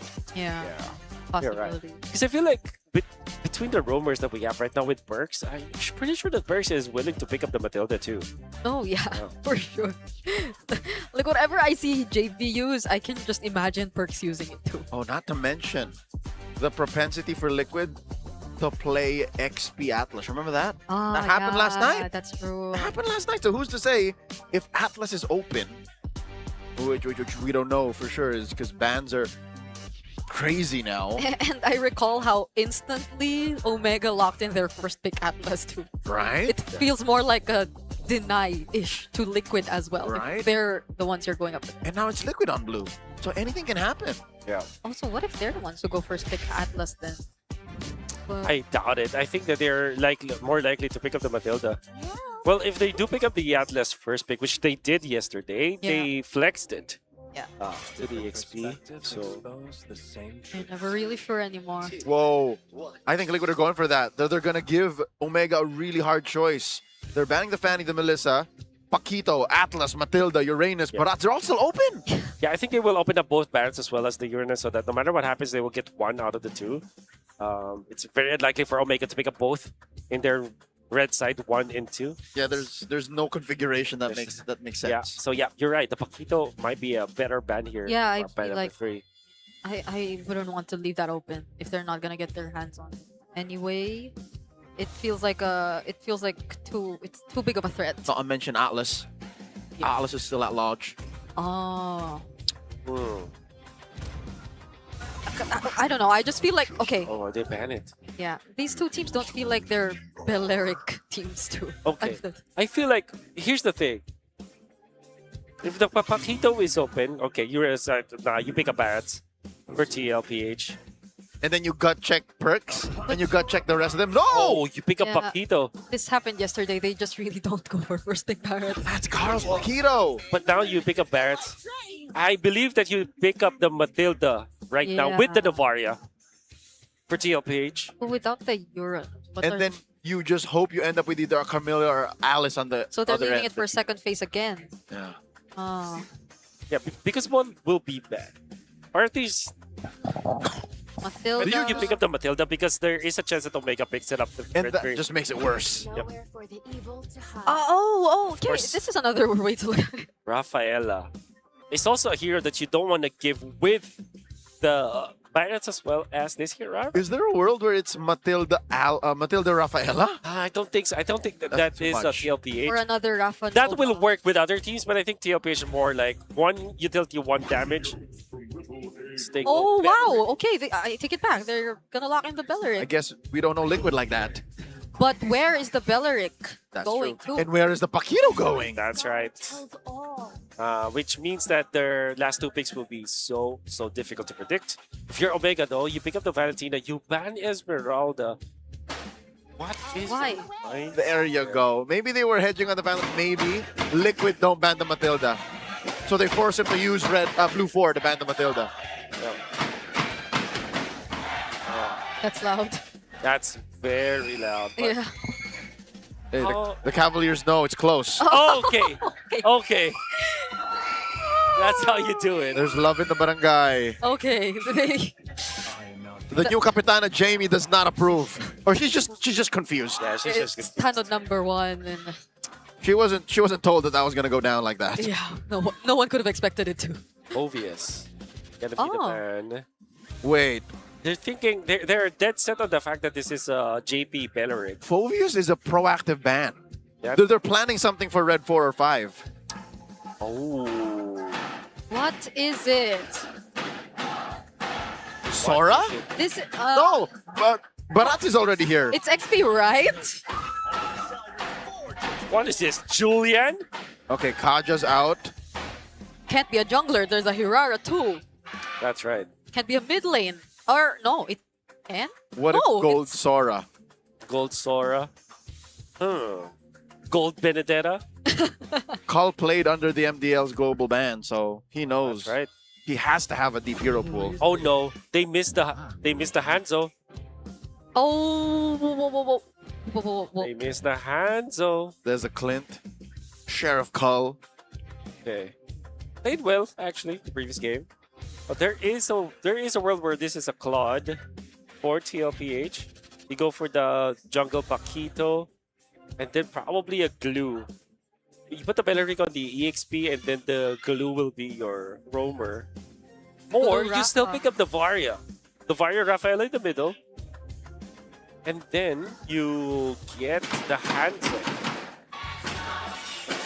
So, yeah, a weird guess. Novaria Hanzo is what I feel like. I can see it. Yeah, that's like the most out of this world pick here for TLPH. But what? Okay. They've been out of this world, or at least. At least I was right with the Claude and the Varia. And we were, you were still dribbling around the Navaria. I wouldn't like the Hanzo because if some way, somehow Ryzen finds some footing, there's no way for you to burst her down. Yeah. So you need the pack. Okay. Okay, what is your roam now? Is this something that's really weird, like a Hellcurt, for example, to look for this Novaria? But it doesn't work against Rafaela, though, so that's really not good. Knowing perks. This might be something very normal, like a... Oh, wait. Like a Grok. There's a... Oh, okay, not normal at all. Okay. It's still utility plus Barretts. Smart Omega are keeping us on edge. Yeah. Over the span of 2 games, they teased us with nice one baby coming back. But they only pick one piece of each across each game. I don't know if I'm with it because they're short on reliable crowd control. Range. They're short on range. There's a lot of fundamental needs that a lineup has to have to be able to fight across different fronts in different parts of the game. It's just, if they snowball out of control, sure. This is a weird decision coming out from Omega. However, I feel like they're so decisive with it. Yeah. Feels like they have trained with this. It's gonna be scary because if you're looking at TLPH, their lineups is so standard. It's easy to execute. Yeah. Even if we did see it coming from a mile away, there's a reason why. It's because it's reliable. Yes. It is logically feasible. Going into game number 2 again, our defending champions, Liquid, are at match point. Can this all-in tentpole style lineup featuring an Angela take Omega and all of us collectively all the way? Yeah. Thinking of where they're really trying to focus majority of their attention towards, like what are they planning or who are they mostly planning to play around, because the Angela can potentially activate so much. I'll say it now. I think everyone is a valid target. Yeah. Look, the Clint, sure, he's That's a true fine. carry. Mingwin in the early to mid can, blast people with an Angela in him. Ryzen and Lewis, like they're all good targets. Yeah, you can be a lot more aggressive with your positioning. And speaking of positioning, that's going to be first blood over to Smart Omega. Ryzen doesn't go down. Carl doesn't have enough firepower yet. Wow. I can see the sustain that definitely comes from the Angela. But I'm more impressed about the speed and how they executed that. JP only showed himself out of position for just a tiny bit. For a second. Fraction of a second, in fact.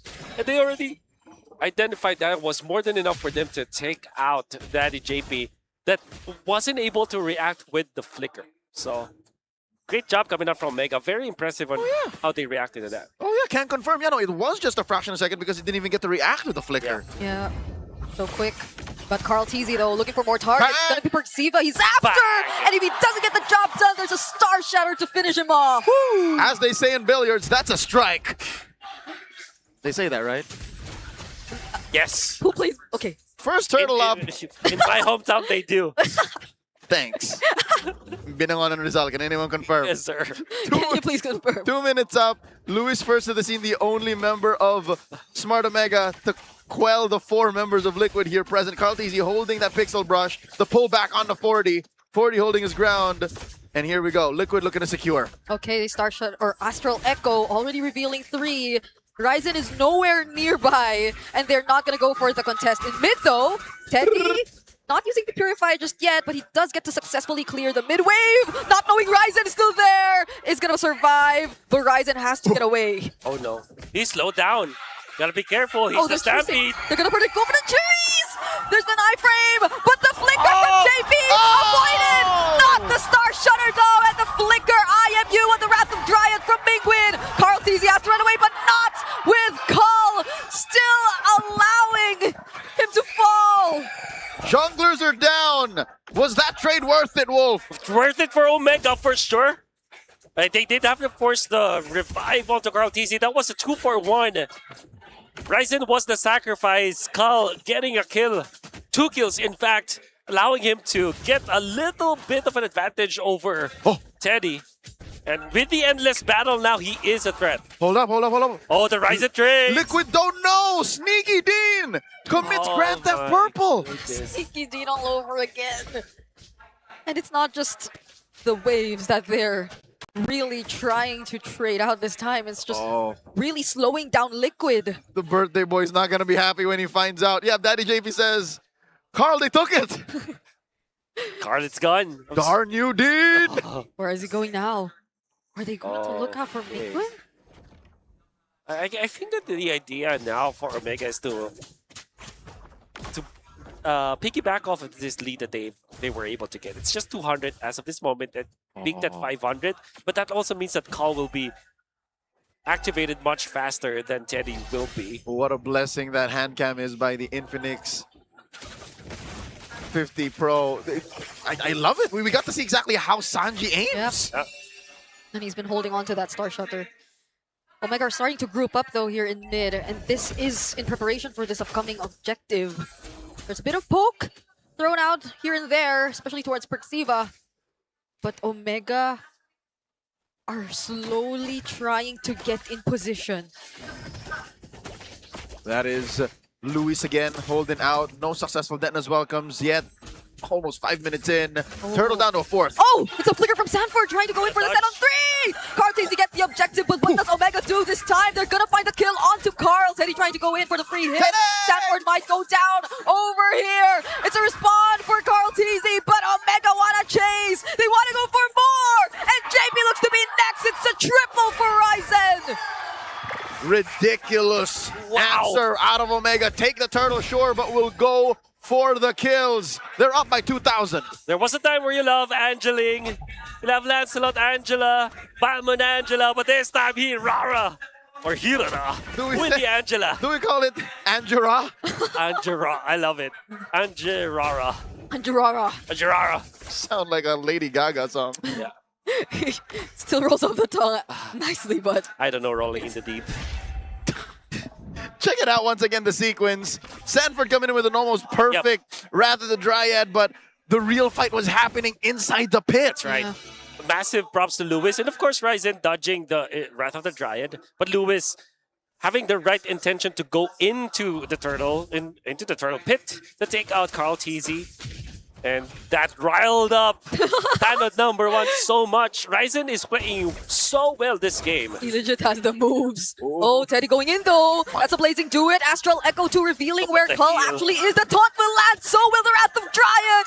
And they find the kill towards the goal later of Smart Omega. Mingwin though coming in from the side. Ryzen 2 together with the Angela. Here comes the Angerara. They find another mega kill, and that's going to be Sanford falling down. He might just get more. Liquid have to get away. Oh, Liquid stood their ground, pushed a little forward. not done. But Ryzen's not done! Don't He tell wants me he gets more! 3! Don't tell me he gets 3! He nearly did get 3! But that was a push that they were able to get out of that. And slowly and steadily building up a lead. 2,700 gold in their favor. Ryzen already feeling it. And you can see Perksiva. This is the Rome Angela that is giving so much for Omega to work around with. However, TLPH gets a kill on Tukal, which is so important. Now they're getting the turtle for themselves. Just like that, as Wolf was describing what happened in that sequence, Perksiva has Heart Guard again. Yeah. That's right. It's so fast. And Omega scores the last turtle. That is the pivot turtle, turtle number 3. That's right. They're in control. They're definitely in control right now. They're going to be pushing into the middle. What? Look, he did that without fleeting time. Okay. It was just the little baby cooldown items. And of course, magic boots. That's just how the Angela works now. It's going to be focusing on healing for sure. Omega not being able to push the middle is really good for TLPH right now because now they can stabilize at least. Allow Teddy to get to the point where he can now be a threat. And that is exactly where the Trinity should be coming from the Claude. War Axe for Karltzy. That's his choice. Yeah. And so far, Liquid might be a lot more pickier with the fights they decide to go for, considering how Omega has been able to win out majority of the team fights that have been taking place. It's always them not having a direct response to Ryzen. He's just been unstoppable with the in and out. On top of the fact that Luis eventually gets to land these Daytona's Welcome onto key targets, even before Liquid eventually finish off what they wanted to start. So now they're just holding on to this mid-tier 1, but you could still feel Omega and the amount of threat that they already have. Ryzen feels like the juggernaut between shields, spell vamp, and the iframes. He can just go wherever he wants when Heart Guard is on him. And this is also a launchpad for Omega to get to the opposing jungle. And TLPH, to be fair, have been protecting their jungle so well. JP has now put in his position where he is just for the defense of TLPH. I think it was Lewis popping the ult, but had to cancel it, and it will be available soon. Yep. You can see the cooldown really quickly. Yeah, he's using the protracted Detona's Welcome cooldown when you cancel it. Yes. So there it is. Bob's your uncle. It's off of cooldown right in time as the Lord spawns. Okay, so they set up the long lane real quick up top as well. Eventually it will be cleared out by Teddy, but it means that it will be even up at the top, which means that Omega has the advantage right now. Yeah, and I wonder how Liquid are planning to approach this, because earlier on it was an attempt, surprise, Wrath of Dryad from a flicker play by Sanford, but does that work this time around? The Lord's already very low! Ryzen eventually secures it for the team. There you go, there's the Wrath of Dryad, but does Karltzy find the targets that he wants? Mingwin going in, uses the Wrath of Dryad as his own, but Karltzy, he still fights more! Now they're on the chase! Ryzen looking to be next! They switch targets instead and go for Luis! The birthday goat is bloodthirsty. Now Ryzen, no Heart Guard, gets hit by Sanjay! Iframes and all! Run, Dean, run! Karltzy takes him down! Triple for Carl! Absolute precision coming out from the GOAT Karltzy. There is no move wasted, no pixel that he wastes with his skills, and the ultimate was so good. And you can see that he sliced and diced Omega just so well, prioritizing the right heroes, taking out Mingwin, taking out Lewis, then eventually taking out Ryzen, waiting for the proper moment. He let the Hirara pop all of those iframes before he went there. Of course, the bonus was Sanji landing the Shatter, but you can see Karltzy giving up the Lord, going back, waiting for his next few spells so that he will get the champ stance back again. Goes back to Mingwin, takes him down, and then waiting for his right moment, did not commit to Ryzen, went for Lewis instead. Yeah. Precision and target acquisition coming out from Karltzy. The most frustrating thing about it as Ryzen is Liquid are so good at synchronized disbursement. Yeah. There was very little spell vamp he got out of his kit. I think that's what would have turned it around for Omega, but Liquid was like, don't give him the chance. Yeah. Stay away. I think at that moment, they were all trying to collapse onto finishing off Sanford on the Bellary because he was already very low. Fortunately, he had the flicker And it was also Omega who kind of scattered themselves a bit, which didn't favor them as much. It allowed for Carl to just be very particular with the targets that he wanted to go for. So it was just everything falling into place during that particular team fight. Filipino motorists are familiar with this. If you'd read the back of the car in front of you, distancia, amigo. That's what Liquid was going with. It's like, just stay the distance. We can do this. We have better damage on the clapback. And now they're up 2,000. Carl TZ hits level 15 before Ryzen does. That's ridiculous. For a majority of the 12-minute game, it was Omega who was invading, but Carl kept up on his farm. I agree. It didn't seem like Liquid were in the driver's seat for majority of this game. But they were, apparently. But they were. We just needed to know. Yeah. It's just the proper targeting. They want to punish Carl TZ this time. He's very tanky now. Yeah. Angelara again. It's something they could just use time and time again, I feel. With the heart guards, cooldowns for Perxiva. And I guess that was something they wanted to take right before this objective, but Liquid are going to be here first. What really is deadly for Carl TZ is picking up this Queen Swings, which he has right now, which means that if he gets jumped on by the Hirara and the Angela, he can just go back, heal up, with JP, and of course his own lifesteal. That hurt. Okay, defensive Detna's welcome there. Yeah, Call already down to half HP with just a single star shutter. Let's see how they start things off. They need to land some pokes. Lewis doesn't have full stacks on the big guy just yet. He's just a guy. Okay, they reveal for Minguin! He wasn't part of the Astral Echo, but look at how low he is right now. Sanji, if only he landed that star shutter too, that would have been a pick-off. Liquid now in control of the Turtle Pit for now, or the Lord Pit. At least for now. I think Omega has to concede it. They are in no position to contest. Could not steal. Carl TZ secures. Ryzen thought about it, but Minguin at this point just topped up and has no ult stolen. Yeah, the fact that they made Minguin recall already was a huge win for Liquid in that scenario. I can't believe how specific they were. That was Carl trying to burst him down and Sanji making sure that he would follow up. There is always the follow-up whenever they jump, and Carl TZ is not afraid. He has the War Axe with the Queen Swings as well as the Rose Gold Meteor, so that he is able to dive into the box of Omega. Gonna be unscathed. And you can see that Omega feels like they cannot contest Carl TZ. When Carl TZ showed up against Minguin, all they had to do was back down. They couldn't punish Carl TZ because of the Queen Swings, the Rose Gold Meteor, and then the healing of JP. And the fact that it is the GOAT, very hard to catch. Yeah.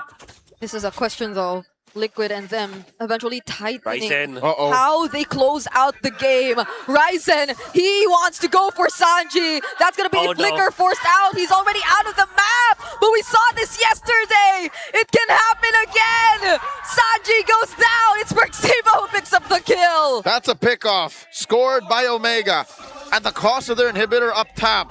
But this does give them some room to breathe. But they don't care. They have to respond. They have to revive. That's it. They can fight again. They timed it out. Omega have to do it again. They have to find a way to get a free pickoff and try to close the gap between them and Liquid. Up 3,500 gold. Lord spawns in the lower quarter in a minute and a half. Yeah, I gotta be fine with it.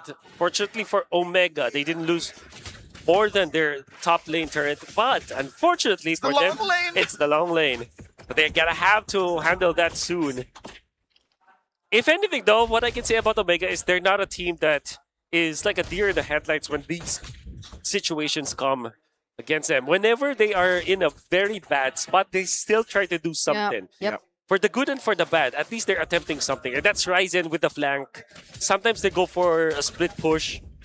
In this specific game, I don't think that Omega will not come out swinging. They're not going to take this line down. Unfortunately, they're armed to do just that. They can make like Omega Season 9. Chaknu on an Angela. Stay down here up top, hunker down, make like a turret, and then the rest of them can rotate. Like, he can still be part of the fight. Yeah, and Liquid should learn from that by now.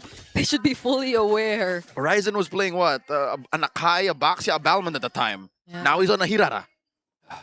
Hirara. And he was wearing the same jersey. Different city, though. That was in, what, Pasay? Was now we're in Quezon City. Lord will spawn in the lower quarter in about 10 seconds. I think this is a contest or lose. Okay. Probably the last Lord of this game. There has to be a play. And the reason why I agree with that is that Omega is just like that. They will go for the gamble play, I would say. The risky play. They're looking to do that right now. It's better than no play. Exactly. See where Ryzen is That is coming what from. I really love about them. Who knows? It's another...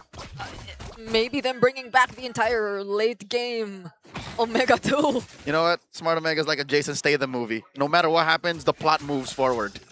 Oh. There's never a dull moment That's with right. the barangay.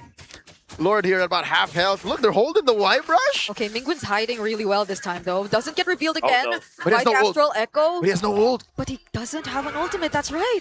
Who does he actually try to go for this time? Sanford's already within reach, but he's not getting the Wrath of Dryad. Or Sanji, is he looking for an echo? Okay. Lord Probably Valino. is looking for an echo. Okay, Sanji shows up. He still doesn't get within enough range to steal it away. Oh, Broken walls. What is he waiting for? That's 2 ways you can dance. Oh, they're bursting it down! Liquid secure the Lord without even having to commit much. Birthday retry. Oh my god. On Carl TZ. It's a free Lord for Liquid. Hot hands once again. Fortunately for Omega, they did not lose anyone out of there. Yeah. And what all due fairness, it looked like something that they could have won. They're not even being punished because of their long lane play, because they set it up properly. Unfortunately, Carl TZ, the birthday boy, the GOAT, hot hands on the retribution. Okay. Another flank play coming right up from Ryzen. Ooh. Another Hail Mary, I feel like. Oh, does Liquid prepare, or how do they prepare Oh. for what's to come? That echo revealed everyone except for Ryzen. Ryzen cutting the lane. Lord inside the base. Bottom lane in jeopardy as well. Lord still standing. Okay, they should know. Where is Ryzen? Oh, JP will spot him out! Oh, JP checks him! That's a counter Astral Echo from Mingwin though! But Ryzen from behind! And the Blazing Duets! The enemy, the jabs coming in from Card! It's a double for the GOAT! Happy birthday, Carl TZ, as they find their way through the base! It's Liquid looking in for a sweep! And that they shall secure, but Omega are holding on! But still, despite everything that they've done, they finally made it into the base! It's a double for Sanji! Teddy might just take out Mingwin before this ends! And it's a sweep for Liquid against the barangay! Blow out those candles and bring out the plates. Liquid's having a party as they celebrate their first win in more than a month. They sweep Smart Omega. Omega have fought so bravely and valiantly against Team Liquid in game number 2. There was a time when they were in control, but Team Liquid with the Stampede, they regain their composure. They defeat their former teammates once again. You gotta be proud if you are Smart Omega. They really pulled their weight in there. Unfortunately, Team Liquid are just way too good in this game.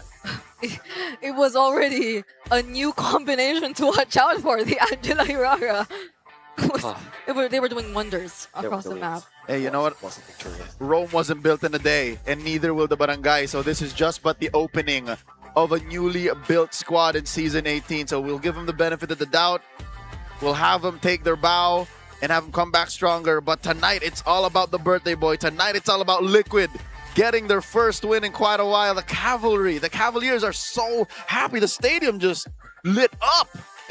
Can I just say that Carl actually played so well this game in his debut? Yeah. Will not be highlighted because of the wins that they were able to get, but he was so reliable all throughout this series. Even winning his 1v1 versus Teddy in his first game, and then this game almost winning it for the team. It's just that eventually TLPH moved as a unit, punishing Carl eventually, and Omega falls to Team Liquid. Yeah, if you ask me between the James pack or Carl pack, I couldn't answer too. Yeah. Like today, Paquitos have been really good Paquitos. You know what? We're going to be hearing from the birthday boy, I believe, on stage. We're going to be hearing from Team Liquid with their winner's interview. It's the first match win of the season for the Cavalry. Give it up for Team Liquid Philippines! Boys, congratulations! Mukhang na-buff kayo today. Yes, you look like you were buffed today. It's a sweep. Omega. And to set the record straight, hindi pa talaga nakaisa si Perxiva. Perxiva has never won against you since last season, since he's been part of Smart Omega. And now you faced against each other in this matchup. You saw how he's been using healing roamers as well.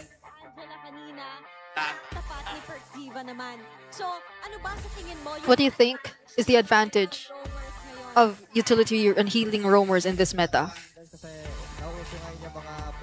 There are a lot of poke heroes right now, so the healers really help a lot in terms of just negating their impact in the game.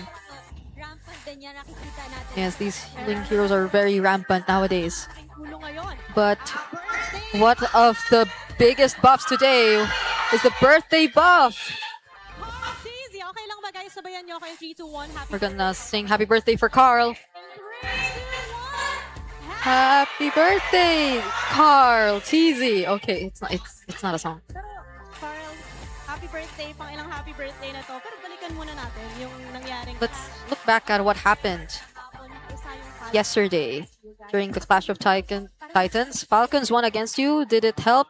And did it motivate you? Yes, we learned a lot from yesterday. Is it okay to share some of the learnings that you had, that you applied here today? More on decision making. It's just more on decision making. They're really a good reset for them.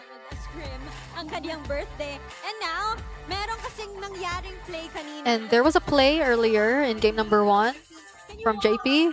Can you walk us through what happened in this game? And you were on a Mathilda. You were a very aggressive Mathilda. Yep, you were the one looking for the jungler of the enemy. You've been chasing Ryzen's Ling. In the early, we got level 4 because Carl got the turtle, so he was killable. Who calls for those? It's a team decision, but if I can, I'll just go for it. So he has his own decision when it comes to these kinds of plays, and they've been able to bounce back. Now, week 1 is officially over for you. Can you share some of your learnings from the 2 series that you've had this week? Our learnings were mostly adjustment in the meta, because I feel like it's still lacking. And as long as we're improving every series, then it's okay for us. Yes, and especially since you won and it's your birthday, what would you want to say to the cavalry and everyone? Thank you to all the fans who came and supported us. For the meantime, ibabalik muna namin sa inyo, casters.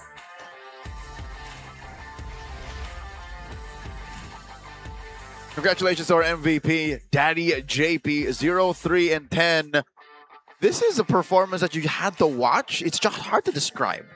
Hard to describe because of how methodical it is for JP.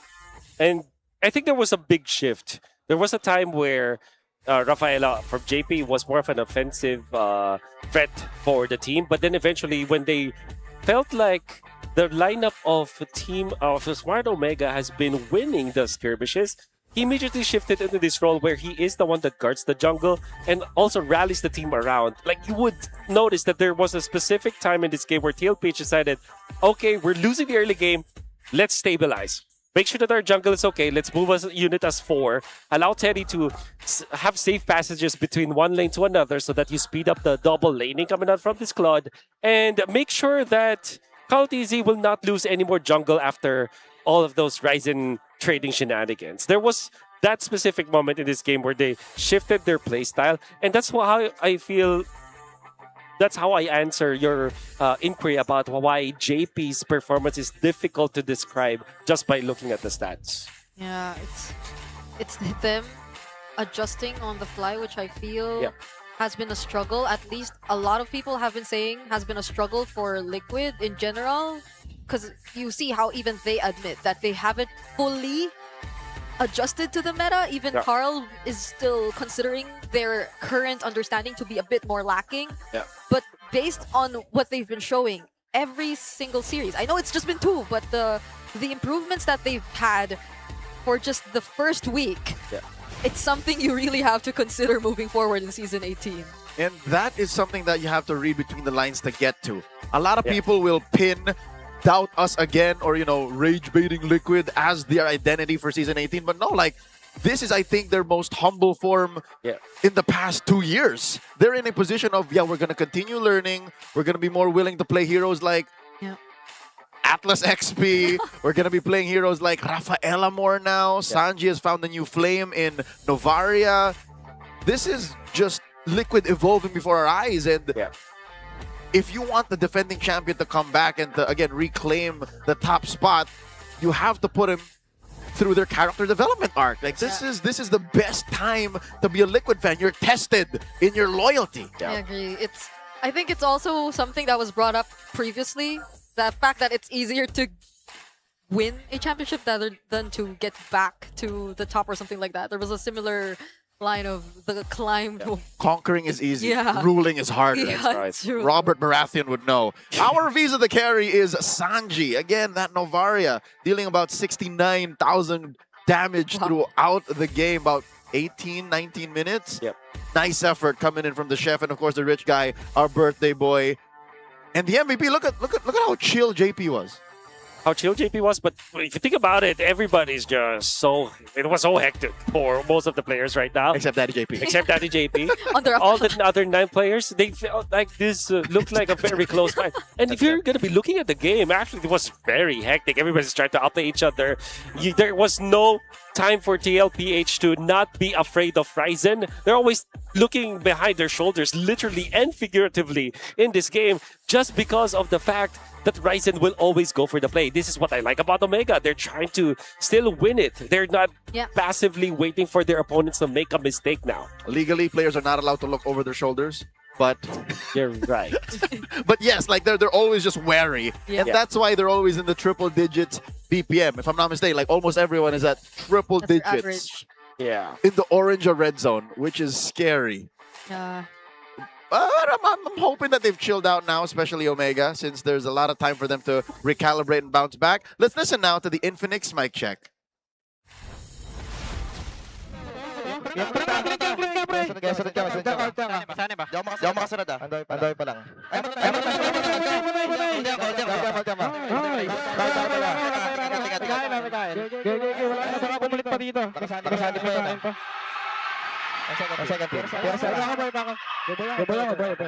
Nice.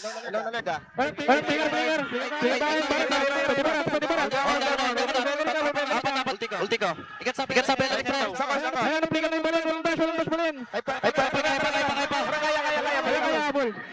bell, sir. Kalma.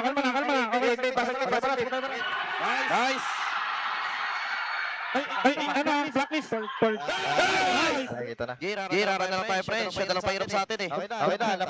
Huwag na patayin tong green, ha? Huwag natutuloy, pre. Tap natin, pre. Lonyo, tap. Nice dead. Kepok lang sa dito sa akin. Saka. Basta, tingin nga lang tayo. Pre. Ay, kumain.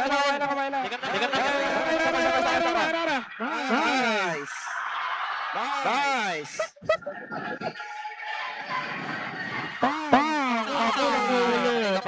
Patayin nyo to. Aras kita. Is it just me or are we back to comms that are really loud and all at the same time? Yep. But it tells you that they're on the same page, which is a good thing in general. It feels nice to see teams more vocal now, and especially this team. It feels like they, for the past few months or years, it's as if they barely had to try, but now you could see that they're trying to win. They have to try, given what's happened, and we're all celebrating their victory with them. The clock is ticking and these seats are filling up. Don't miss your chance to witness TNC versus Aurora Gaming PH right here at the Victoria Sports Tower. Head on to ph-mpl.com and get your tickets. Now, TNC yet to make their debut here tonight. Aurora have already suffered a loss. So let's see where they end up in tomorrow's contest. MPL Philippines Season 8 is where the next generation of esports stars break limits and forge their destiny. That's right. Watch the country's top rising talent battle it out starting August 25 for their chance at glory. Yeah, catch all the action live on the official MDL pages. Join the conversation because the road to M8 starts right here. So from Manila to Bangkok to Istanbul, we're all building the blocks that pave the way to greatness in M8. What a series, what a day so far. We're more than halfway through. We got one more best of 3 coming up. It'll be, what do they call this? The Soar Opera. Opera? It's TNC versus Falcon. That's right. Oh. On behalf of Wolf and Brigida, my name is Leo. We're going on a quick break. Stay with us. You're watching MPL Philippines Season 18.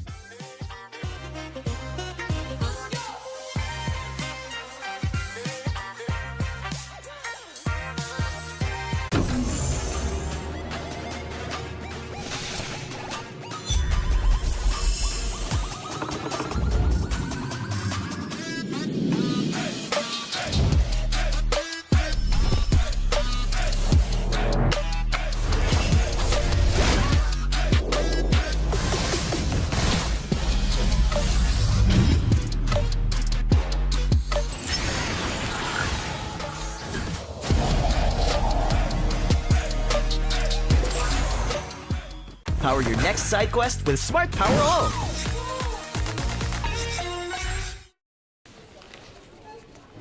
Kalalaking tao, naka-tote bag.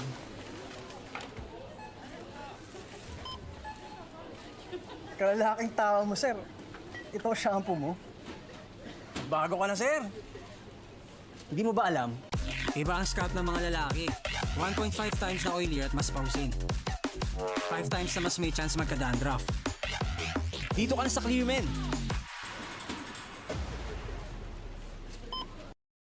Got scammed buying MLBB diamonds? Don't worry, Joytify's here, top-up partner of MPL, trusted by millions of gamers.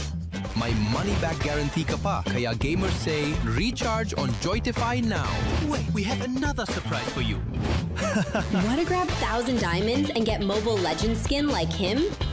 Log in on Joytify now and get a chance to try Joytify MPL Lucky Spin. What are you waiting for? Try the MPL Lucky Spin on Joytify now.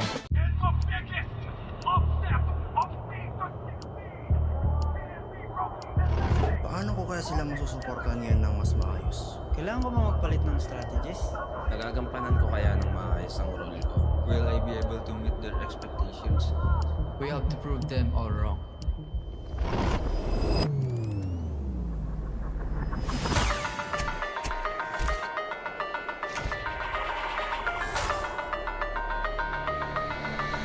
Time to win.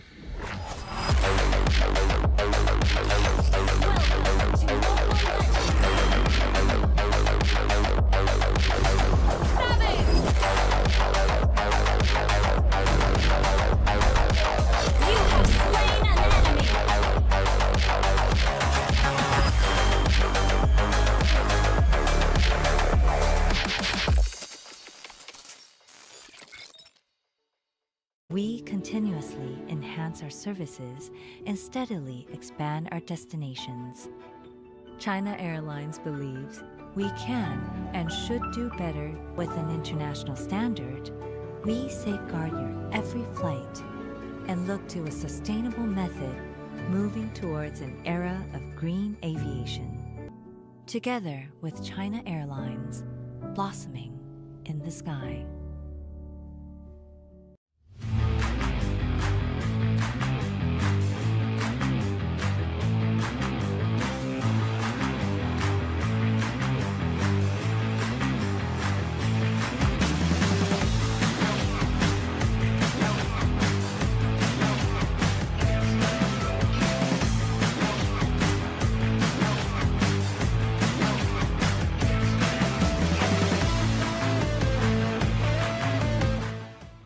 From local barangay tournaments and neighborhood lineups to the biggest stages in the world, your pathway to glory starts right here.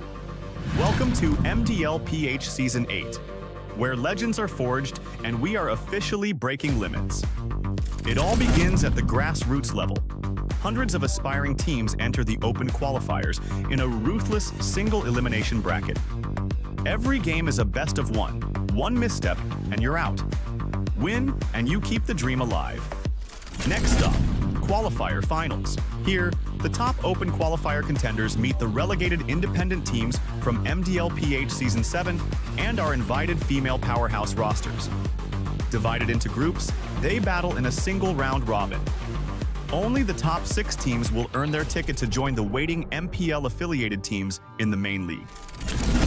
Welcome to the main stage, the MDLPH Season 8 regular season. 12 teams clash across a multi-phase gauntlet through the group stage, last chance qualifiers, and play-ins, pushing everyone to break their limits. And here's the game changer. The global ban rule is officially gone. We're reverting to standard draft formats to ensure our PH contenders are fully armed and ready for international combat.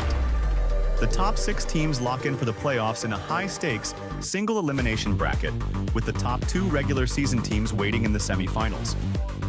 With no global ban, teams will bring their absolute strongest comfort picks in BO5 battles, leading to a blockbuster BO7 grand final. The crown isn't all that's at stake.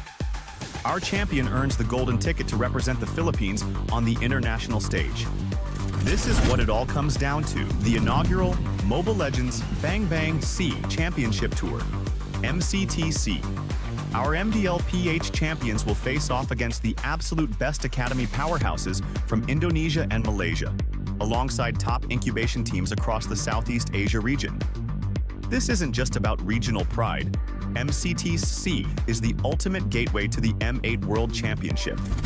The M8 World Championship, the ultimate stage where the best teams on the Earth collide in the land of dawn. From grassroots dreamers to world champions, the pathway is clear and the challenge is set. Are you ready to break limits? Tune in to MDLPH Season 8.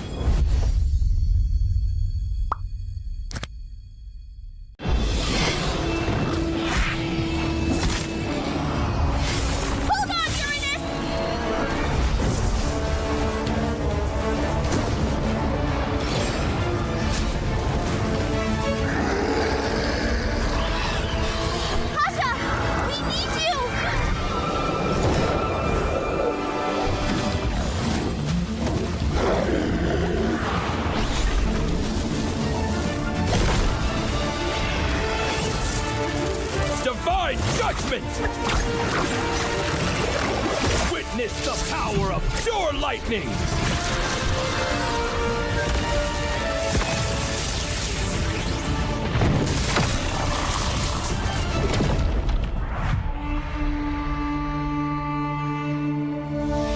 All that lies below is under my vigil.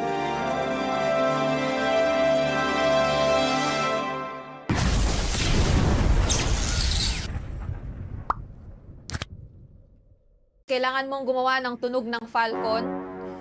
Ngayon. In 3, 2, 1. Yung ibon. Ay, ibon.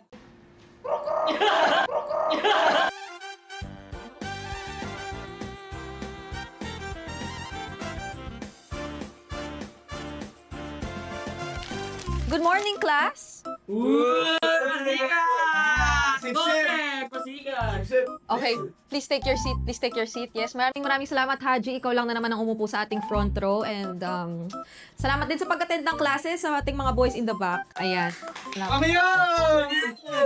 Okay, welcome back. Welcome back sa inyo. Mula sa inyong napakaikling bakasyon. Kumusta naman? Nag-enjoy ba kayo? Nag-enjoy ba? Okay. Good to know. Good to know. Alam nyo, sana nag-prepare kayo kasi ang alam ko, in-inform ko kayo na pagbalik nyo, meron kayong quiz agad. Question number 1.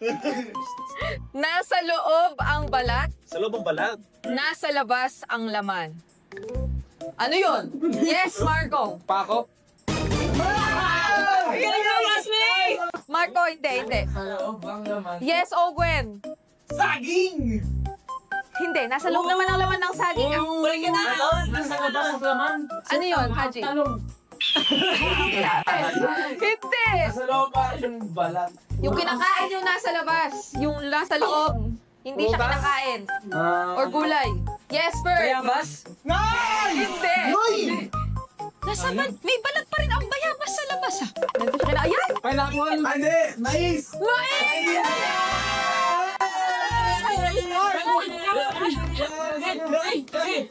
Next round tayo, mas mahirap to. Tongue twister naman, okay? Gayahin niyo ako. Kung ano yung sasabihin ko, repeat after me. Kailangan mabilis, kailangan malinaw. Okay? Tatawagin ko kayo isa-isa, ha? Pwede kayo mag-practice pero huwag kayo masyadong malakas ang boses. Okay? Okay? Babae sa bubungan, may bubuyog sa buhok. Babae sa bubungan, may babae sa buhok? Can you repeat? I will repeat. Babae sa bubungan, may bubuyog sa buhok. Owen, go ahead. Babae sa bubong? Aji, dahil lang dyan ka. Okay, go. May babae sa bubungan, may bubong sa buhok. Oh! Ang galing! Sinong gustong sumunod? Ako! Flap, let's go! May babae sa bubungan, may bubuyog sa buhok! Kyle!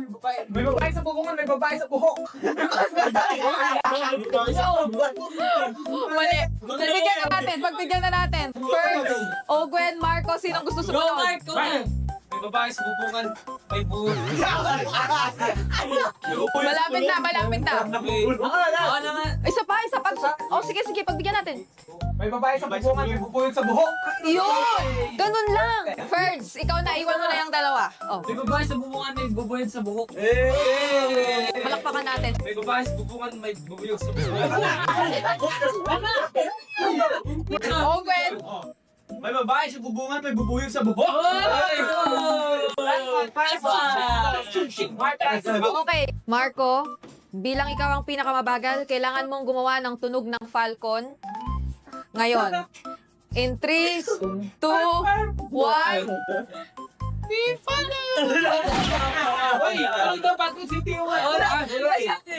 Yung ibon. Ay, ibon. Parang kwago yun, pero sige. Pagbigyan na natin siya. Matapit nang matapos ang quiz so far. Parang nag-aral kayo, ha? Gusto ko lang sabihin. Basic. Ang galing nyo. College lang, ma'am. And feeling ko gusto kong tawagin ang inyong class president para rito. Mr. Ogwen, please stand up. Alam ko na.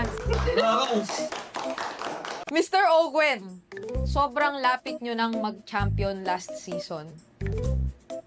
Unting-unti na lang talaga. Ano ang babaguhin nyo? Ano ang kailangan nyo gawin this season para mag-champion na kayo? Manalo!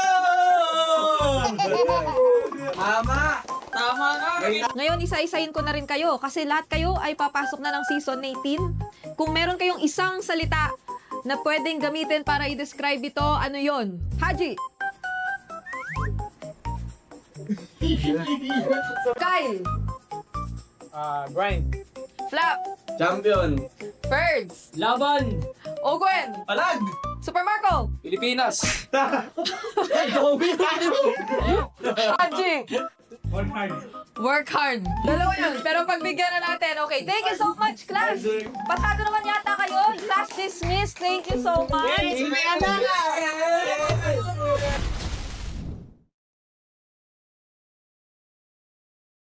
Pitongpot.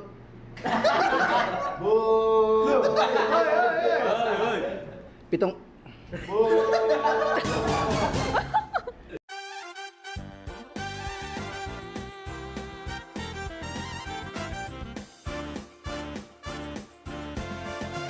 Kayo na naman. Okay, sige. Tara, magsimula na tayo. Ma'am, may quiz ba tayo ngayon? Oo, at may parusa pa sa mga bagsak.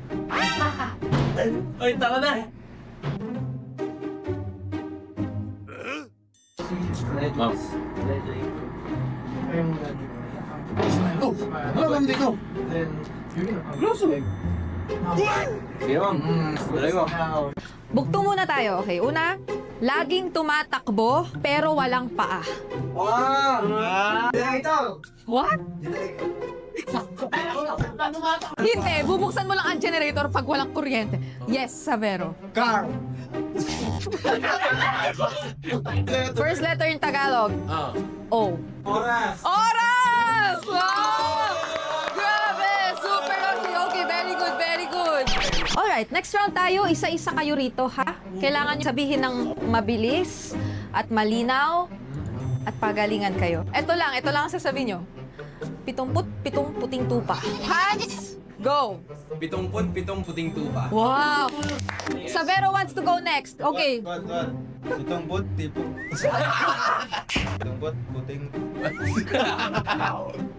Pitong puting tupa. Yeah! King Kong. 70 puting tupa. Wow! Pitong puting tupa. Clear. 70 puting tupa. Class, quiet. Si Super Prince na. Pitong puting tupa. Yes! Dan! Ay, Dan. Ako na. Pitong puting tupa. Wow! Super Yoshi! Pitong puting... Okay.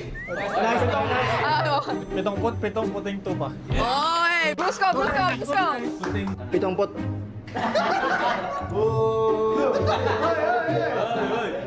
Pitong...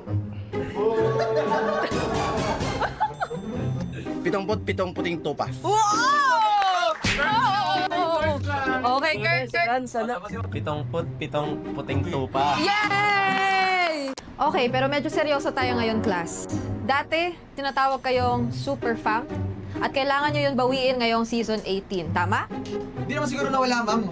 Andyan lang yan. Kailangan lang namin ipakita ulit. Oh, confident. Gusto ko yan. Narinig nyo ba yun, class? Yes.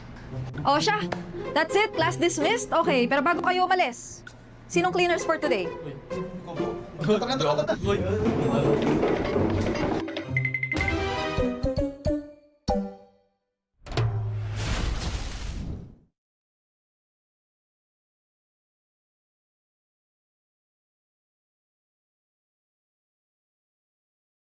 Susi ko sa mo sinususi sing-sing.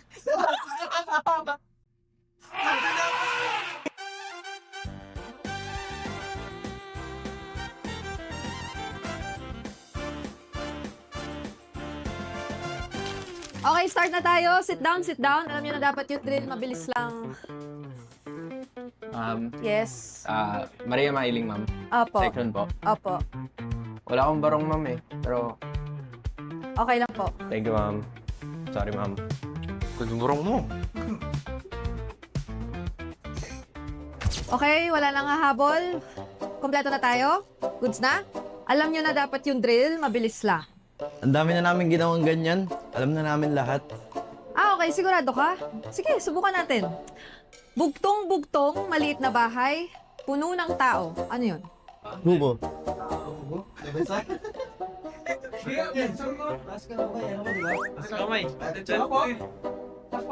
Okay, tama. Mabilis pa rin pala. Eto, next round tayo. Tatawag akong dalawa. Carl, JP, pabilisan kayo rito. Sabihin nyo ah. Sabihin nyo ah. Okay. Sige. Susi ni Kuya Simon, sinusi sa singsing. Sino mauna? Oh, ikaw. Sushi ni Kuya Simon sinisig. Wala. Carl, ikaw. Susi ni Kuya Simon sinususi sing-sing. Pinaktis mo, boy! Pinaktis mo eh! Okay naman ah! Isa pa! Bibigyan kita ng second chance. Carl, ikaw. Susi ni Kuya Simon sinusi sing-sing. At dahil talo ka, alam mo na yung parusa. Kailangan mo sabihin kung ano yung goal ng team mo this season. Isang hinga lang. Okay? Go! Talagang korpi tayo.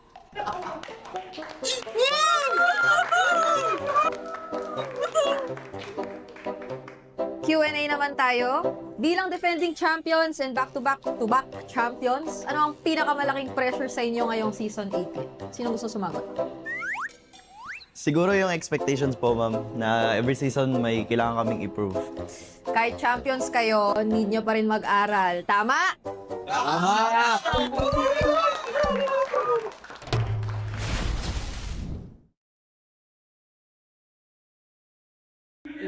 Likot niya, Dugan. Nalikot niya, likot. Pingtes do. Aray ko naman. Welcome back ka.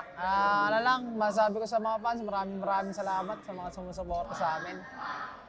Tsaka sa kalaban namin, Twisted, mga kampi ko dati yan eh. Dudurugin daw kayo ni Jen. Yun yung masasabi ko lang sa Minds. Salamat sa patuloy na pagsuporta sa amin. Sana subaybayan niyo yung mga darating namin laban dito sa upcoming MPL Season 18. Ang masasabi ko lang kay Jojo, di namin bibigay first turtle sa'yo, baka kunin mo na yung game nila eh. Baka kunin mo na yung game, Jo eh. Di kayo mga first turtle, Jo. Yun lang, good luck sa ating dalawa. Galingan natin.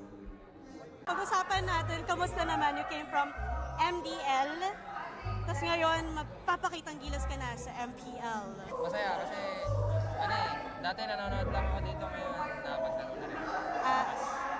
Pero ito, last na pahabol, syempre. MDL, ibang imahe to for Col. Ngayon, MPL naman, paano ba gustong makilala ni Col ang kanyang sarili?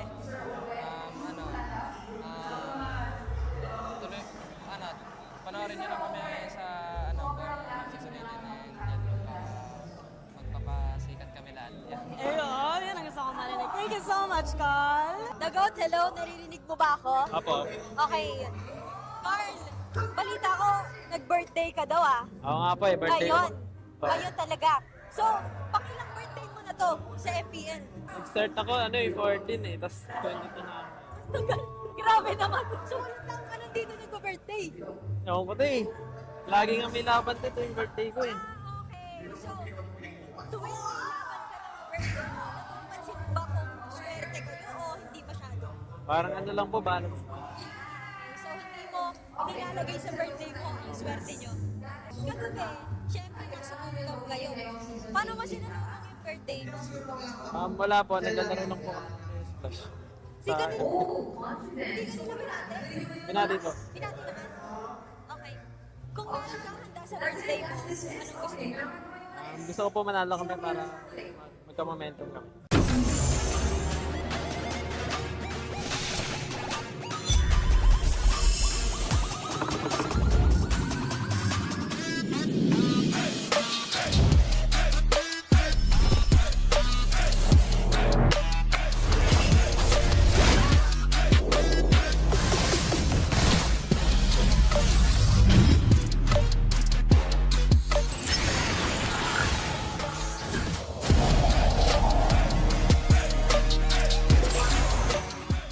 Power your next side quest with Smart Power All.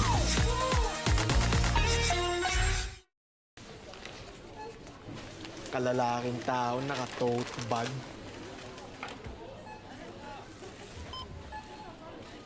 Kalalaking tao mo, sir. Ito shampoo mo. Bago ka na, sir. Hindi mo ba alam? Iba ang scalp ng mga lalaki.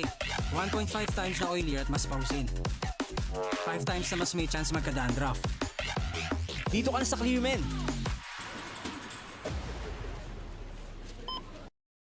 Got scam buying MLBB diamonds? Don't worry, Joytify is here, top-up partner of MPL, trusted by millions of gamers.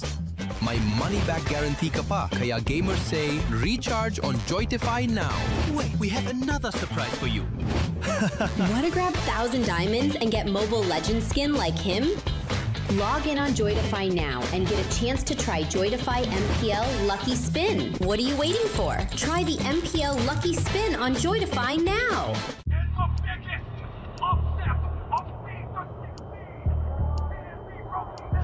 Paano ko kaya sila masusuportahan ngayon ng mas maayos? Kailangan ko ba magpalit ng strategies? Nagagampanan ko kaya ng maayos ang role ko? Will I be able to meet their expectations? We have to prove them all wrong.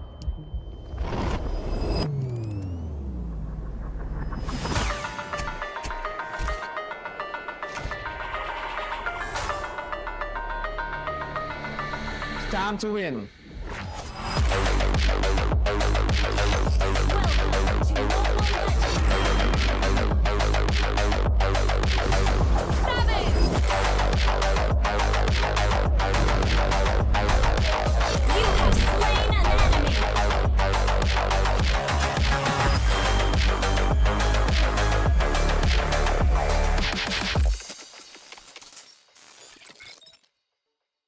We continuously enhance our services and steadily expand our destinations.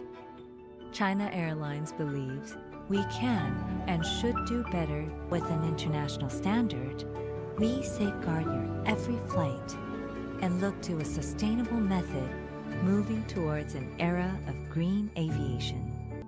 Together with China Airlines, blossoming in the sky.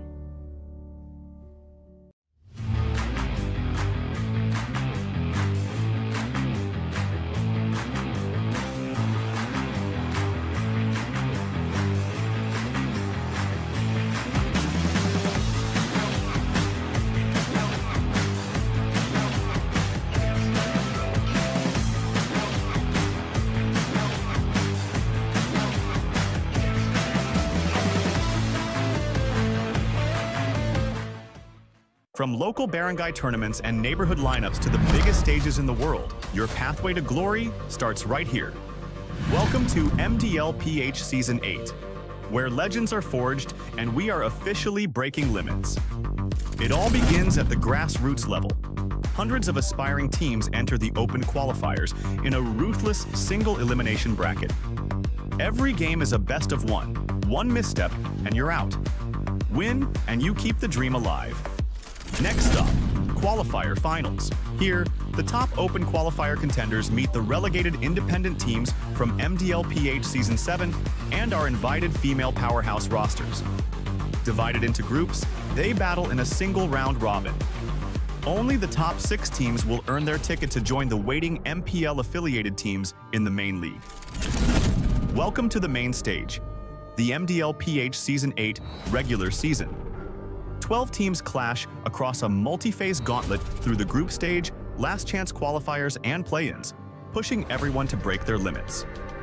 And here's the game changer. The global ban rule is officially gone. We're reverting to standard draft formats to ensure our PH contenders are fully armed and ready for international combat. The top 6 teams lock in for the playoffs in a high-stakes, single elimination bracket, with the top 2 regular season teams waiting in the semifinals. With no global ban, teams will bring their absolute strongest comfort picks in BO5 battles, leading to a blockbuster BO7 grand final. The crown isn't all that's at stake. Our champion earns the golden ticket to represent the Philippines on the international stage. This is what it all comes down to, the inaugural Mobile Legends Bang Bang C Championship Tour, MCTC. Our MDLPH champions will face off against the absolute best academy powerhouses from Indonesia and Malaysia, alongside top incubation teams across the Southeast Asia region. This isn't just about regional pride. MCTC is the ultimate gateway to the M8 World Championship. The M8 World Championship, the ultimate stage where the best teams on the Earth collide in the land of dawn. From grassroots dreamers to world champions, the pathway is clear and the challenge is set. Are you ready to break limits? Tune in to MDLPH Season 8.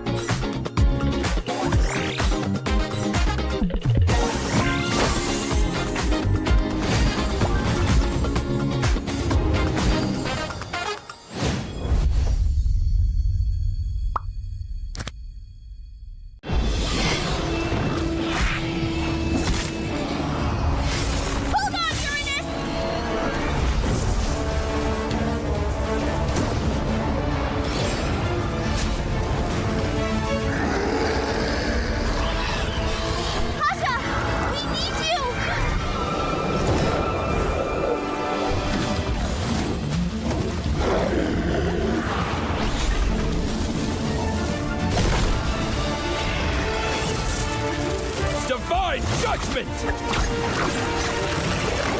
Witness the power of pure lightning!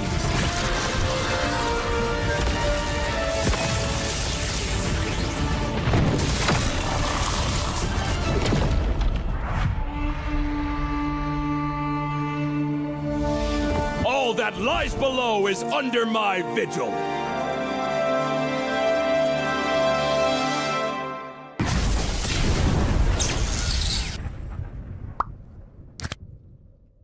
Kailangan mong gumawa ng tunog ng Falcon. Ngayon. In 3, 2, 1. Yung ibon. Ay, ibon.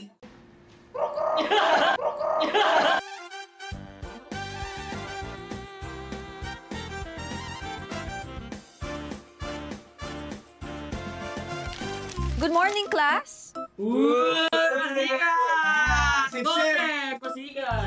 Okay, please take your seat. Please take your seat. Yes, maraming salamat, Haji. Ikaw lang na naman ang umupo sa ating front row. And salamat din sa pag-attend ng classes sa ating mga boys in the back. Ayan. Okay, welcome back. Welcome back sa inyo mula sa inyong napakaikling bakasyon. Kumusta naman? Nag-enjoy ba kayo? Nag-enjoy ba? Okay. Good to know. Good to know. Alam nyo, sana nag-prepare kayo kasi ang alam ko, in-inform ko kayo na pagbalik nyo, meron kayo quiz agad. Question number 1. Nasa loob ang balat. Sa loob ang balat? Nasa labas ang laman. Ano yun? Yes, Marco. Pako? Marco, hindi. Sa loob ang laman. Yes, Ogwen. Saging! Hindi, nasa loob naman ang laman ng saging. Balik ka na! Nasa labas ang laman. Ano yun, Haji? Hindi! Nasa loob ang balat. Yung kinakain yung nasa labas. Yung nasa loob. Hindi siya kinakain. Or gulay. Yes, Bert. Bayabas? Hindi. Nasa may balat pa rin ang bayabas sa labas, ah. Hindi siya kinakain. Ayan! Pineapple? Hindi! Mais! Mais!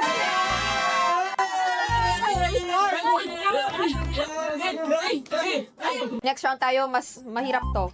Tongue twister naman, okay? Gayahin niyo ako. Kung ano yung sasabihin ko, repeat after me. Kailangan mabilis, kailangan malinaw. Okay? Tatawagin ko kayo isa-isa, ha? Pwede kayo mag-practice pero huwag kayo masyadong malakas ang boses. Okay? Okay? Babae sa bubungan, may bubuyog sa buhok. Babae sa bubungan, may babae sa buhok? Can you repeat? I will repeat. Babae sa bubungan, may bubuyog sa buhok. Gwen, go ahead. Babae sa bubong? Haji, dahil lang dyan ka. Okay, go. May babae sa bubungan, may bubong sa buhok. Ang galing! Sinong gustong sumunod? Ako! Flap, let's go! May babae sa bubungan, may bubuyog sa buhok!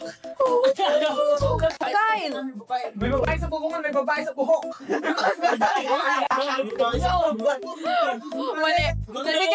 Pagbigyan na natin! First, Gwen, Marco, sinong gusto sumunod? Go, Marco! May babae sa bubungan, may buhok. Malapit na. Ako naman. Isa pa. Sige, pagbigyan natin. May babae sa bubungan, may bubuyog sa buhok. Yun! Ganun lang! Ferds, ikaw na, iwan mo na yung dalawa. May babae sa bubungan, may bubuyog sa buhok. Palakpakan natin. May babae sa bubungan, may bubuyog sa buhok. Gwen! May babae sa bubungan, may bubuyog sa buhok. Okay, Marco, bilang ikaw ang pinakamabagal, kailangan mong gumawa ng tunog ng falcon. Ngayon, in 3, 2, 1...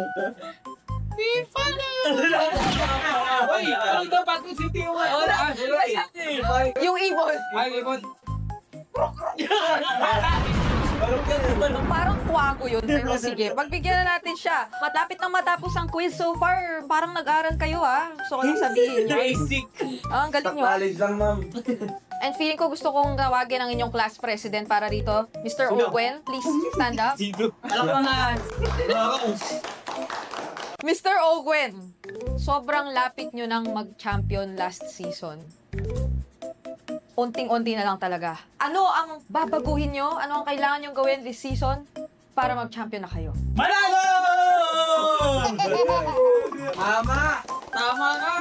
Ngayon, isa-isahin ko na rin kayo kasi lahat kayo ay papasok na ng season 18. Kung meron kayong isang salita na pwedeng gamitin para i-describe ito, ano yon? Haji!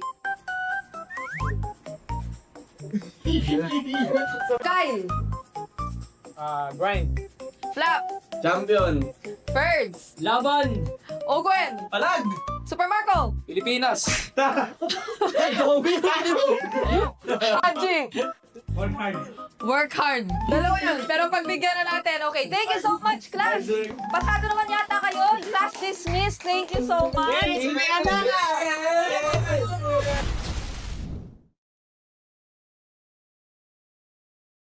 Pitongpot.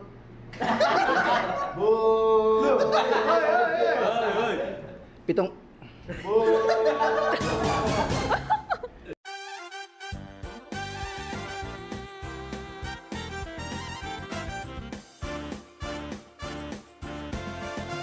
Kayo na naman. Okay, sige. Tara, magsimula na tayo. Ma'am, may quiz ba tayo ngayon? Oo, at may parusa pa sa mga bagsak. Ay, tama na. Ma'am. Ano kami dito?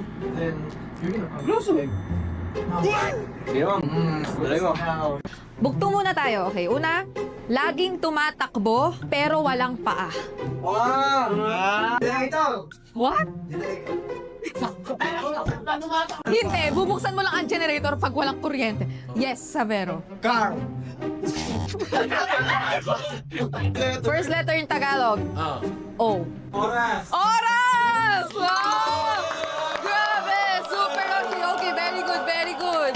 Alright, next round tayo. Isa-isa kayo rito, ha? Kailangan nyo sabihin ng mabilis at malinaw at pagalingan kayo. Ito lang ang sasabihin nyo. 70 puting tupa. Hands, go! 70 puting tupa. Wow! Savero wants to go next. Okay. Pitong put, tipo. Pitong put, puting. Pitong put, puting tupa. King Kong! 70 puting tupa. Wow! Oh! 70 puting tupa. 70 puting tupa. Class, quiet. Si Super Prince na. Pitong puting to. Yes! Dan! Ay, dan. Ako na. 70 puting tupa. Wow! Super Yoshi! Super Yoshi! 70 puting... Okay. Ano? 70 puting tupa. Oy! Brusko! Pitong put.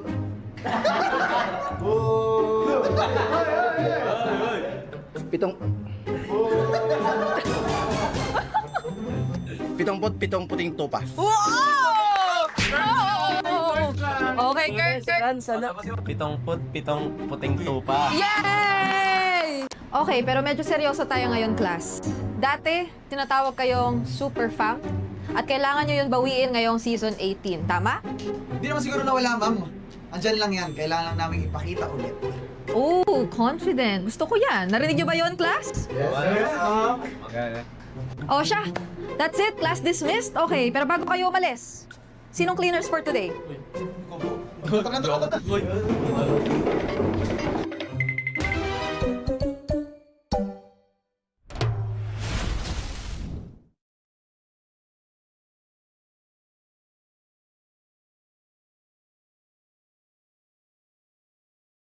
Susi ni Kuya Simon sinususi sing-sing.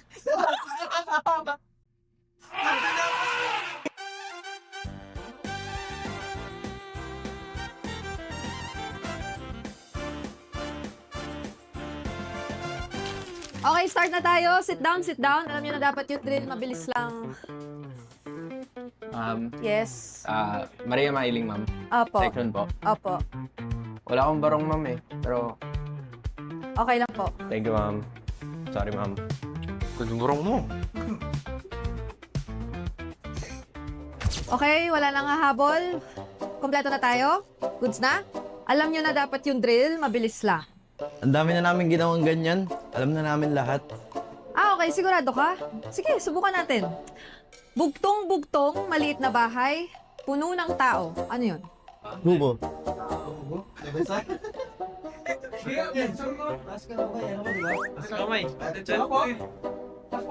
Okay, tama. Mabilis pa rin pala. Eto, next round tayo.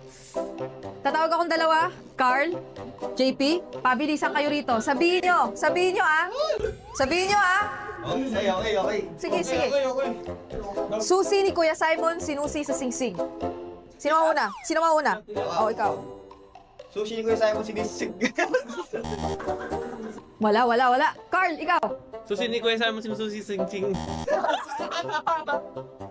Pinaktis mo, boy! Pinaktis mo eh! Okay naman ah! Isa pa! Bibigyan kita second chance. Carl, ikaw. Susi ni Kuya Simon sinusi sing-sing. At dahil talo ka, alam mo na yung parusa. Kailangan mo sabihin ko ano yung goal ng team mo this season. Isang hinga lang. Okay? Go! Talagang korpi tayo.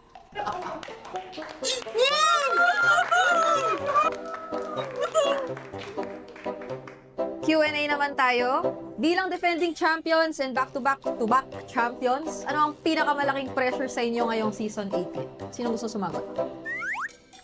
Siguro yung expectations po, ma'am, na every season may kailangan kaming improve. Kahit champions kayo, need nyo pa rin mag-aral. Tama?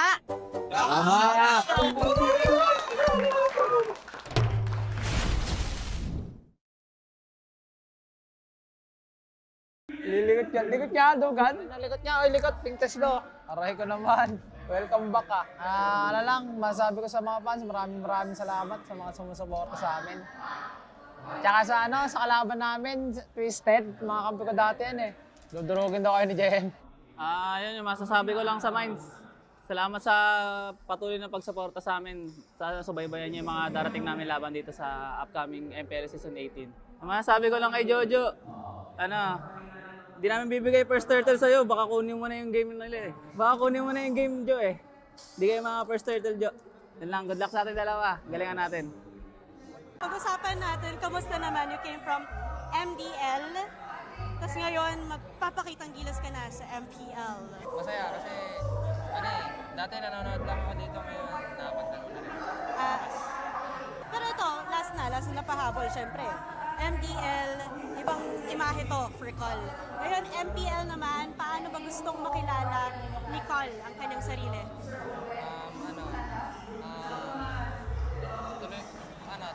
Panoorin niyo lang kami sa season 18 and magpapasikat kami lahat. Ayun, yun ang gusto ko marinig. Thank you so much, Col. Dagot, hello, naririnig mo ba ako? Apo. Okay. Carl, balita ko, nag-birthday ka daw ah. Oo nga po eh, birthday ko. Ngayon talaga. So, pakilang birthday mo na to sa FPN? Nag-start ako, 14 eh, tapos 22 na ako. Grabe naman. So, walang taong ka nandito nag-birthday. Ewan ko to eh. Lagi nga may laban dito yung birthday ko eh. Okay. So, tuwing laban ka ng birthday mo, napapansin mo ba kung swerte kayo o hindi masyado? Parang ano lang po, balance. So, hindi mo nilalagay sa birthday mo ang swerte nyo. Kagabi, syempre nasa gutom kayo. Paano mo sinanunong yung birthday mo? Wala po, naglalaro lang po kami ng Splash. Hindi ka nila binati? Binati po. Binati naman? Okay. Kung maghahanda sa birthday mo, anong gusto mo? Gusto ko po manalo kami para magka-momentum kami.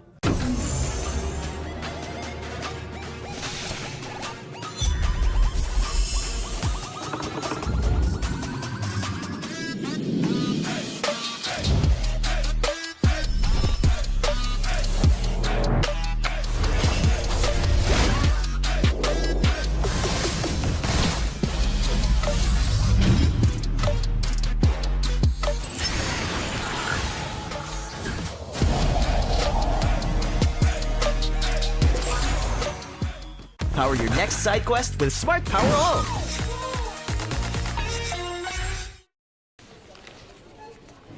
Kalalaking tao, naka-tote bag.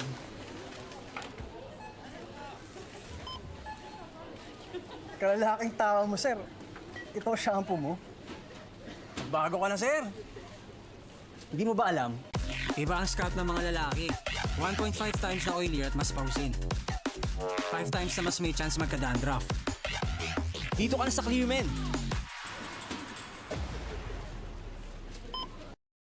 Got scammed buying MLBB diamonds? Don't worry, Joytify is here, top-up partner of MPL, trusted by millions of gamers. My money-back guarantee ka pa, kaya gamers say, recharge on Joytify now. Wait, we have another surprise for you. Want to grab 1,000 diamonds and get Mobile Legends skin like him? Log in on Joytify now and get a chance to try Joytify MPL Lucky Spin. What are you waiting for? Try the MPL Lucky Spin on Joytify now.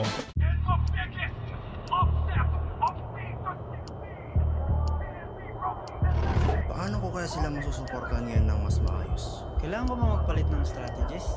Nagagampanan ko kaya ng maayos ang role ko? Will I be able to meet their expectations? We have to prove them all wrong.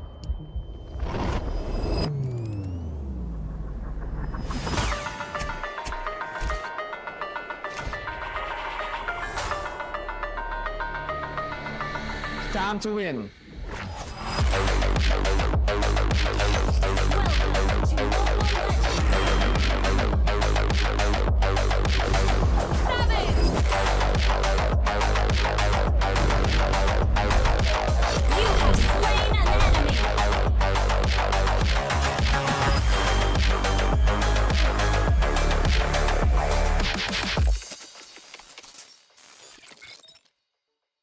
We continuously enhance our services and steadily expand our destinations. China Airlines believes we can and should do better with an international standard. We safeguard your every flight and look to a sustainable method moving towards an era of green aviation. Together with China Airlines, blossoming in the sky.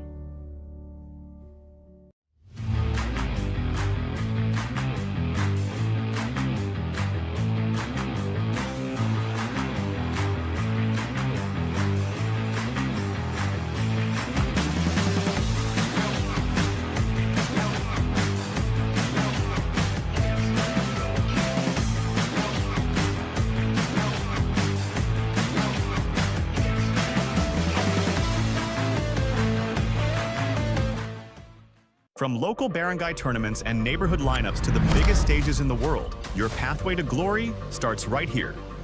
Welcome to MDLPH Season 8, where legends are forged and we are officially breaking limits. It all begins at the grassroots level. Hundreds of aspiring teams enter the open qualifiers in a ruthless single elimination bracket. Every game is a best of one. One misstep and you're out. Win and you keep the dream alive. Next up, qualifier finals. Here, the top open qualifier contenders meet the relegated independent teams from MDLPH Season 7 and our invited female powerhouse rosters. Divided into groups, they battle in a single round robin.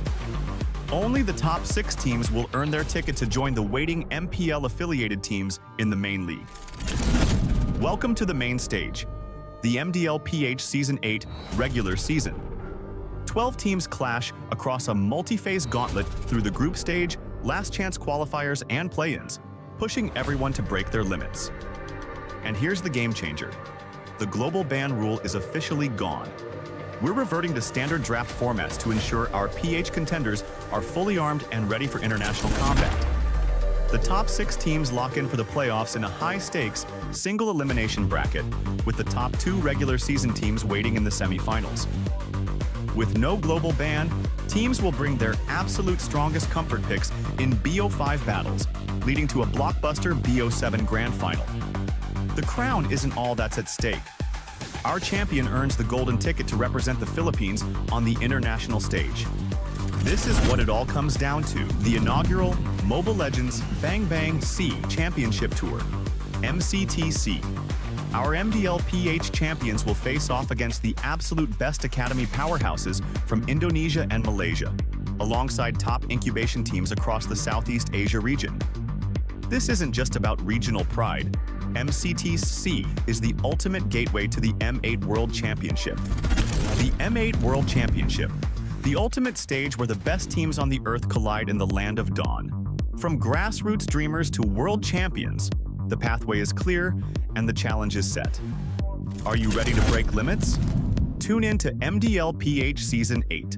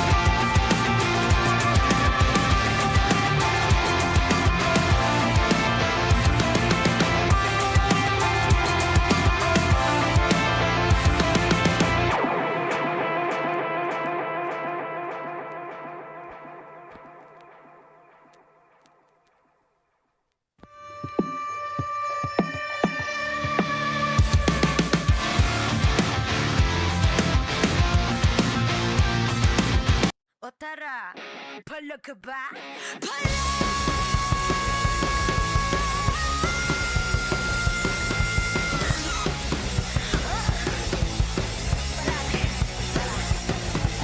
Handa sa laban, sanda ka sa aking kamay. Watch with my click, make me fire in the eyes. Yeah, I walk with my head held high. Ano ba yung takot kung tore ang aking gabay? Feel niya, feel niya, I hold down the rain.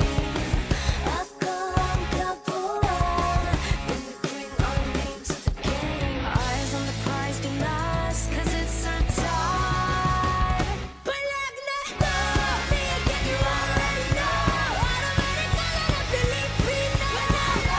Break us when we steal the show. Automatic color na Filipino. Lakas ng Pinas. Palag na to, kami na ang batas. Filipino. Lakas ng Pinas. Palag na to, automatic color na Filipino. Teka, wait. Remind you kung anong na-obtain. Palaging first place, lakayo sa PH. I'm here cause I got God, my team is super fan. Eyes on the prize, Pinas, cause it's our time. Palag na to, me again, you already know. Automatic color na Filipino. Break us when we steal the show. Automatic color na Filipino. Lakas ng Pinas. Palag na to, kami na ang batas. Filipino. Lakas ng Pinas. Palag na to, automatic color na Filipino.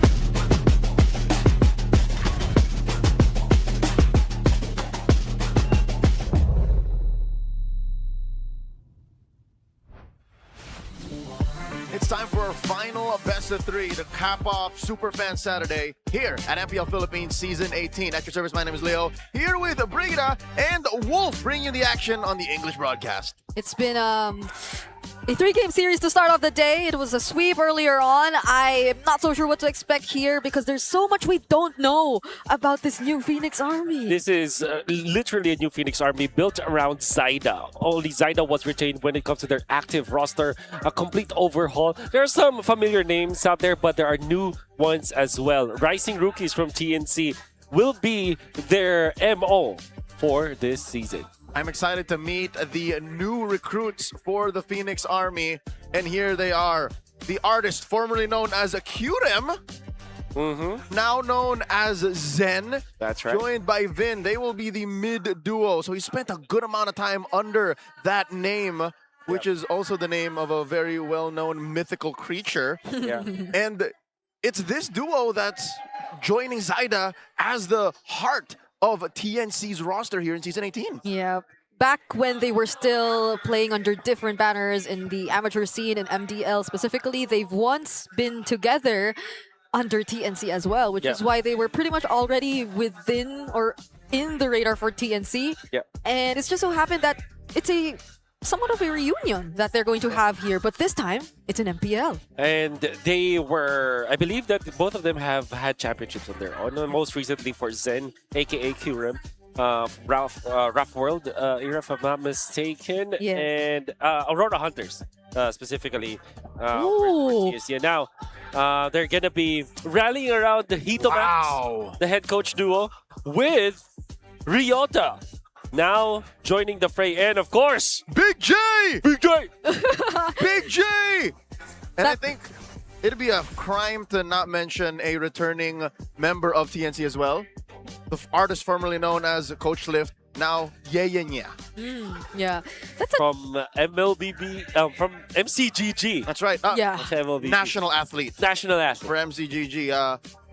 Ended in second place in a demonstration in Bangkok, Thailand about 6 months ago. That's right. More than now. Oh my lord, it's been 9 months since SEA Games. Yeah. And the last time that we saw him as Coach Lift. Yeah. Yeah, it feels so long ago. Yes, like, Wolf, that was 9 months ago. December was 9 months ago. Wow. Oh. Time flies. It's almost... And one of these teams will as well.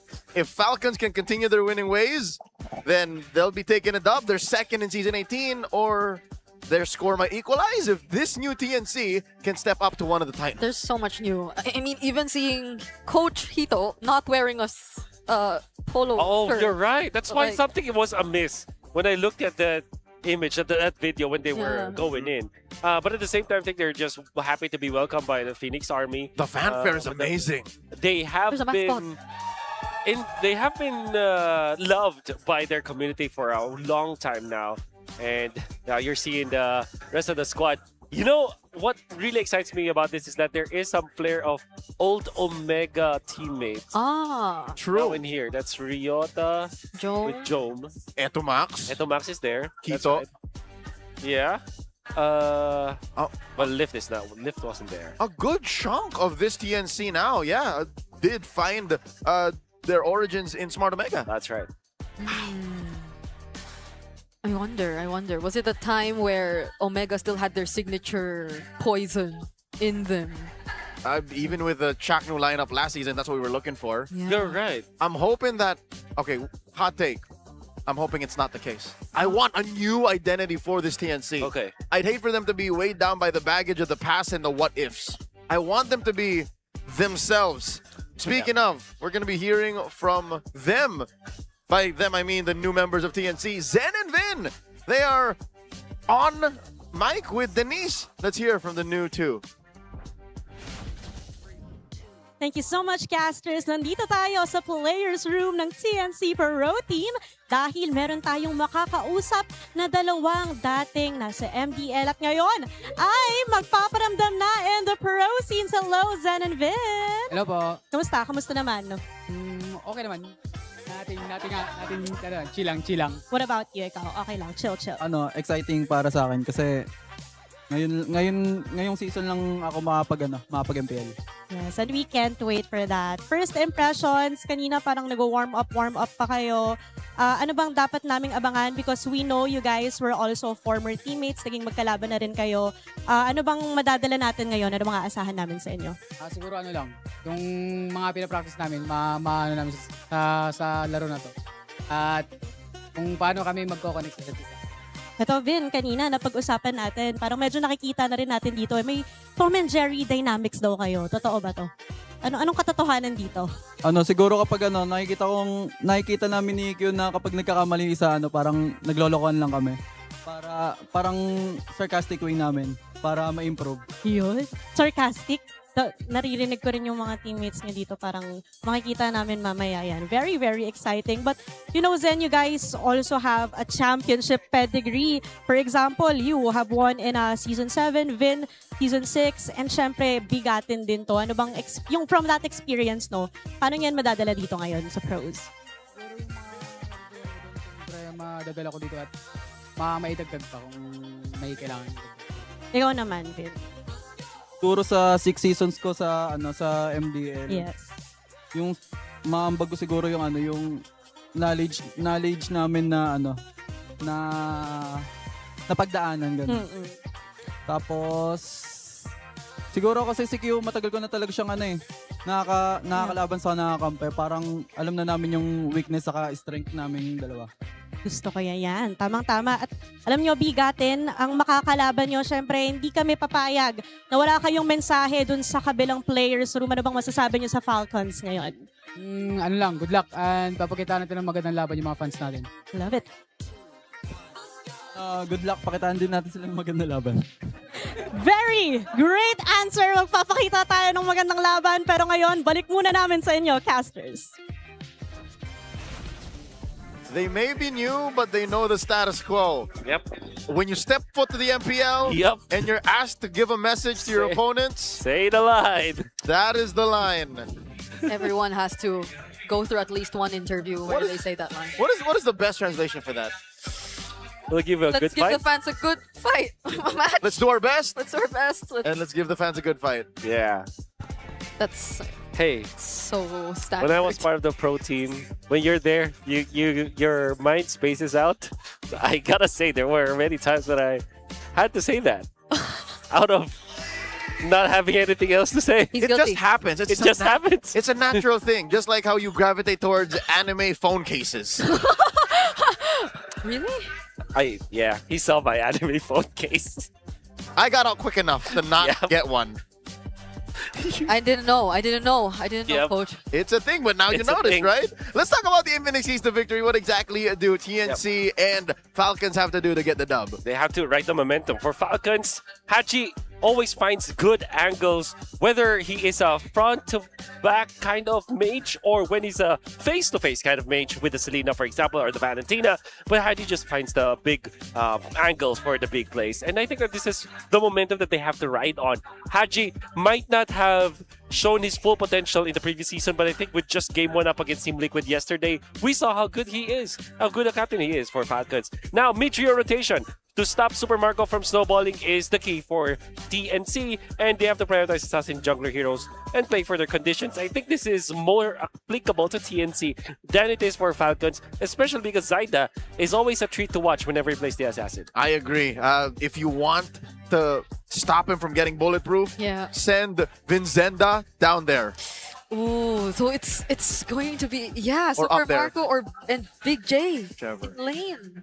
Big J's. I miss Big J. Yeah. Big J, one of the ballsiest gold laners I've seen in my day. That's why. That's right. And if ever Marco does get to that point, a Hail Mary out of Big J could change the game. I think that's what that could be an identity for TNC. It's like they're always in a challenger mindset where they can go for sucker punches or they can be very aggressive. Not when it comes to the draft, but when it comes to their play style. Because I feel like TNC has to continuously show the other teams that they are always thinking ahead. It's all heart here. Let's get it on. The Season 18 rendition of the Soar Opera begins now. Let's welcome TNC and Team Falcons.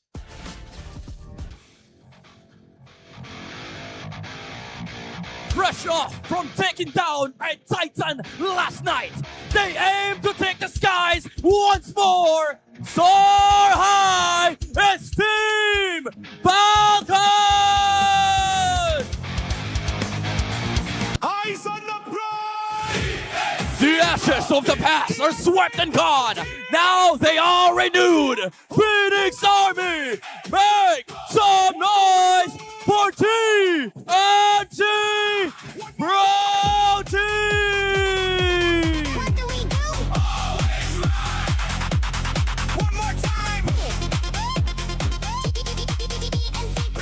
To ensure the integrity of the game, let us welcome our Marshal, Chico. And the head coaches. For Team Falcons, Coach Moody. For TNT Pro Team, Coach Itumax. Whose wings will spread? Who will take flight? Ito na ang huling laban sa inyong Super Fan Saturday! Let's talk about the triumphant Titans from last night's banger, Team Falcons. We put so much emphasis on Super Marco. You gotta stop this guy, but I think every single one of them, despite the very small window they had to rest, if they even had rest, considering their continuous tournaments, have shown great improvements and eventually understanding of not just the meta, but their team chemistry as a whole. Brigadier, this is a team that has played through different time zones in the past 2 months. They don't care. They're facing off against TNC. Wolf, is this the newest rendition of TNC since you were coaching back then? I think so, because this is the moment where there's only Zyda what that was retained. Ryota, this is, I think, the first time he's going to play for TNC. And then Vin and Zen, both have always been around the radar, apparently, of the coaches of TNC. But now this is the first time that they will actually field them with the Big J. Big J! Woo! It's obvious where my bias lies. Let's listen to the Smart 5G ping test. Sa mga fans ng Team Falcons, yun, maraming salamat sa pagsuporta nyo sa amin. Tuloy nyo lang yung pagsuporta nyo sa amin at mas lalo pa namin gagalingan. Siguro gagawin lang namin yung ginagawa namin sa practice at huwag kaming madadala sa pressure. Sa mga Phoenix fans dyan, support, sana walang sawang suporta kayo sa amin, guys. Gagalingan namin every match. And salamat sa mga sumusuporta dyan. Thank you sa time nyo. Ingat pag-uwi nyo, guys. Sa mga kalaban ko, good luck sa atin. Galingan natin. Pakita natin ng magandang laban yung mga fans natin. Okay. So a little bit of a cheat sheet for all of y'all who are bad with names and bad with faces and people who are bad with both names and faces. The bespectacled athlete from TNC is their roamer Zen. Yep. The player formerly known as Qrem. And then their mid laner is Vin, the one without glasses. Yeah. So No there you go. glasses, Vin. With glasses, Zen, roamer, and mid laner counter respectively. Yes. That didn't help. Sorry. We'll eventually get used to it. We've got 3 months to do this.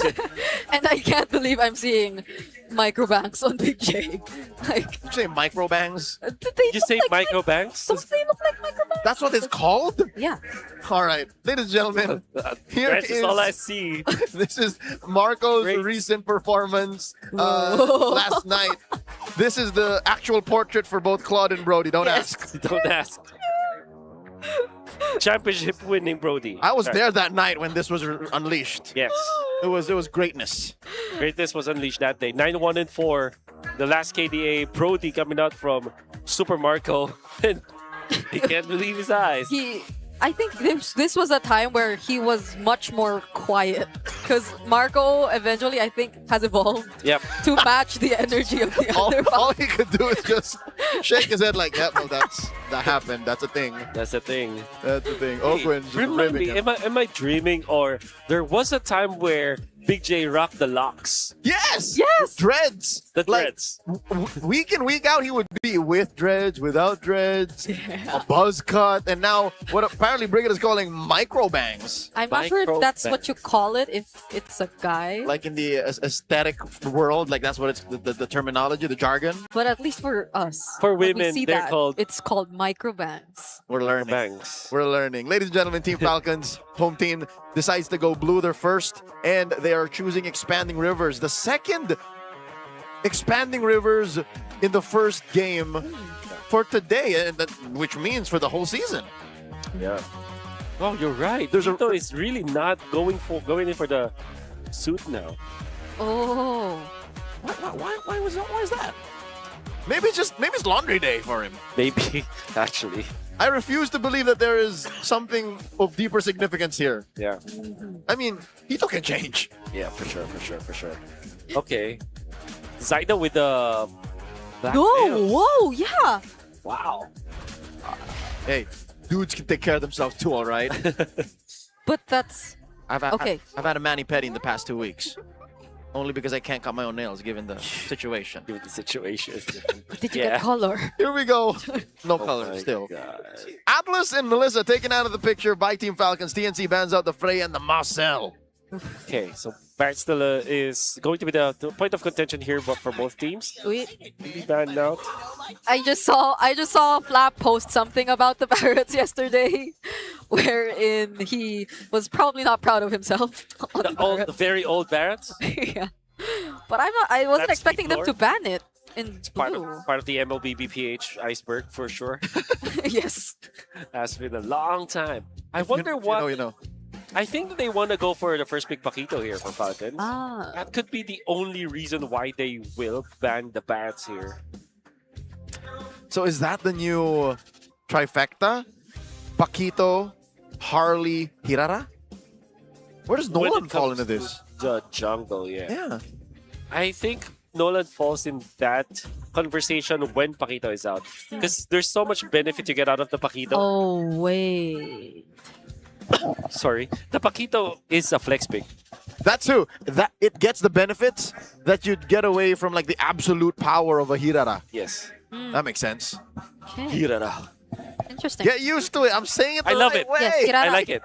All of them are open. Like Hirara. Hirara is of the Japanese descent, right? Alright, so yeah, there is indeed the Paquito. So you go Beleric Selena, right? If you are following the normal conditions in here. That's TNC. a good test for Vin. I'm pretty sure he has it in his pool, but like, how good is he? There's also that Hirara. Oh, wow! Wow, wow, wow. Glue debut! Ooh. Okay. Hirara, as we expected. The glue, we did it for sure. Now, Falcons, are they forced to pick up the Beleric in combination with, I guess this time, you want to go for the Vexana as your fourth pick. So you want to get the Beleric And the Rafaela, perhaps. But yeah, because if they don't, I think the Rafa would be great in TNC's lineup. So That's right. if they're really planning to go burst and if they have a glue on their side right now. Okay, I'm guessing. Ooh, Rafa Uranus, actually. Never mind the Belleric. I don't think that they're. Oh, they will pick it. Okay, so Rafa Belleric. So I was good. right the first time. So good.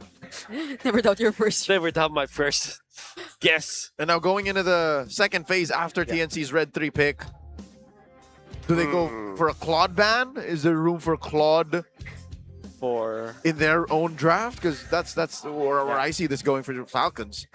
That could be. Especially if you don't have any answer to it. You're scared, maybe. I wonder what the answer is for TNC because they could go Valentina for sure. However, there is a world where the Novaria is better because there's not much reach yet for Falcons. So I'm thinking between the lines of Valentina or Novaria here for TNC. You go Novaria, red ban Claude, and then you just take out all the reach. Yeah. Oh, they steal or it! maybe just take it away. They steal it. This is a Big J hero, though. It is. Yes. Let's talk about Big J heroes. Claude, Harith, Carrie. Carrie? At least on. All right. I think there was a time where it was the Bruno. That too. He likes to get in your face. Yeah, yeah. I but I think when I think about Big J, it's just Claude, really. That's the first thing that comes to mind. He's like a player who would also really suit the Brody, though. Yeah. Like, I feel. Oh, the Ren buff. Hey. Hey, they won last night. She was up front as well. Random hard lunch on a Friday. Not on my bingo card. Yes, sir. Hey, but Ren moves in mysterious ways. Okay. They actually hired a professional clown, and you see the moves on this man. They had a clown and a Phoenix mascot. Hey, if it's their debut in season 18, they go all the way. Oh. They go full blast. Go full. Ain't no halfsies here for the Phoenix Army. That's right. There goes the Moskov. Getting twisted. Eventually, you want to consider an AOE here. Maybe no Melissa. So this could be what Iksha for Falcons. Oh. Or your God bless us Hanabi last pick here for Falcons. I wouldn't even flinch. There is a glue. There is a glue. That's extra bounces. Extra bounces. We never know, but Dora. So I think they're forcing the Novaria here for Falcons. I believe that TNC will not get any. Will not look towards another marksman here. I don't think it's. I don't think it oh yeah, they will go for the Lilia Bomb because Lilia is a problem for the glue. So they're thinking it's still a Flex Belleric and Flex Paquito. Actually, yeah. Yeah, it's a three-way flex. That's right. Absolutely. So nothing here that Falcons has picked dictates where they're going. Yeah. Novaria or Selena. Selena is the ban. That's crazy. Selena's still open. Yeah. Although they do have a decent amount of AOE already, I feel. This is Coach Moody grimacing. What was that? What was that about? It seems like a hard choice. Again, less than 10 seconds left on the clock, and they don't know what they're taking out Blue 5. Novaria or... Yep. Gotta be the Novaria. TNC, what will you pick? Are you forced to go for the Vexana this time? No, they go Alice. Oh, okay. Absolutely greedy for TNC, and this could be punished by Falcons. Both side lanes take so long to get online. Absolutely. Even a glue will have to play so good. What a tall task for the artist formerly known as Curem Zen. Yeah. Has to take care of that mid trio. I think your Falcons, you steal the Vexana, you put the Rafaela in the roam, and then you go for the Belleric side lane up against the Alice because that's an okay lane for you. That means that you can... Clint? You can Clint, and the Clint will just be so good in the early game. And also the Brody. Yeah, any between the two. There will be decent ways to get out. You have a lot of support with the Rafaela already. Whoa! Oh, Nolan. Wait. Gold lane pack! But you still go Vexana, right? There you go. Gold lane pack. So this is just the same I'd say the same cadence. It's speed. They're going off of speed. They're interchangeable basically. I think this is the least kind of lineup you want to go up against if you want to take your time. What do you go Angela now if you're TNC because you don't have any choice? It is Vin's pick, I think, that's floating right now. Okay. Red 5 mid. What else is good? No Varia. Farsa maybe? But that's not the... I think you go Valentina. I was going to say. But... Oh, yeah. Angela. Second Angela of the night. Man. It almost worked for Omega. Keyword, almost. And it's the same combo. But if I may say, TNC have one invalid target. The glue. The glue. But Omega had all valid targets. At the same time, if you're looking at TNC, this Angela can... Although the Hirara is an obvious choice, I think the Alice eventually will also be a choice. And the Claude. And the Claude. However, all of those three heroes take so much time, whereas from the previous game, although it was just simply the Hirara, if you think about it. It was, yeah. But it makes total sense because... They had a clean. They had a clean. They have so many ways to activate the Hirara. And to play and hold on to a mid game. Yeah. And it feels like they're just going to hold out because it's a mid Angela too. So... Oh yeah, no, Perks was the Angela earlier. Earlier it was Perks. It was in Rome. So I feel like there was more room for them to just keep moving. Wow. But What a this day. time they might just be kind of locked in mid, especially for Vin. But with only just Zen on the glue, then what can you accomplish in the early? It's just really feeling like they're just supposed to hold out. Here we go, game number 1 in TNC Pro Team's debut in Season 18, facing off against one half of the Titans of MLBB and Falcons PH.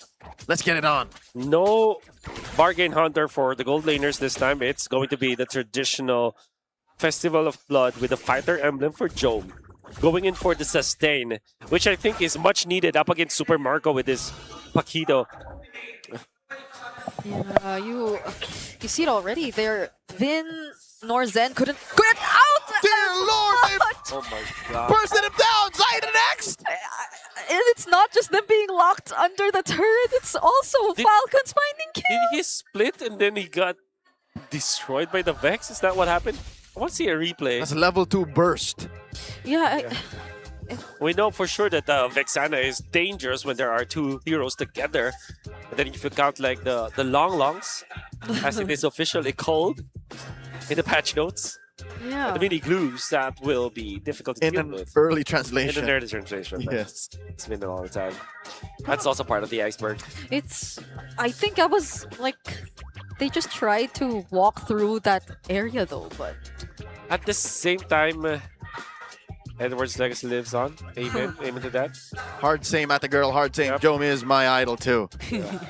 I want to say that look at this. Look at this beard with a man attached to it. Glorious beard. There's so much attendance from the Phoenix Army tonight. So many characters amongst the super fans. Thank you all for deciding to spend your Saturday night with us. Yeah. Whether you're watching online or in studio, we appreciate y'all. We love y'all very much. Yeah. Falcons and their fan base. Okay. Right? Am I sure? Okay. You can write on your clappers that's now. new meta. Oh. New meta. That's an efficient use of rubber space. Yeah. Yes. Or plastic, I guess. Instead of having placards and clappers. Yeah. So this guy is a professional clown, and that was Christine Loreto, a host of MPLSG. Yeah. So we have a lot of homecoming people. There's a star-studded crowd here tonight. I wonder who else we're gonna see. Can I just manifest? Can I just throw it out there to the universe? Mr. Pure Energy, Gary Valenciano. All right, there you go. Let's just throw it out there. We had Carlos Euler yesterday. Exactly. So it's not so weird, right? Yeah, it's not anymore. Anybody you want to manifest to show up? Catherine Bernardo. Cool. Michael V. Oh, all right. All right. Filipino artist. And oh my God, no way! Vin survives! Vin survives and the punish by Zen! At least for TNC, they get something out of that. Wow. What a flicker coming out from Vin. at the same time, literally the same time as Ogwen flickered in as well. He predicted that, rewarded for it. Falcon's still leading by 600 though, but that means that Vin will get to his level 4 a little bit faster, especially because Ogwen had to get a kill. Or get a death, I mean. Which is really great for them, especially now that we're approaching the first objective, which I think TNC would still really likely fight for. Oh, speaking of fight for, Zaida finds Ogwen right there for the second time around. Ogwen has Ryota ready. He's level 4. Holding the pixel brush. Hey. Oh, showed himself. Oh, yo. Flicker Throne of Ruin, no one home. I think they just forced. There's what? Marco coming through the back line, knocking out Vin. Yo, Ryota, he's trying to go for Marco, but he will not be able to do this alone, and that's a free objective for Falcons. Hadouken from behind, leading up into a free turtle for Team Falcons. TNC are not coordinating their attacks. And when Ryota wanted to go for that play, that wasn't a flicker play, but at the same time, that was dodged by Haji. Without the Throne of Ruin, you literally give up and concede your turtle control as TNC. Whoa, whoa, whoa, whoa, whoa! The terrified Zaida getting caught! Holy blessing 2 catching him right there and Flap with the Wrath of Dryad! Finn goes down alongside Zaida! Oh, many times then. That was the second time where the split actually helped Falcons. Did you see that? The tail end of the Ravage, the tail end of the Tyrant, Wrath of the Dryad, hit him and stopped him. He could have gotten away. Like a second sooner, he could have gotten away. Yeah. Oh, damage output coming out from Haji, just being elevated by this glue. And of course, the positioning coming out from Team Falcons. It's just 3 minutes into this game and we're already leading by 2,000 gold on the side of Team Falcons. Joe being forced out of his own lane. Super Marco brought fists to a gunfight. Yeah. And he's winning. And we mentioned how important it is for the mid trio to at least hold out. They have sides which will take time. But now you can see even Jome struggling to find footing. Ryota trying to find at least some trades, but not even. The burns on his flickers are actually going to be enough. Zen already down to... Oh! That's a solo kill for Kyle! The burstiest of all burst heroes in MLBB takes down Zen. At least he was wise enough to know he wasn't going to flicker and survive. Oh, man. All TNC are just not as coordinated as Falcons are. You can see that when Falcons attack, Super Marco just sealing away that buff in front of Zaida, knowing that the retribution was already used and is on cooldown. It will come in time for this objective, but I doubt TNC are gonna fight for it. That's rude. Marco knew, and he had the kit to do it too. They take turtle number 2 here, 4.5 minutes in. 4,000 gold up. Team Falcons are calling the shots. Okay, now it's gonna be a Throne of Ruin from Ryota, not landing onto anyone, and another person with the fractures. Ryota is down for TNC. Oh, TNC are just off. I think that's an understatement. They're whiffing all of their shots. They're not moving together.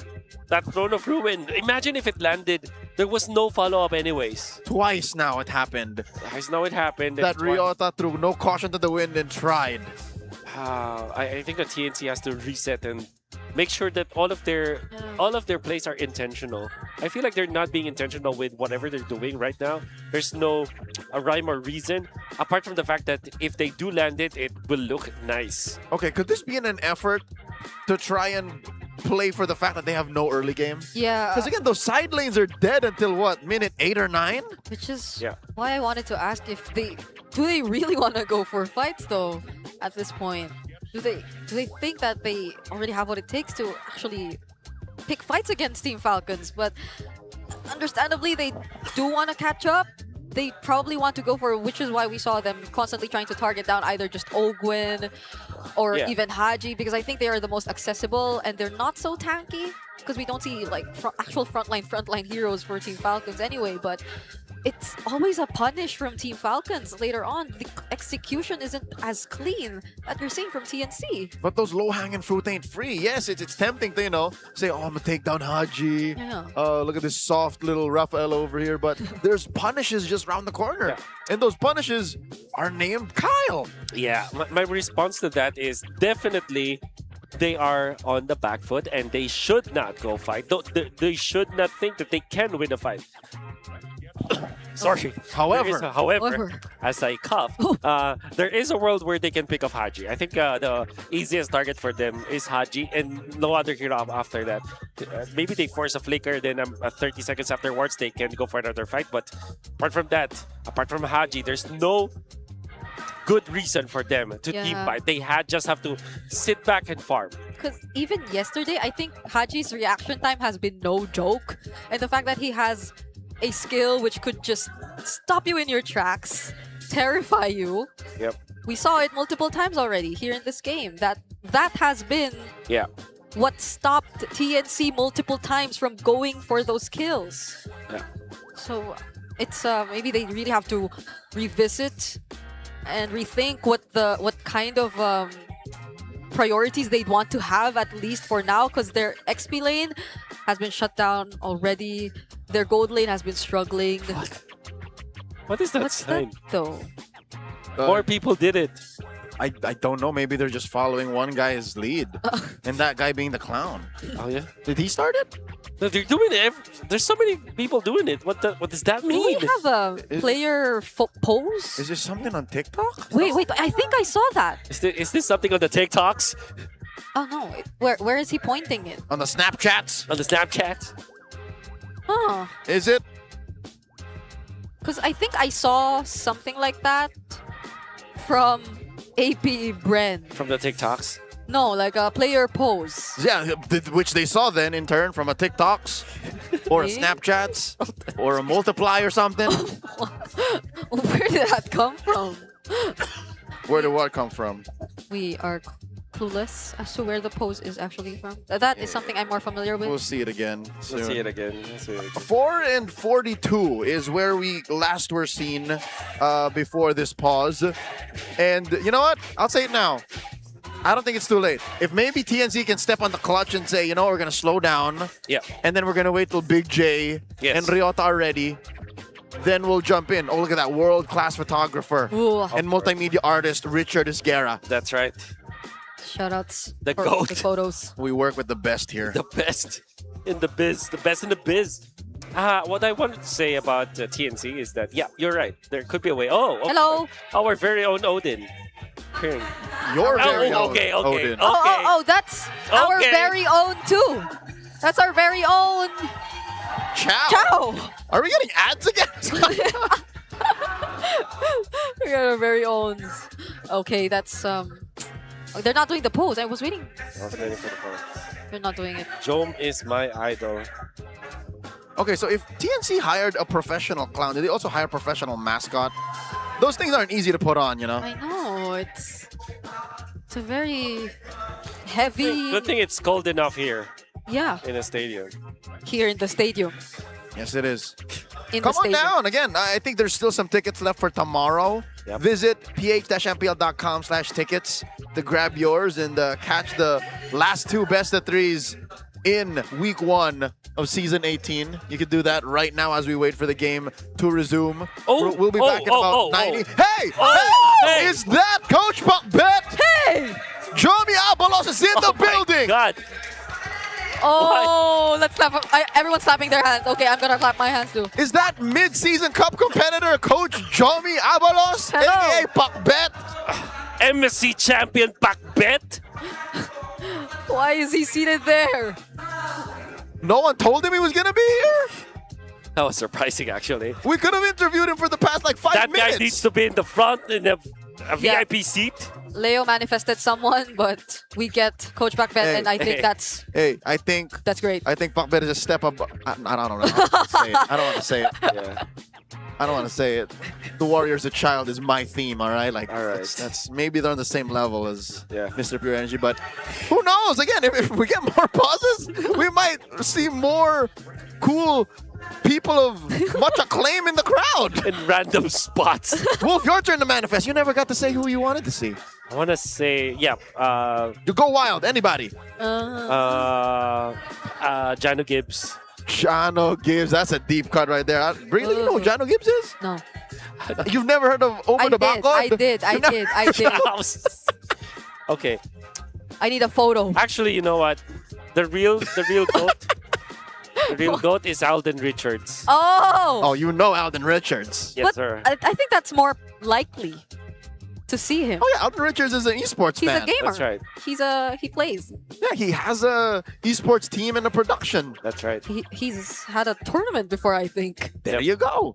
So that's not as far a long shot to ask for. Taylor Swift.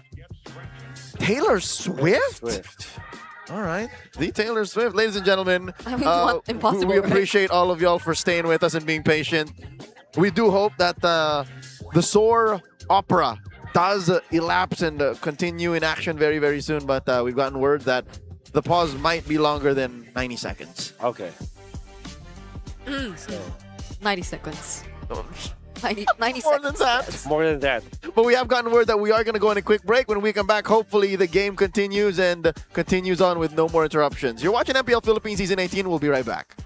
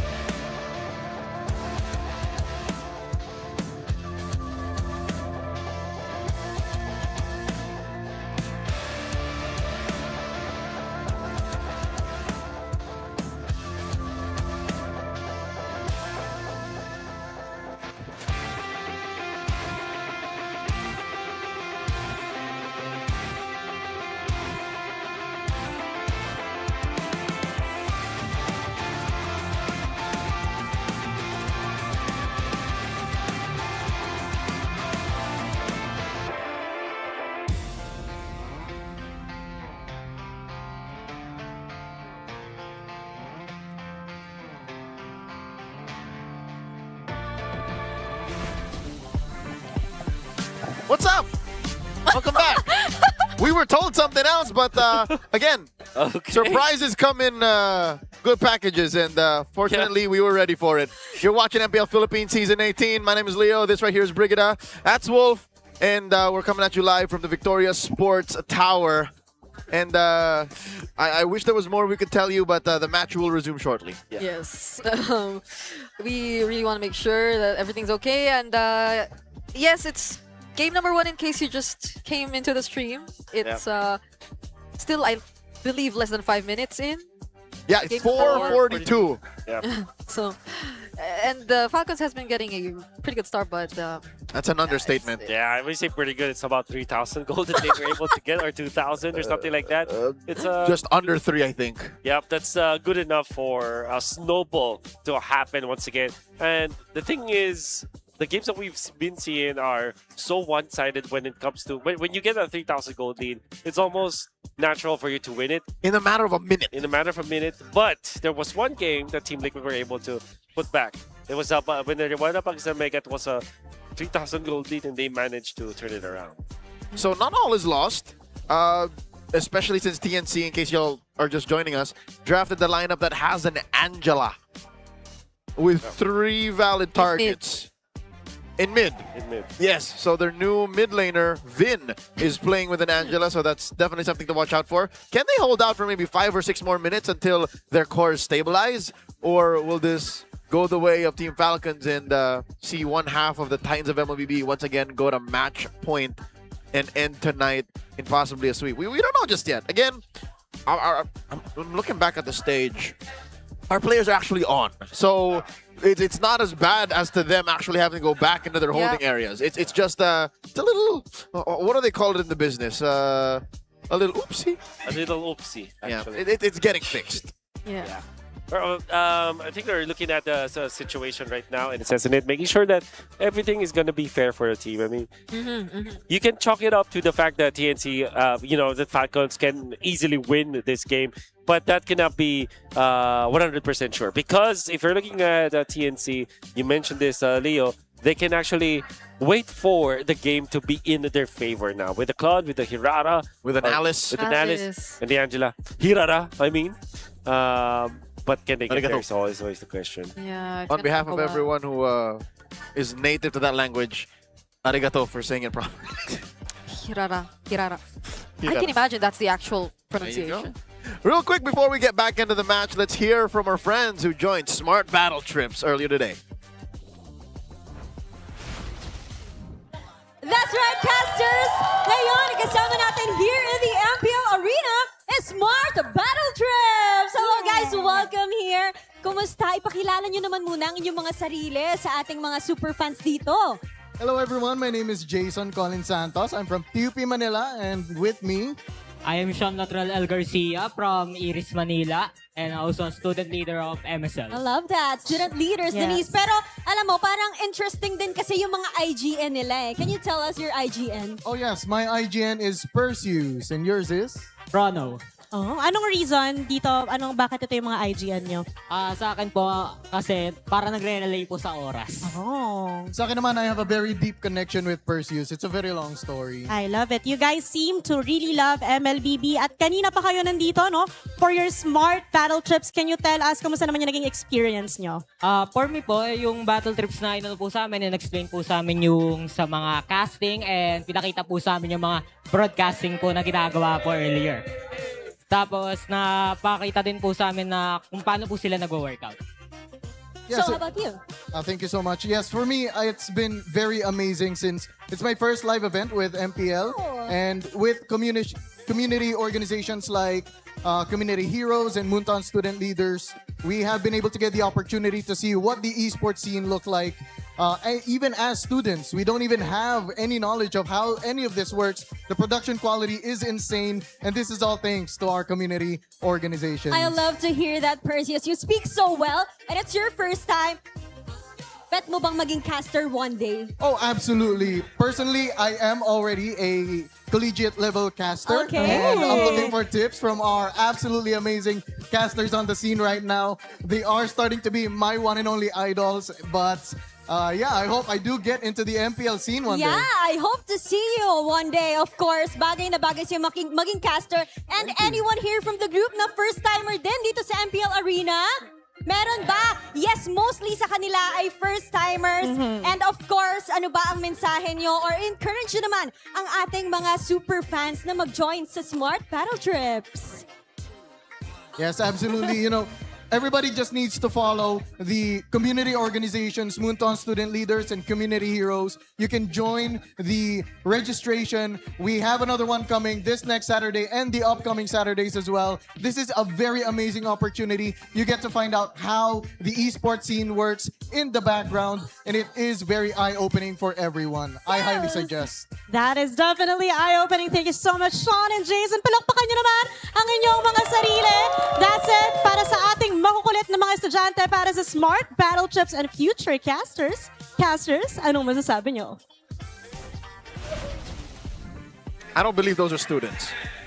They are way too eloquent and too articulate to be students. I wasn't like that when I was their age. No, you were DJing already back then. What are you talking about? Yeah. You were radio host. That's true. You were in college. That's true. But then I would also have 26-year-olds saying, I didn't sound like that when I was that age. Oh! Here we go. Chico gives us a shout. And the action continues. That's a hard guard popped out of Zaida. And it's a team fight right as soon as we get back. Well, not necessarily a team fight. It's just a pick-off that we get to see, but it's on Zaida. Of all people, they get to take out the jungler of TNC. I wonder, that's a chain stun that Hirara wasn't able to react to. I wonder how that happened, and now Zen in trouble. Oh! He's all alone with Run, Patrick! the small Patricks, but he's fine. He's gonna be okay. Oh! Okay, so that's the Sky Piercer picked up by the Nolan very early into this game, 5 minutes in. Yeah. And there's already contesting Zaida right now. After 4 kills. Yep. So it went from great to good for Kyle. Clearing the top there, positioning here, Flap already sacrificing his farm for this Nolan of Kyle. Just to make sure that everything is going to be in place. Yeah.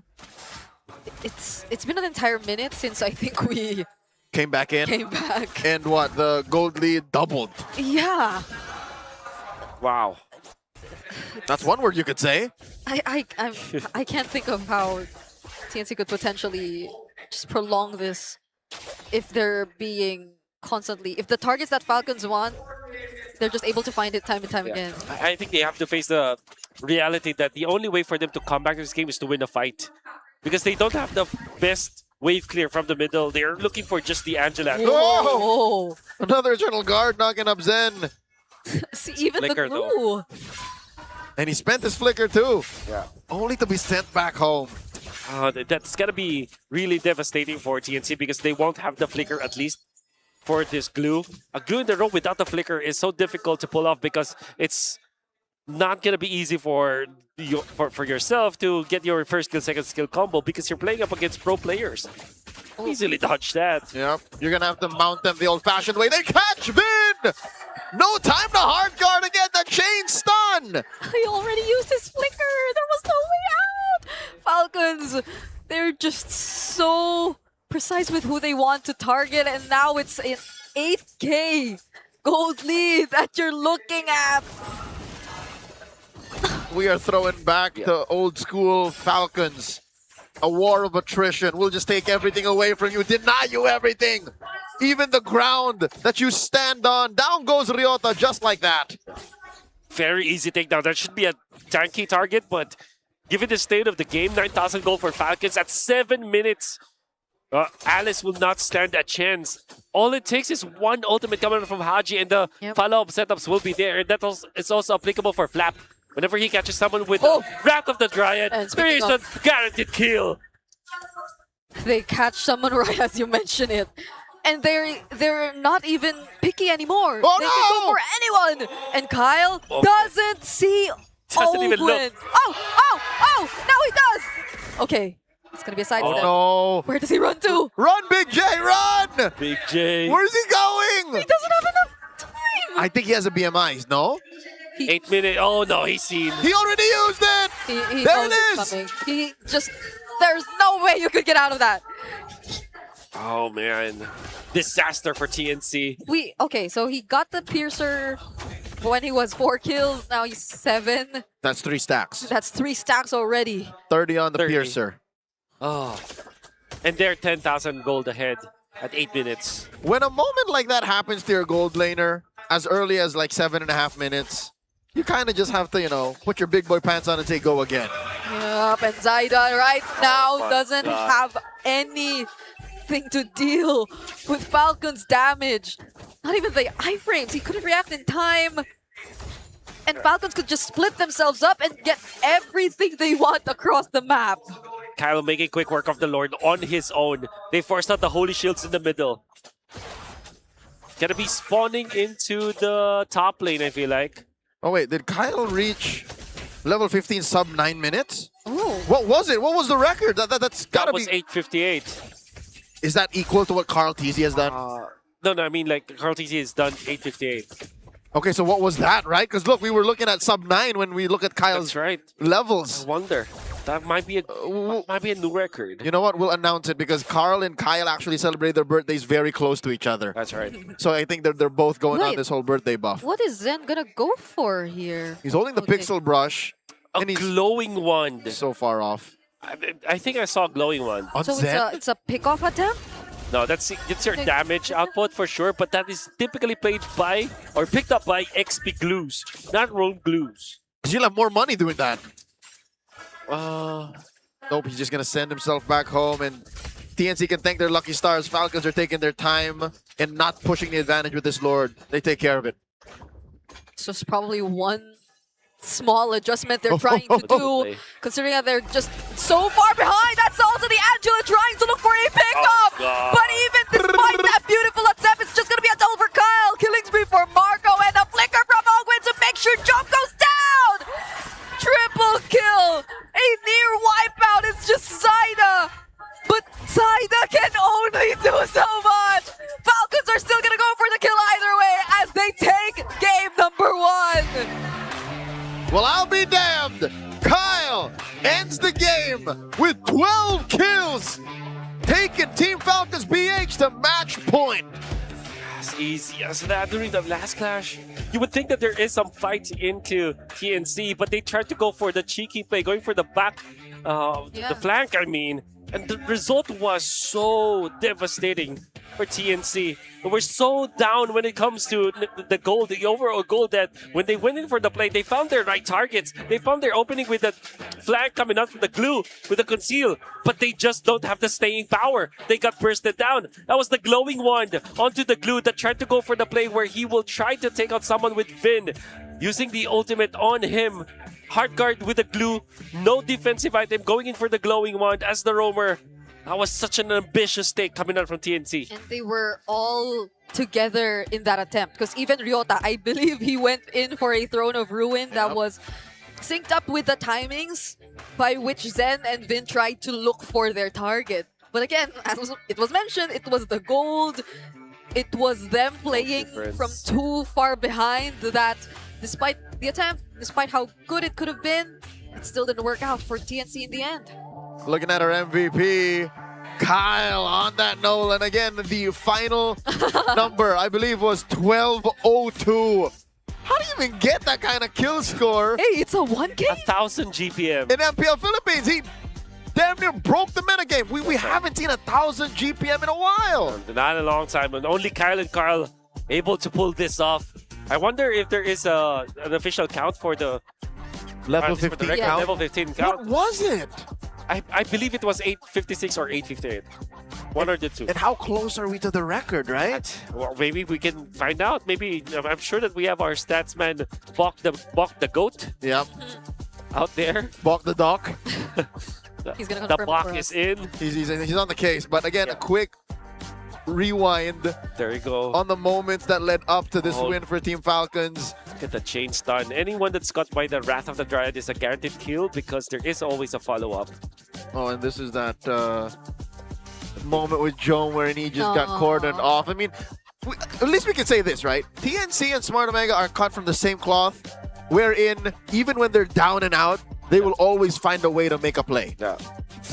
That was That was good attempt coming out from TNC, but it's just so much gold that Falcons had over them. They can't kill anyone from Falcons quick enough, and they also died quick. Yeah, I don't think even Jom had the Trinity yet. By the time they went in for that engage, we might get to confirm it here later on, but that's where you expect most of the damage to come through. Aside from Zyda, maybe. But I don't think even Zyda was able to catch up to what TNC decided to do at that moment. And there you go. It's just 2 items locked in for Jom.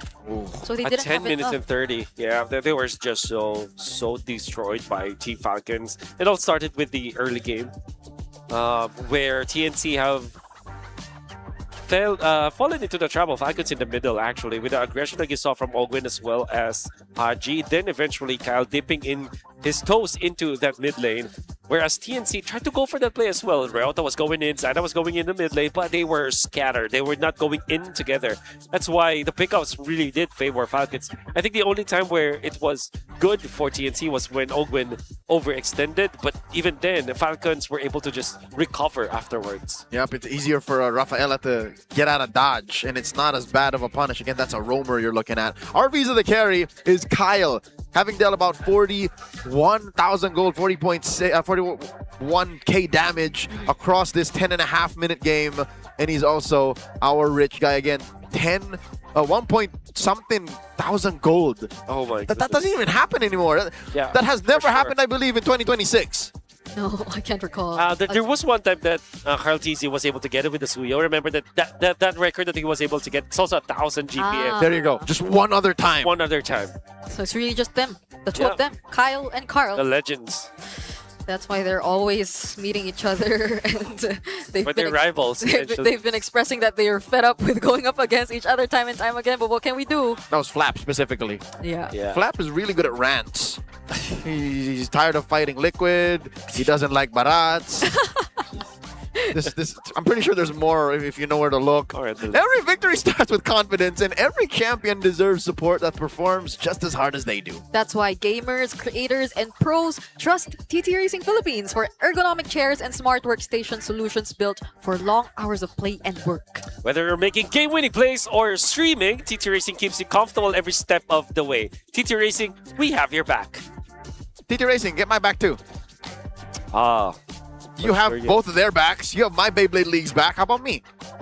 Ready to travel on to your next offline quest? Welcome aboard China Airlines, connecting gamers across Asia, North America, Europe, and Oceania for over 6 decades. Consider this your premier fast travel unlock. Enjoy state-of-the-art A350 and 777 fleets, Oriental-inspired cabins, and chef-curated regional cuisine that will keep your stats maxed out. Whether you're flying for business, leisure, or chasing your next big win, China Airlines is your ultimate gateway to Asia and beyond. Share China Airlines.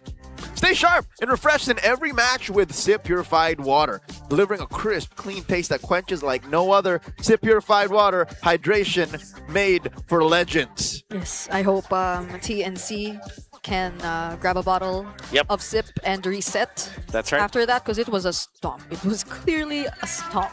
Also very good for Mythics, Mythic Honors. Oh yeah. Mythic Immortals. Grandmasters. Epics. Masters. Everybody can drink it.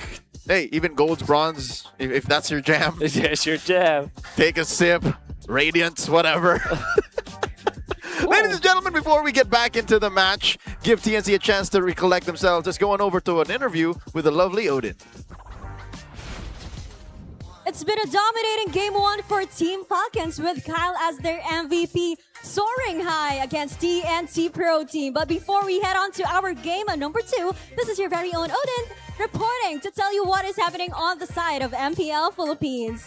Nalalapit na ang pagbubukas ng ikawalong season ng MDL Philippines regular season. At dito ay maghaharap-harap ang 12 teams para magkaroon ng tsansa sa M8 World Championship through MCT Southeast Asia.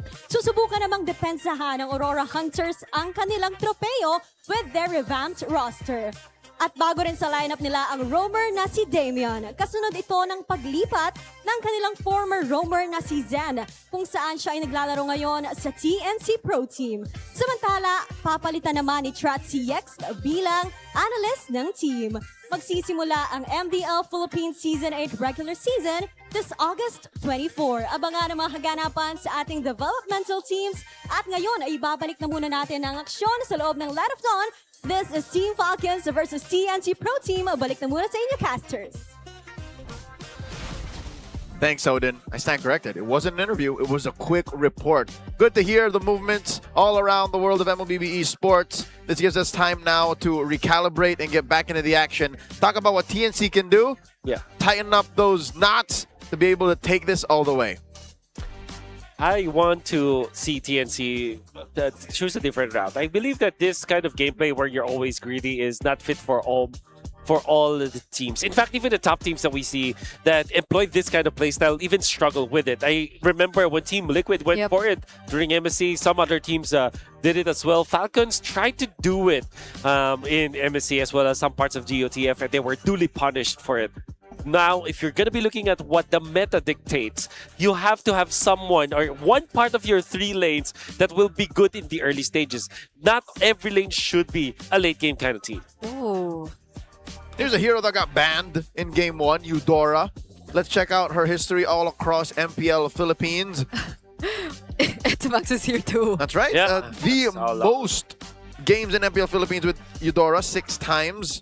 And of course, Exhort now seen with Bacon Time out of MSL Thailand Season 1 and 2. They're about to begin. He's played 5. He's second. Oh, I don't know if you remember, but Hayes with 4 games at 75% win rate. Hey. The most patient Eudora. One of those games, I know what you're talking about. He waited in a bush down bottom 3 minutes. 3 minutes. That's why he's the most patient. And the most patient one. It's been that long that those who previously played the Eudora are now in the coaching role. Like 2 of the players who use the Eudora the most. Yeah. All right, let's talk about a hero that hasn't yet debuted in Season 18, but has made a lot of noise online and has gotten banned here and there over the first 2 days of the season. Let's talk about Hanzo. It was last played in Season 15 by Demon Kite, now with RRQ Hoshi. And then most played by MP the King 3 times.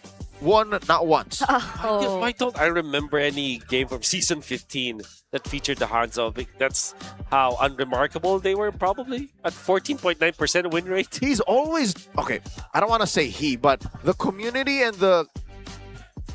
player base has always talked a big game about Hanzo. But then when you put it into practice, he just doesn't have the kind of output that a hero like Alpha, Suyo, Lancelot has. But that was a previous time wherein they were still going damage Hanzo, right? True. This is the new age. There's a new approach to playing the Hanzo now, which we've never seen yet. The Thunderbelt Hanzo. The Thunderbelt Hanzo. I hear that Munton is working on it. That's not how they plan to make that hero work. Welcome back, Big J! He started his career with Brand then in Season 9, and it was last seen in India with Revenant X Spark. And then, of course, he had a stint with Malaysia in Season 11 with Lunatics and Season 16 with Team Ray, and now he's back home. Yeah. I think someone who I feel like has somewhat of a similar playstyle to what we're seeing from Big J is maybe Benny? Like, he gives off some... Benny Cutie? 5 in terms of... Maybe the heroes that I'm likely expecting from him, because he's on a carry. I'm gonna go deep. You know who I compare Big J to? Who? Erlan from MPL ID. Oh. Back when he was known as Doma. Those are the times I'm like, yo, this reminds me of Big J. So it's the other way around. Erlan plays like Big J. Okay, that's sorry to Erlan, but yes. Yeah. Because I think Big J predates him in pro play. For sure.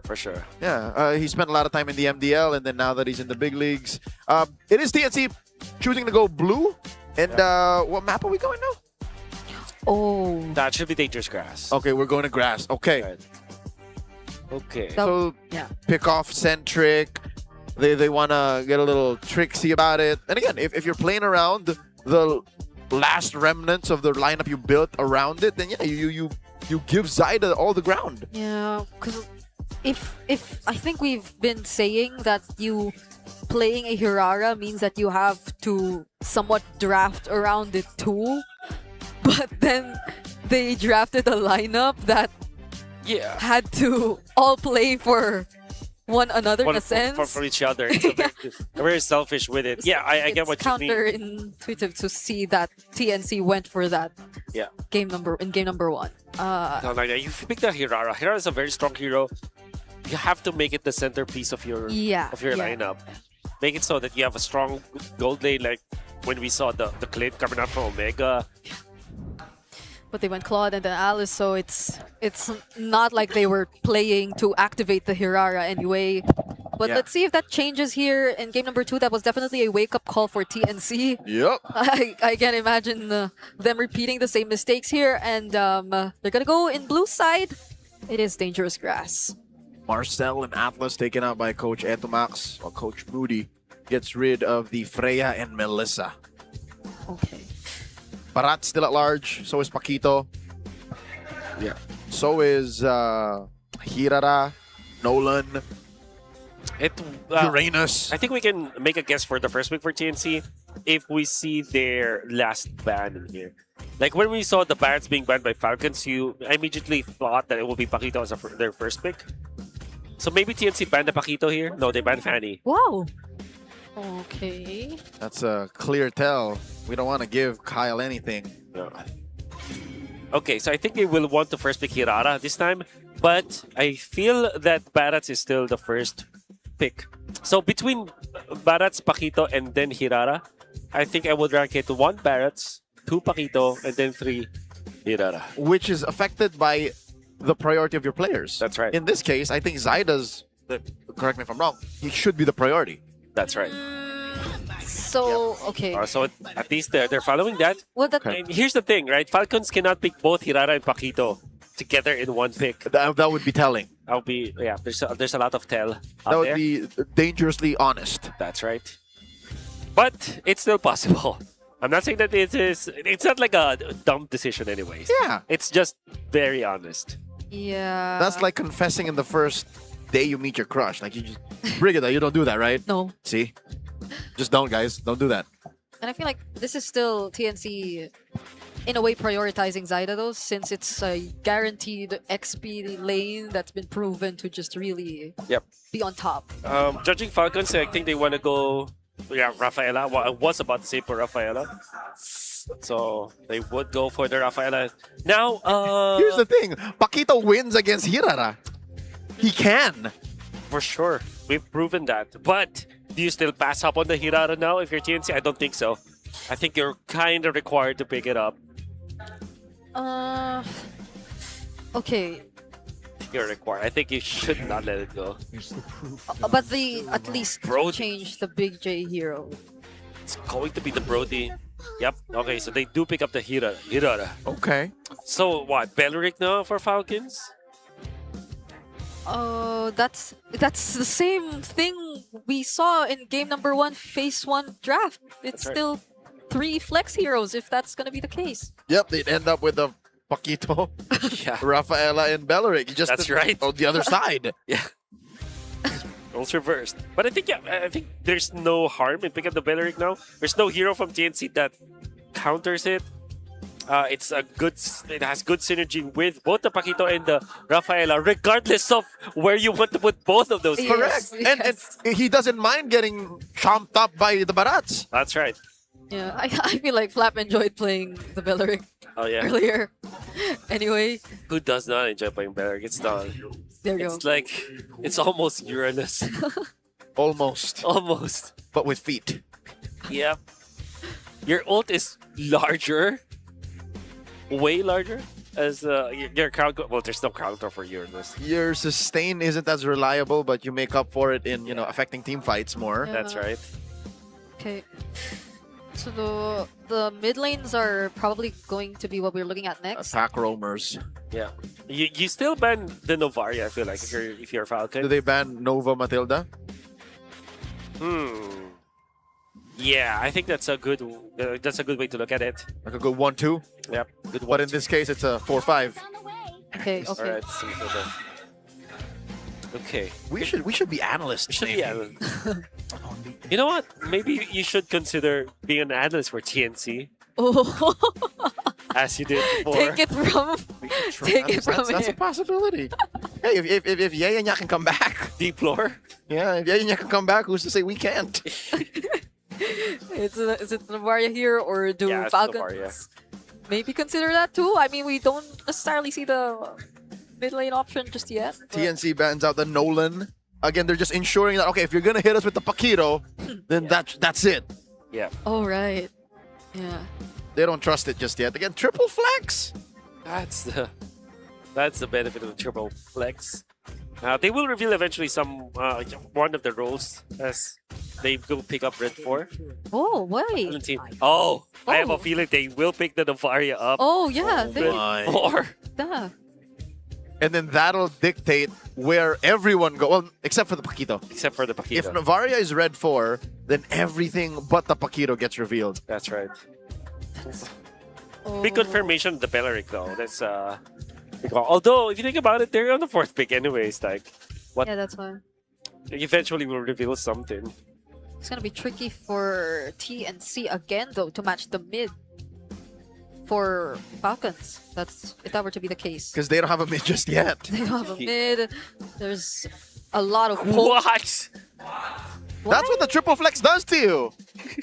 You build trust issues, and you know just take out this one hero that you mess up their mojo. Yeah.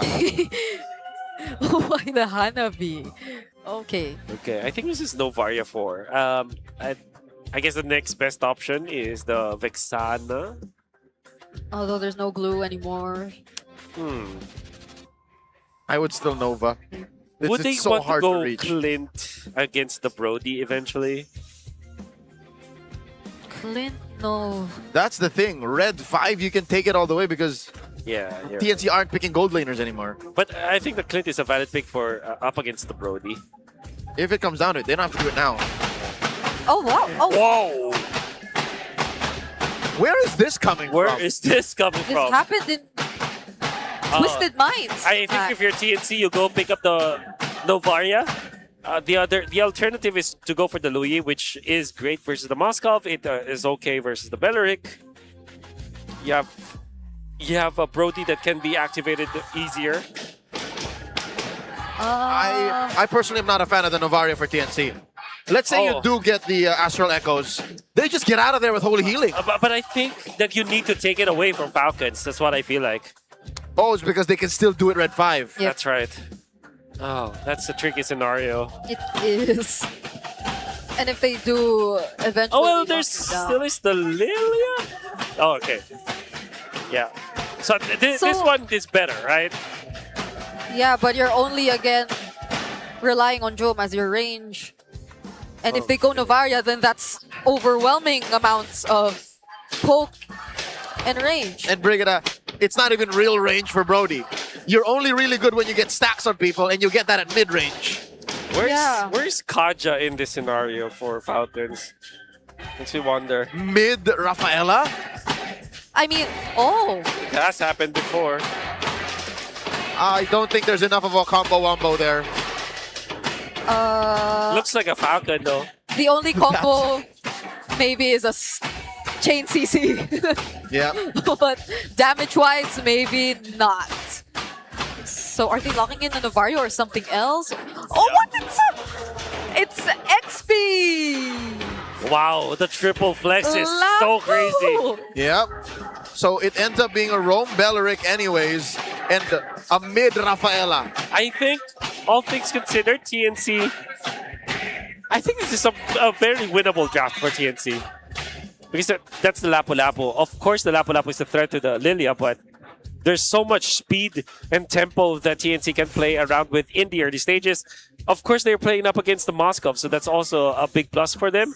The Barats is always reliable, but with the Badang, you can be active in around the map. So I feel like this is a winnable draft for TNC, but Falcons still got their comfort picks anyways. They're gonna be focusing on Super Marco now. So instead of going in the route of let's win in the early game, Falcons have decided that let's keep the mid game intact with our four core heroes and let the Moskov take over the late game. It's an easier route through a consistent path in Team Falcons, while TNC just want to put pedal to the metal. That's right. Face to fist as soon as they get their skill kits. Ladies and gentlemen, welcome to game number 2. TNC Pro Team are holding on for hope to try and make it to game number 3 by equalizing. Yep. Can they stop Team Falcons from getting the sweep?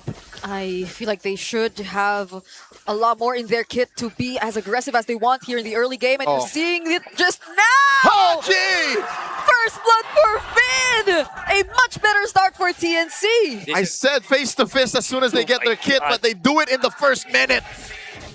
This is how TNC should play this. This is the lineup as intended. And Zaida, because of that, is able to get to the Crammer. Look at the positioning coming up from Ryota. As soon as Zaida went in for the Crammer steal, you can see Ryota guarding their own side of the jungle. This is the way to do it, TNC. Be aggressive, but at the same time, protect your own jungle. No counter jungling here, no mirroring, says Ryota.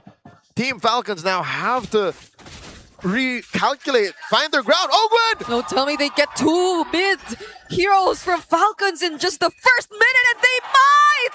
Zaida gets taunted though, and it's gonna be a counterplay for Falcons. It's actually Ogwen taking out Zaida. I swear that could have been a kill for Zaida. 1 for 1. And dare I say, it's more painful for TNC to have lost a jungler in the exchange. All Falcons had to do was spend a few battle spells, and now Finn finds it! Changing the equation, 2 for 1 now. No purifies, but even with a purify, that's a Lilia who could just keep throwing out their glooms. Haji and Ogwen are both delayed by so much in terms of how they've been able to manage the mid lane, the river, and it's very good for TNC. So far, they are currently holding this turtle, but Falcons are still going to show up. This has gone from a game to a fight in the first 2 minutes. Turtle's up, Ryota holding on to it. Kyle still working on his purple. Damage laid down on the Haji. In comes Flap. Bravest fighter coming in, and the welcome, Daytona's welcome, but it's Vino actually secures the objective first. Flap doesn't last long, even with the Bravest fighter form, and now they're going to slowly transition. I don't think Kyle even wanted to go for his purple anymore. It's a double kill for Zaida, and there's not much he can do. He's all alone. There's no one there to help or guard his purple buff. Zen is a singularity, a black hole that takes away every bit of effort that Falcons can put on the fight. He just stops everything that Falcons does. And that's what's putting them up 4 kills, a turtle, and approaching 2,000 up in the first 3 minutes. What a revelation, Zen's Badang. This is why the Lapo did come in as a surprise. It was really great flex from Team Falcons, but I feel nothing that TNC couldn't just really handle, especially if he goes in all alone. Because at the moment he was all alone, and it's another Daytona's welcome coming in. They get to find Ogwen all over again, and even with the Wrath of Dryad, can Falcons make a turnaround SOD! The SOD lands, it's Saida who falls! They find the jungler in exchange of their roam. Okay, Marco, ever the wiser, chooses not to press the button and decides to stay. This is more important for him to do. Kyle gets walked in on. That's a big fight! And he's freezing the waves as much as he can. So Falcons, bit by bit, they're still finding ways to deal with this really good start that TNC eventually showed us. They took down Big J. That wasn't Kyle walking into people. That was people walking into Kyle. And this turns straight into a lot of gold for Super Marco. Bree, Marco's farming out of his pants right now. It's an unexpected Moskov too, that we gotta say, because it's been unsuccessful the first time we saw the Moskov come through. They overcooked. But this is different. This is just cooked. I mean, no. What's the opposite of chopped? What's the opposite of chopped? This is whole. This is looks maxing. Oh! Or a farming maybe Finn! Okay, not even able to use the black shoes there. Yeah, that was a good kill because that's 2-0 and 3, Lilia. Oh, they're still going! Okay, fist break, not gonna use the fist crack, there you go, but it's not gonna trap anyone anymore. Zaida could not even get close, and that's Falcons turning things around. In a blink of an eye, the lead we saw in TNC is nowhere to be found. Is gone. 2 minutes, all TNC. 5 minutes, now Falcons have a respectable lead. And took just one kill. To be fair, Falcons, if you're going to be looking at their composition, they're very strong when it comes to the neutral objectives. Every time that the turtle is up and the spells are available for the Lapu-Lapu, the Belleric, as well as this Rafaela, they're pretty strong. And just because of the amount of sustain that they have with each other, if you head-to-head collide that against TNC, with TNC relying on burst damage, the heal coming out from Falcons is going to be massive. Okay, they flickered forward. They wanted to find more maybe, but that wasn't ideal. Flap is still alive. Kyle was able to get out.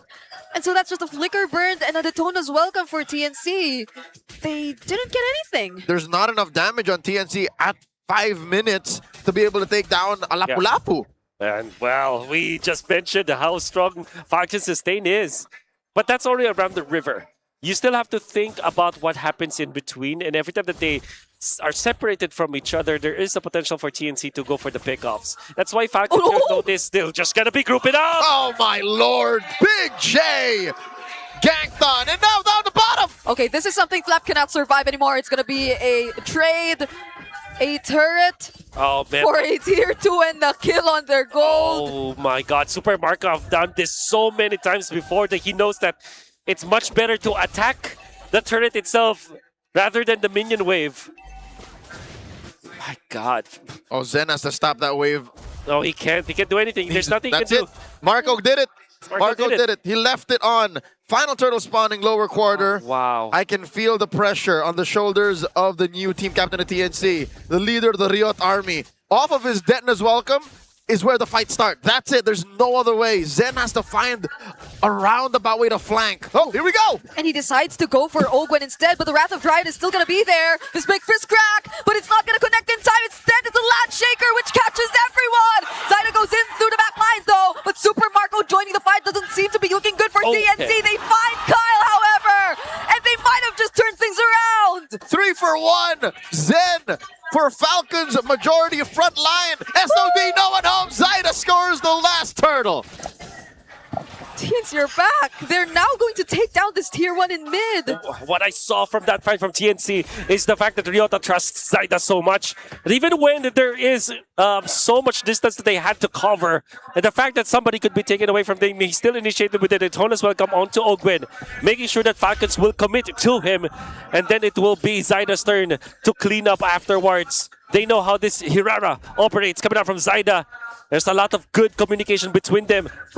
Zyda able to get a kill out to the backlines and then get the turtle afterwards. And of course, a big flicker play coming out from Jome. Yeah, because the mechanics, right? That was a Wrath of Dryad Zyda walked into. But it still worked out nonetheless. He was able to find the targets to deal the damage and get out safely. Impressive. Again, this is the player that TNC chose to build their new roster around. For sure. The on paper best jungler out of Season 16, who was at the heart of the lineup that rocked the Cuneta Astrodome. Yeah. 8.5 minutes in, TNC are up almost 1,000 gold, and they're threatening the purple away from Kyle. Kyle is in a very different position as he was in Game 1. This is a different game, a new struggle for Team Falcons. Season 16, Zyda was unanimously the vote of not only the talents, but also the general public who watches MPL PH. If you've seen enough of the Season 16, you would really say that, yep, Zyda was the guy when it comes to assassin junglers and jungling in general. Now TNC are going to be moving around him. And in fairness with Falcons, they're not overreacting to anything that TNC is doing. Naturally, they were able to diminish the lead by just 300 right now. Keep it there. And they did it so seamlessly. They literally just defended. I mean, this is a lineup that is known to claw back from a 13,000 goal deficit. For sure. The only one in the history of the league, I believe, to have done that. And they did it against none other than the M7 World Champion. Zen gets denied his recall as Kyle spots him. Okay, Ogwen's on the way. But they're not going to trap Zen. Zyda and the others were there too, but a solo kill in bottom lane. Big J finds Bulletproof. We need to see how it happened. We saw the tail end. I don't know how that started. We didn't see. Okay, but he's going to be back. That's still going to be Haji on the Rafaela. Yeah, Jome didn't even have to commit the flicker. That's how good he was during that fight. How did that happen? Hard same, Bree. Hard same. Like, what happened? What caused that? Big J happened. Yeah, Big J, we were not expecting that. He's a force of nature, man. A force of nature for sure. I can still hear it. People in India, in Malaysia shouting, Big J. Oh, you hear this too? It's a conceal from Falcons, but they eventually get revealed by the gloom, so they're not able to get anything out of it as much, but at least secure this purple buff for Kyle. All right, he still got it. And this does put them within contention range. Ryota holding down this avenue. Falcon finds the back line. Flap posting up in this dangerous grass specialty brush. Yeah, he's gonna hold on to that. At least Falcons find and get to position themselves somehow, but there definitely are waves that have to be dealt with. Fortunately, with Super Marco. Oh, but maybe not fortunately! Zaida and Zen find him! Marco's down! This was something TNC saw coming! Oh, freshly revived Moskov. Yep, there's nothing. Haji's passive is on cooldown. And that will eventually say that Falcons have no contention over this neutral objective. TNC secures the Lord with that 1,500 gold lead, punishing the late game centric lineup of Team Falcons, specifically the Moskov that was separated from his group. Who was such a great understanding of timings. Something tells me Marco knew what was coming. He didn't even have to flicker. I didn't even have to purify. Yeah. I think he spent his dash to try and disengage, and then he was caught anyways. Huh. So he just accepted it. Yeah. TNC are now up 2,000. Lord marching down through bot. I believe Holy Shields should expire in about 5 seconds, so that's something that Falcons would not have to help them clear. Can Kyle secure his own purple? Yep, he's good. This is just tricky, because even Zen, he's finding more and more angles to play around with now. You could probably expect maybe a surprise fist crack if only Falcons aren't able to position themselves well enough in this upcoming Lord Siege. Falcons are so scared of so many things. Detona's welcome, a flicker wall out of Zen. I mean, those are two main things. Part memory. Yeah. That too. Zen is concealed. He's already used the conceal. They're not going to go in just yet, though. Falcons will still defend, but Gwen! Jumping in together with the Raven Spider. Could they deny this engage still from Falcons? It's going to be enough for them to at least hold on to this mid-turret. Super Marco! Going in! They're going for the kills! They're going to lose Flap in the process, though, but all of their turrets, except bottom lane, are intact. Falcons were not in the right position. They could not lean into the good angle that they were finding themselves in. I think that was a call for Marco saying, no, I'm not ready yet, don't. Yeah, they're trying their best. They tried to go for a cheeky play with the initiation coming from Ogwin. Had it not been for the lead that TNC have been able to build, it would be a kill. And of course, the Hirara is just so OP. Being jumped on, still surviving afterwards with the double iframes. We can see it happening as Ogwin tried to go for the play onto Zaida. Yeah, it looked really good. It was Zaida and Jome that they caught, but there was a wind of nature too. Oh. There was an iframe that you really got to see from Zaida. Look at that. Not even Marco joining in could have cleaned up. I think he wasn't ready yet. Most of them were, the flicker in! Okay. Down goes Jome! Big J's gone. A two-man Wrath of Giant! It's Finn who falls next! Ryota and Zaida running away! Falcons, they want more! These are 5 members trying to go for the chase! Holy They're pushing healing! Ryota! Helping but him close the Zaida! They're in! And they push him back! Push him back, but they have to manage the minion wave in the bottom lane. We'll have the minions for their 12 seconds in. There are 2 members of TNC having to respond for now. Falcons will not be able to take advantage of the situation, although that was a promising win for Falcons. Yeah. Oh, are they still going to try and burst this, though? Zen and can. Zaida are within range. Oh no, they are! We're not on flying clouds! They know that they'll have to walk! And they also have the Wrath of the Dryad. Oh, there you go! Right on cue! Zaida has to iframes his way out of it with a fist break, fist grab! Haji, though, clutch heals, making sure that the rest of the members of Team Falcons will stay alive, but Kyle, the Sky Piercer, Joe finds a kill! Torn apart memory! But the SOD can Marco change the fate of Falcons in this fight! He finds Joe! There's not enough out of TNC! Kyle gets revived, and they're going for it, Lord up top! Oh, TNC disrespecting the Rafaela healing. Joe flickering in forward, also not respecting Flap that can turn things around. That and he had no stacks. No stacks. Went for the torn apart memory, trying to take out Haji in the process, but eventually he raw dogged giving his life away, thinking that after the Sky Piercer stock that he was able to gain after taking down Kyle, it will be enough, but it wasn't. It's the Rafaela healing and the damage output wasn't enough. Falcons pushing top. It ruined the math for Big J. I think that's the case here. Oh no, they are penetrated up top. Inhibitor falling. TNC and Falcons are equalized at least on either side. Okay. I thought Zen and Zyda were trying to go for something there, but Falcons, these are 4 members just running away. Look at them boxing in Super Marco, making sure that there will be no flank. Imagine some teams would have backed down a bit, and then whenever they see like an opening to go for the recall, they will recall out of there. But no, Falcons were patient. Yep. They were moving up as 4 members, making sure that there will be no assassination plays coming out from the Hirara. They're not leaving anything to chance because it's already happened in this game. Yeah. Marco was already caught out by, what, a roaming duo. Zen and Zyda was it, but now Falcons are protecting this 1,000 goal lead that they have, which is again fleeting. We don't know if TNC is capable of clapping back again. Because look at the map, it's mostly blue. Yeah. And it's great that they already dealt with, at least to a certain extent, the long lane, because it's always been probably one of the things that held back Falcons from just going all out when there's a really major team fight, which eventually happens on the map. It's become a very tense fight from almost like a big win for TNC already. Falcons turned it around, and now we're at 600 gold. Both of the top and the bottom lane for teams. Conceal. They flush out Ryota. That's a defensive use of the Barats. Conceal, counter conceal. From the sides, it's Zen, Jom, and Zyda. They nearly got to find Kyle there, but there are quick reactions too from Falcons. Amazing box coming up from Falcons. You gotta have to replay that.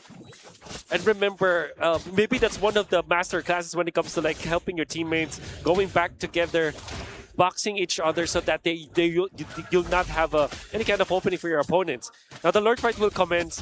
Falcons will have the disadvantage, but they do have the Moskov to clear that one out. Granted, if the SOD lands, it will be a 5v5, but if not, Falcons will be in trouble. That is the coin flip TNC is holding on to. The fact that they are only afraid of a 5v5 if Marco gets the SOD. That's why they're keeping themselves scarce. That's why they're like spread out like this. Kyle being found out up top. Yeah, I get spotted by Zen. Super Marco will be back though. Okay, he's here. Worry not, SOD can be used for the re-engage. Lord here at half health. Zen! Zen's gonna go into the back lines! He's actually gonna find a setup, and then the Detona's welcome too! They're gonna focus on Kyle! And it's Kyle who they actually want! But Kyle is not down! Kyle is still alive! And Flap zoning out the rest! Now it's just Ryota isolated and taken down! Bottom lane. Oh, the conceal, they want to answer to Zyda. Not so fast. He escorts a big chubby wave, but Falcons are able to answer back, and there's a wave for Falcons up top too. Oh, good shot coming out from TNC, coming out from the Badang, Zen, but there wasn't any quick follow-up. There eventually was the follow-up, but it wasn't on time, and Falcons really took advantage of that. Kyle, even though after he receives the Daytona's welcome, he still managed to land the knockout strike on 2 members of TNC. That's why you can see the healing from the Rafaela and the sustain coming out from Kyle. The spell bump is there. Oh man, deja vu. After a skirmish, comes Marco! It happened again! Jom, can you find a way around this? No! Jom is not going to be alive for the defense! This is tough. Super Marcus says, welcome back to MPL. I'm gonna solo kill ya at 19 minutes. Dear Lord, spent his whole kit to do that too, but I'd say it's worth it. Lord up top, Kyle versus Zyda down bottom, mid falls, Falcons can smell blood in the sky. There's Wrath of Pride still, and the Lord marching up top. Flap can go in with the bravest fighter, but they're taking their time, and there he finally does. Wrath of Pride still not used. Super Marco just trying to find the target. Senna with another setup, but the Holy Blessing. Ryota's down. It's a double kill for Flap and a perfectly timed entrance as Team Falcons secure the sweep against TNC. Clear skies for the Titans of of MLBB as Team Falcons sweeps TNC. Very close and hectic team fight. Everybody trying to outplay each other. Vin and Zen, the rookies, their first match in the MPL. They're trying to make a name for themselves. They tried to make the plays. They did find good plays. But eventually the veterans, Team Falcons, have outplayed them in the end. And you can see Super Marco welcoming Joe back into the league. You know what? I think you're right. Well, something about Team Falcons brings out the best in the teams that they fight. Yeah. Last night, that 3-game banger against Liquid, cinema. This one, more game two. More game two. You'll see that there were some things that were working for the Phoenix Army. So I think they're going to take their bow here because they should be proud. They should be happy. There's something to build on in game two. Even the attempts that you saw from Zen, a lot of them were huge what-ifs. They could have really made them work. I think especially that one instance wherein it was pre-Lord and then you get to see Kyle eventually still sustaining. Maybe the idea was just to split up the members of Falcons. But even then, Falcons with the recovery every single time. Yeah, recovery. Yeah, they're making the plays. Zen is actually finding the mark. However, sometimes it's just mistimed. Sometimes it's a matter of, do you actually land that on one person or multiple people, but the timing is off? Or just, one person, but the timing is right? I'm pretty sure these are all questions that TNC have for themselves as well. So they're going to go back to the drawing board. For now, let's go on to the stage to hear from Team Falcons PH. MPL Superfans, Team Falcons Philippines continues their momentum. They took on TNC. Pinakaban nila tayo.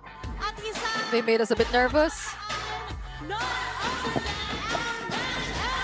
Let's call on our match MVP. Kyle, I mentioned you made us a bit nervous in game number 2. Let's talk about game number 1 first because it ended really fast. What was the key to ending game number 2? I guess we just do what we always do in practice, which is to stay disciplined and calm. The disciplined Falcons with a cleaner execution since they have a 2-0 sweep. Now Flap, since you had a very solid outcome in the regular season so far, you have 2 match wins. How important is it for you guys to get the momentum this early on? It's super important because our team is a momentum-based team. So as long as we keep winning, we keep getting stronger. So it's more good vibes moving forward. They've always mentioned momentum, and they've continued that momentum from that clash against Liquids. Now let's talk about that, Kyle. You got that very important win against Liquid last night. So how did you carry over that momentum over to this game? That game was very impactful because they are the defending champions last season. So winning against them really boosts our confidence. That's a lot of respect towards the defending champions. And speaking of boosting confidence, we also see the supporters of Team Falcons supporting them and cheering for them. And I heard that there's a super fan for Flap who came to the venue. Let's call on our super fan on stage. Hello, please introduce yourself. I'm Aisha Ariel po. I'm Aisha Ariel. Hi Aisha, balita namin super fan. We heard you're a super fan of Flap. Now you're beside Flap. What are you feeling right now? I'm nervous and I'm happy. Natutuwa ka kasi syempre napanood mo. You're happy because you saw, and I saw you two seated in front. Face Flap right now. What's your message to him? Congrats, Flap. I'm so proud of Just continue what you're doing. I'm so proud of you. Any message? Flap, any message to your fan? Thank you for supporting me, and especially since you came all the way here. I hope you continue to support us. Wow, you're very kind. Dito tayo sa gitna, syempre. Okay, let's stand here in the middle. Dito ka, Flap. Ayan, pagitna natin ang ating super fan. Yeah, thank you so much to our super fan. And of course, Flap and Kyle, palakpakan muli natin ang Super Falcons! Before the meantime, napaka-heartwarming nang nangyari nangyayari dito. We hope you guys feel the love over the caster's desk. Casters, palag na to. Yes, Denise, indeed, we do feel the love. Congratulations to our MVP, none other than Super Marco. Wait, well, there was a moment that things seemed very close between him and For Big sure. J, but in the end, it's still Super Marco. Fighter Emblem, Bargain Hunter, this is the metagame that you're seeing right now. If you want to funnel everything into your marksman, if it's a 4 protect 1 strategy, that is the way to go. And the reason why there was a bit of a recovery for Super Marco is because of how Falcons have moved. You can see there was a specific point in this game where they decided, okay, let's box around Super Marco. Let's keep him in check. Let's make sure that he will have the farm that he needs. Let's hold on as much as possible. And eventually, they were able to defend their base and then allow Super Marco to freely hit afterwards. And when Super Marco has found his opening, when he is able to find his momentum, there was no stopping the bulletproof Marco afterwards. And a lot of that hedges on the fact that Marco never picked fights he wasn't sure over that he couldn't win, save for maybe that one against Jome down bottom, which is still a mystery. Bring us right. We don't know what started it, and we can only really speculate. But for a majority of this game, I'd say, 90% of this, 20-minute game, Marco made the right choices, saying, let's not fight just yet. Let me do this. Yes. Let me push this. Let's go here. And that's what led to them handily taking the sweep. Yeah, they're great with their timings, Team Falcons. And you mentioned that there are a team that can actually come back from a 10K deficit. 13,000 gold deficit. Falcons have gained a lot of knowledge all throughout the years that they've played with MLBB. And this is not a game that you should... this is not a different scenario for them for sure. Like having Moskov and Super Marco, one of his signature picks. You have 4 dudes that can actually make the space for him. This time, Kyle dialed back on playing the Assassins and went in for a fighter and also played accordingly. He's not overly aggressive. He's waiting for his turn. And even when he gets jumped on by Ryota, he's able to manage to look for a good target so that his champ stance knockout strike will make it so that Queen Swings and Spell Vamp is enough for him to sustain back his health. Yeah, so many good Paquito plays in just one day.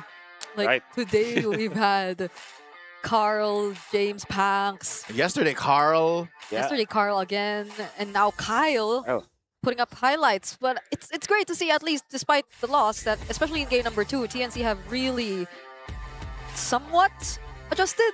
Yeah. And they played a much better game. And this is still a good showing, I'd say. At least, relatively speaking, for the new members of TNC. Again, our Visa the carry there was Vin. Dealt the most damage in this game. Again, we already spoke of the amazing performance of Zen on his Badang. So I'm looking forward to the next time we see TNC. Yeah. Because I think just based on their movements as a mid-duo alone, we kind of saw the chemistry. Yeah. They were on the same page a lot of times. Maybe just between them and TNC as a 5-man team. Definitely very deserving of what the kids say these days. Hear me out. Hear me out. Yeah. There's potential. Definitely there's potential for TNC, and we saw that in game number 2. Game number 1 was more of a heat check for them. Yeah. I believe that sometimes losing, giving up a game just for you to get into the zone is always detrimental for you as a team, especially with their new lineup. But at the same time, what can you do? Their first game is up against Team Falcons. The scheduling did not favor them as far as the debut, their debut match goes, but they still went in and proved themselves. Vin and Zen, after that Game 1 performance, I think that they have been welcomed back to the MPL. Jome has been welcomed back to the MPL. So it seems like there's a lot of things that they should have learned in that series up against Team Falcons that they can carry onto their next game. Yeah, should be a confidence boost because game 2 was not an easy game for Falcons, and they did it in their first series. TNC made them work for that win. Let's listen to what was going on in the comms as we take a listen to the Infinix mic check. Autometry. Wala na sa ano ko, Ipumiker. Piso. Lawa. Patay sa atin. Go. Ready. Pasang ko. Patay tayo. Pre, sabihin nyo nga kung saan na magagaling, huwag yung nagkumsin lang. Kasi mamaya. Bakit nyo siyempre kahit babay sila. Bilang ko sa akin, nasunod mo kanina eh. Kaya to, press ko time, Mike. Panalo tayo dito mamaya, kalma. Press ko tayo. Tingin ka sa sibat sa likod, Mike, ha? Sige, boy. Broby. Atan nyo,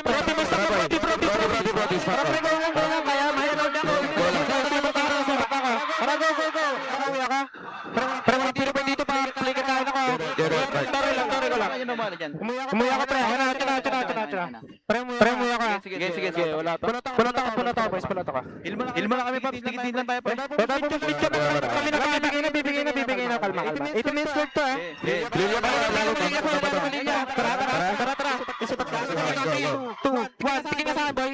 Ingat.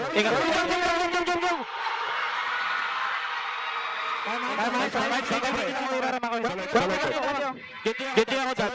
Sa Lloyd. Pagpasok ng Lloyd. 41, clear muna, Grips. Ako sila ba da? Wala pa flicker yan. Go, Dad. Okay na ako. Power lock. Stop ka, pre. Hold ko lahat, ha? A big week para sa Team Falcons Philippines, securing 2 wins this week 1. Nagbabalik po tayo dito sa ating panel at makakasama na rin natin ang ating English desk para sa hapong ito. Actually, gabi na. Anong oras na rin no? And dahil yan sa ating Super Fan Saturday na triple header. Ako'y nag-enjoy dahil ang daming Rafaela ngayong araw. Alam ko nakakatawa kasi ako nagsasalita. And alam ko may masasabi tong mga tao na nasa kaliwa ko. My favorite part was all the Paquitos. That's right. We have seen a lot of good plays coming out from the Paquito players for the past 2 days. And it's a really good flex pick. It always keeps us guessing when it comes to the draft. And I think that's an exciting approach to the meta game. At matapos ang 2 araw ng ating Season 18, makikita natin na mukhang nangunguna na ang Team Falcons. Currently 2-0, isang talo pa lamang sa kanilang laro against Team Liquid Philippines kahapon. And interesting din yung magiging approach later on or tomorrow ng Onyx because they have a matchup against APBR. Kung magkakaroon ba ng tie-up before the week 1 ends. Yeah, but it's going to be Rora TNC for our last series, both coming from a loss. And it's something I would definitely look forward to seeing because for sure both of them gusto talagang makabawi, mag-bounce back considering sweeps ang nakatapat nila and talagang medyo bigatin sa kanilang first series. At syempre, hindi lamang ang ating mga MPL players ang nagpapainit ng dance floor, kundi ang ating mga community players na rin sa Infinix Fancy Laban kung saan cavalry pa rin ang nangunguna with a commanding 2-0. Yeah, maraming talagang dumudugo ngayong araw, hindi lang yung ilong natin, pero pati na rin yung mga games, pati na rin yung drafting. Kasi iba-iba. Feeling ko kahit dito sa Pansik Laban, iba't ibang heroes yung nakikita natin. For sure, marami rin Rafaela dyan. For sure, maraming Paquito dyan. At for sure, maraming Dark System picks dyan. Yun yung nakakatuwa kasi pwede nga nilang i-apply kung sakali na mag-head-on kayo dito sa MPL Arena. Kumbaga, napanood mo kahapon, ilalaro mo kinabukasan sa Pansik Laban. And itatawag na rin namin ang lahat ng mga superfans dyan. The Infinix Pansik Laban is officially here, putting you right in the heart of the MLBB action. That's right. Head over to Playground to join the action and you could walk away with a brand new Infinix Expand during their playoffs. Don't miss out on the fun. Make sure to follow the official Infinix page on social media for all the details. Sa kapag yabang ka na nga na panalo ka, may chance pang manalo ka ng Infinix Expand. Ang sarap naman ng mga pa-prizes. Ang sarap din ng mga laro na pinanonood natin ngayong araw na to. MPL Philippines is definitely back and I think the metagame is just developing still. Well, maraming salamat sa mga tumutok ngayon. Umumi nga pala kasama si Athena, Midnight, Leo, Brigida, and Wolf. Iakatid na namin kayo sa aming mga hosts.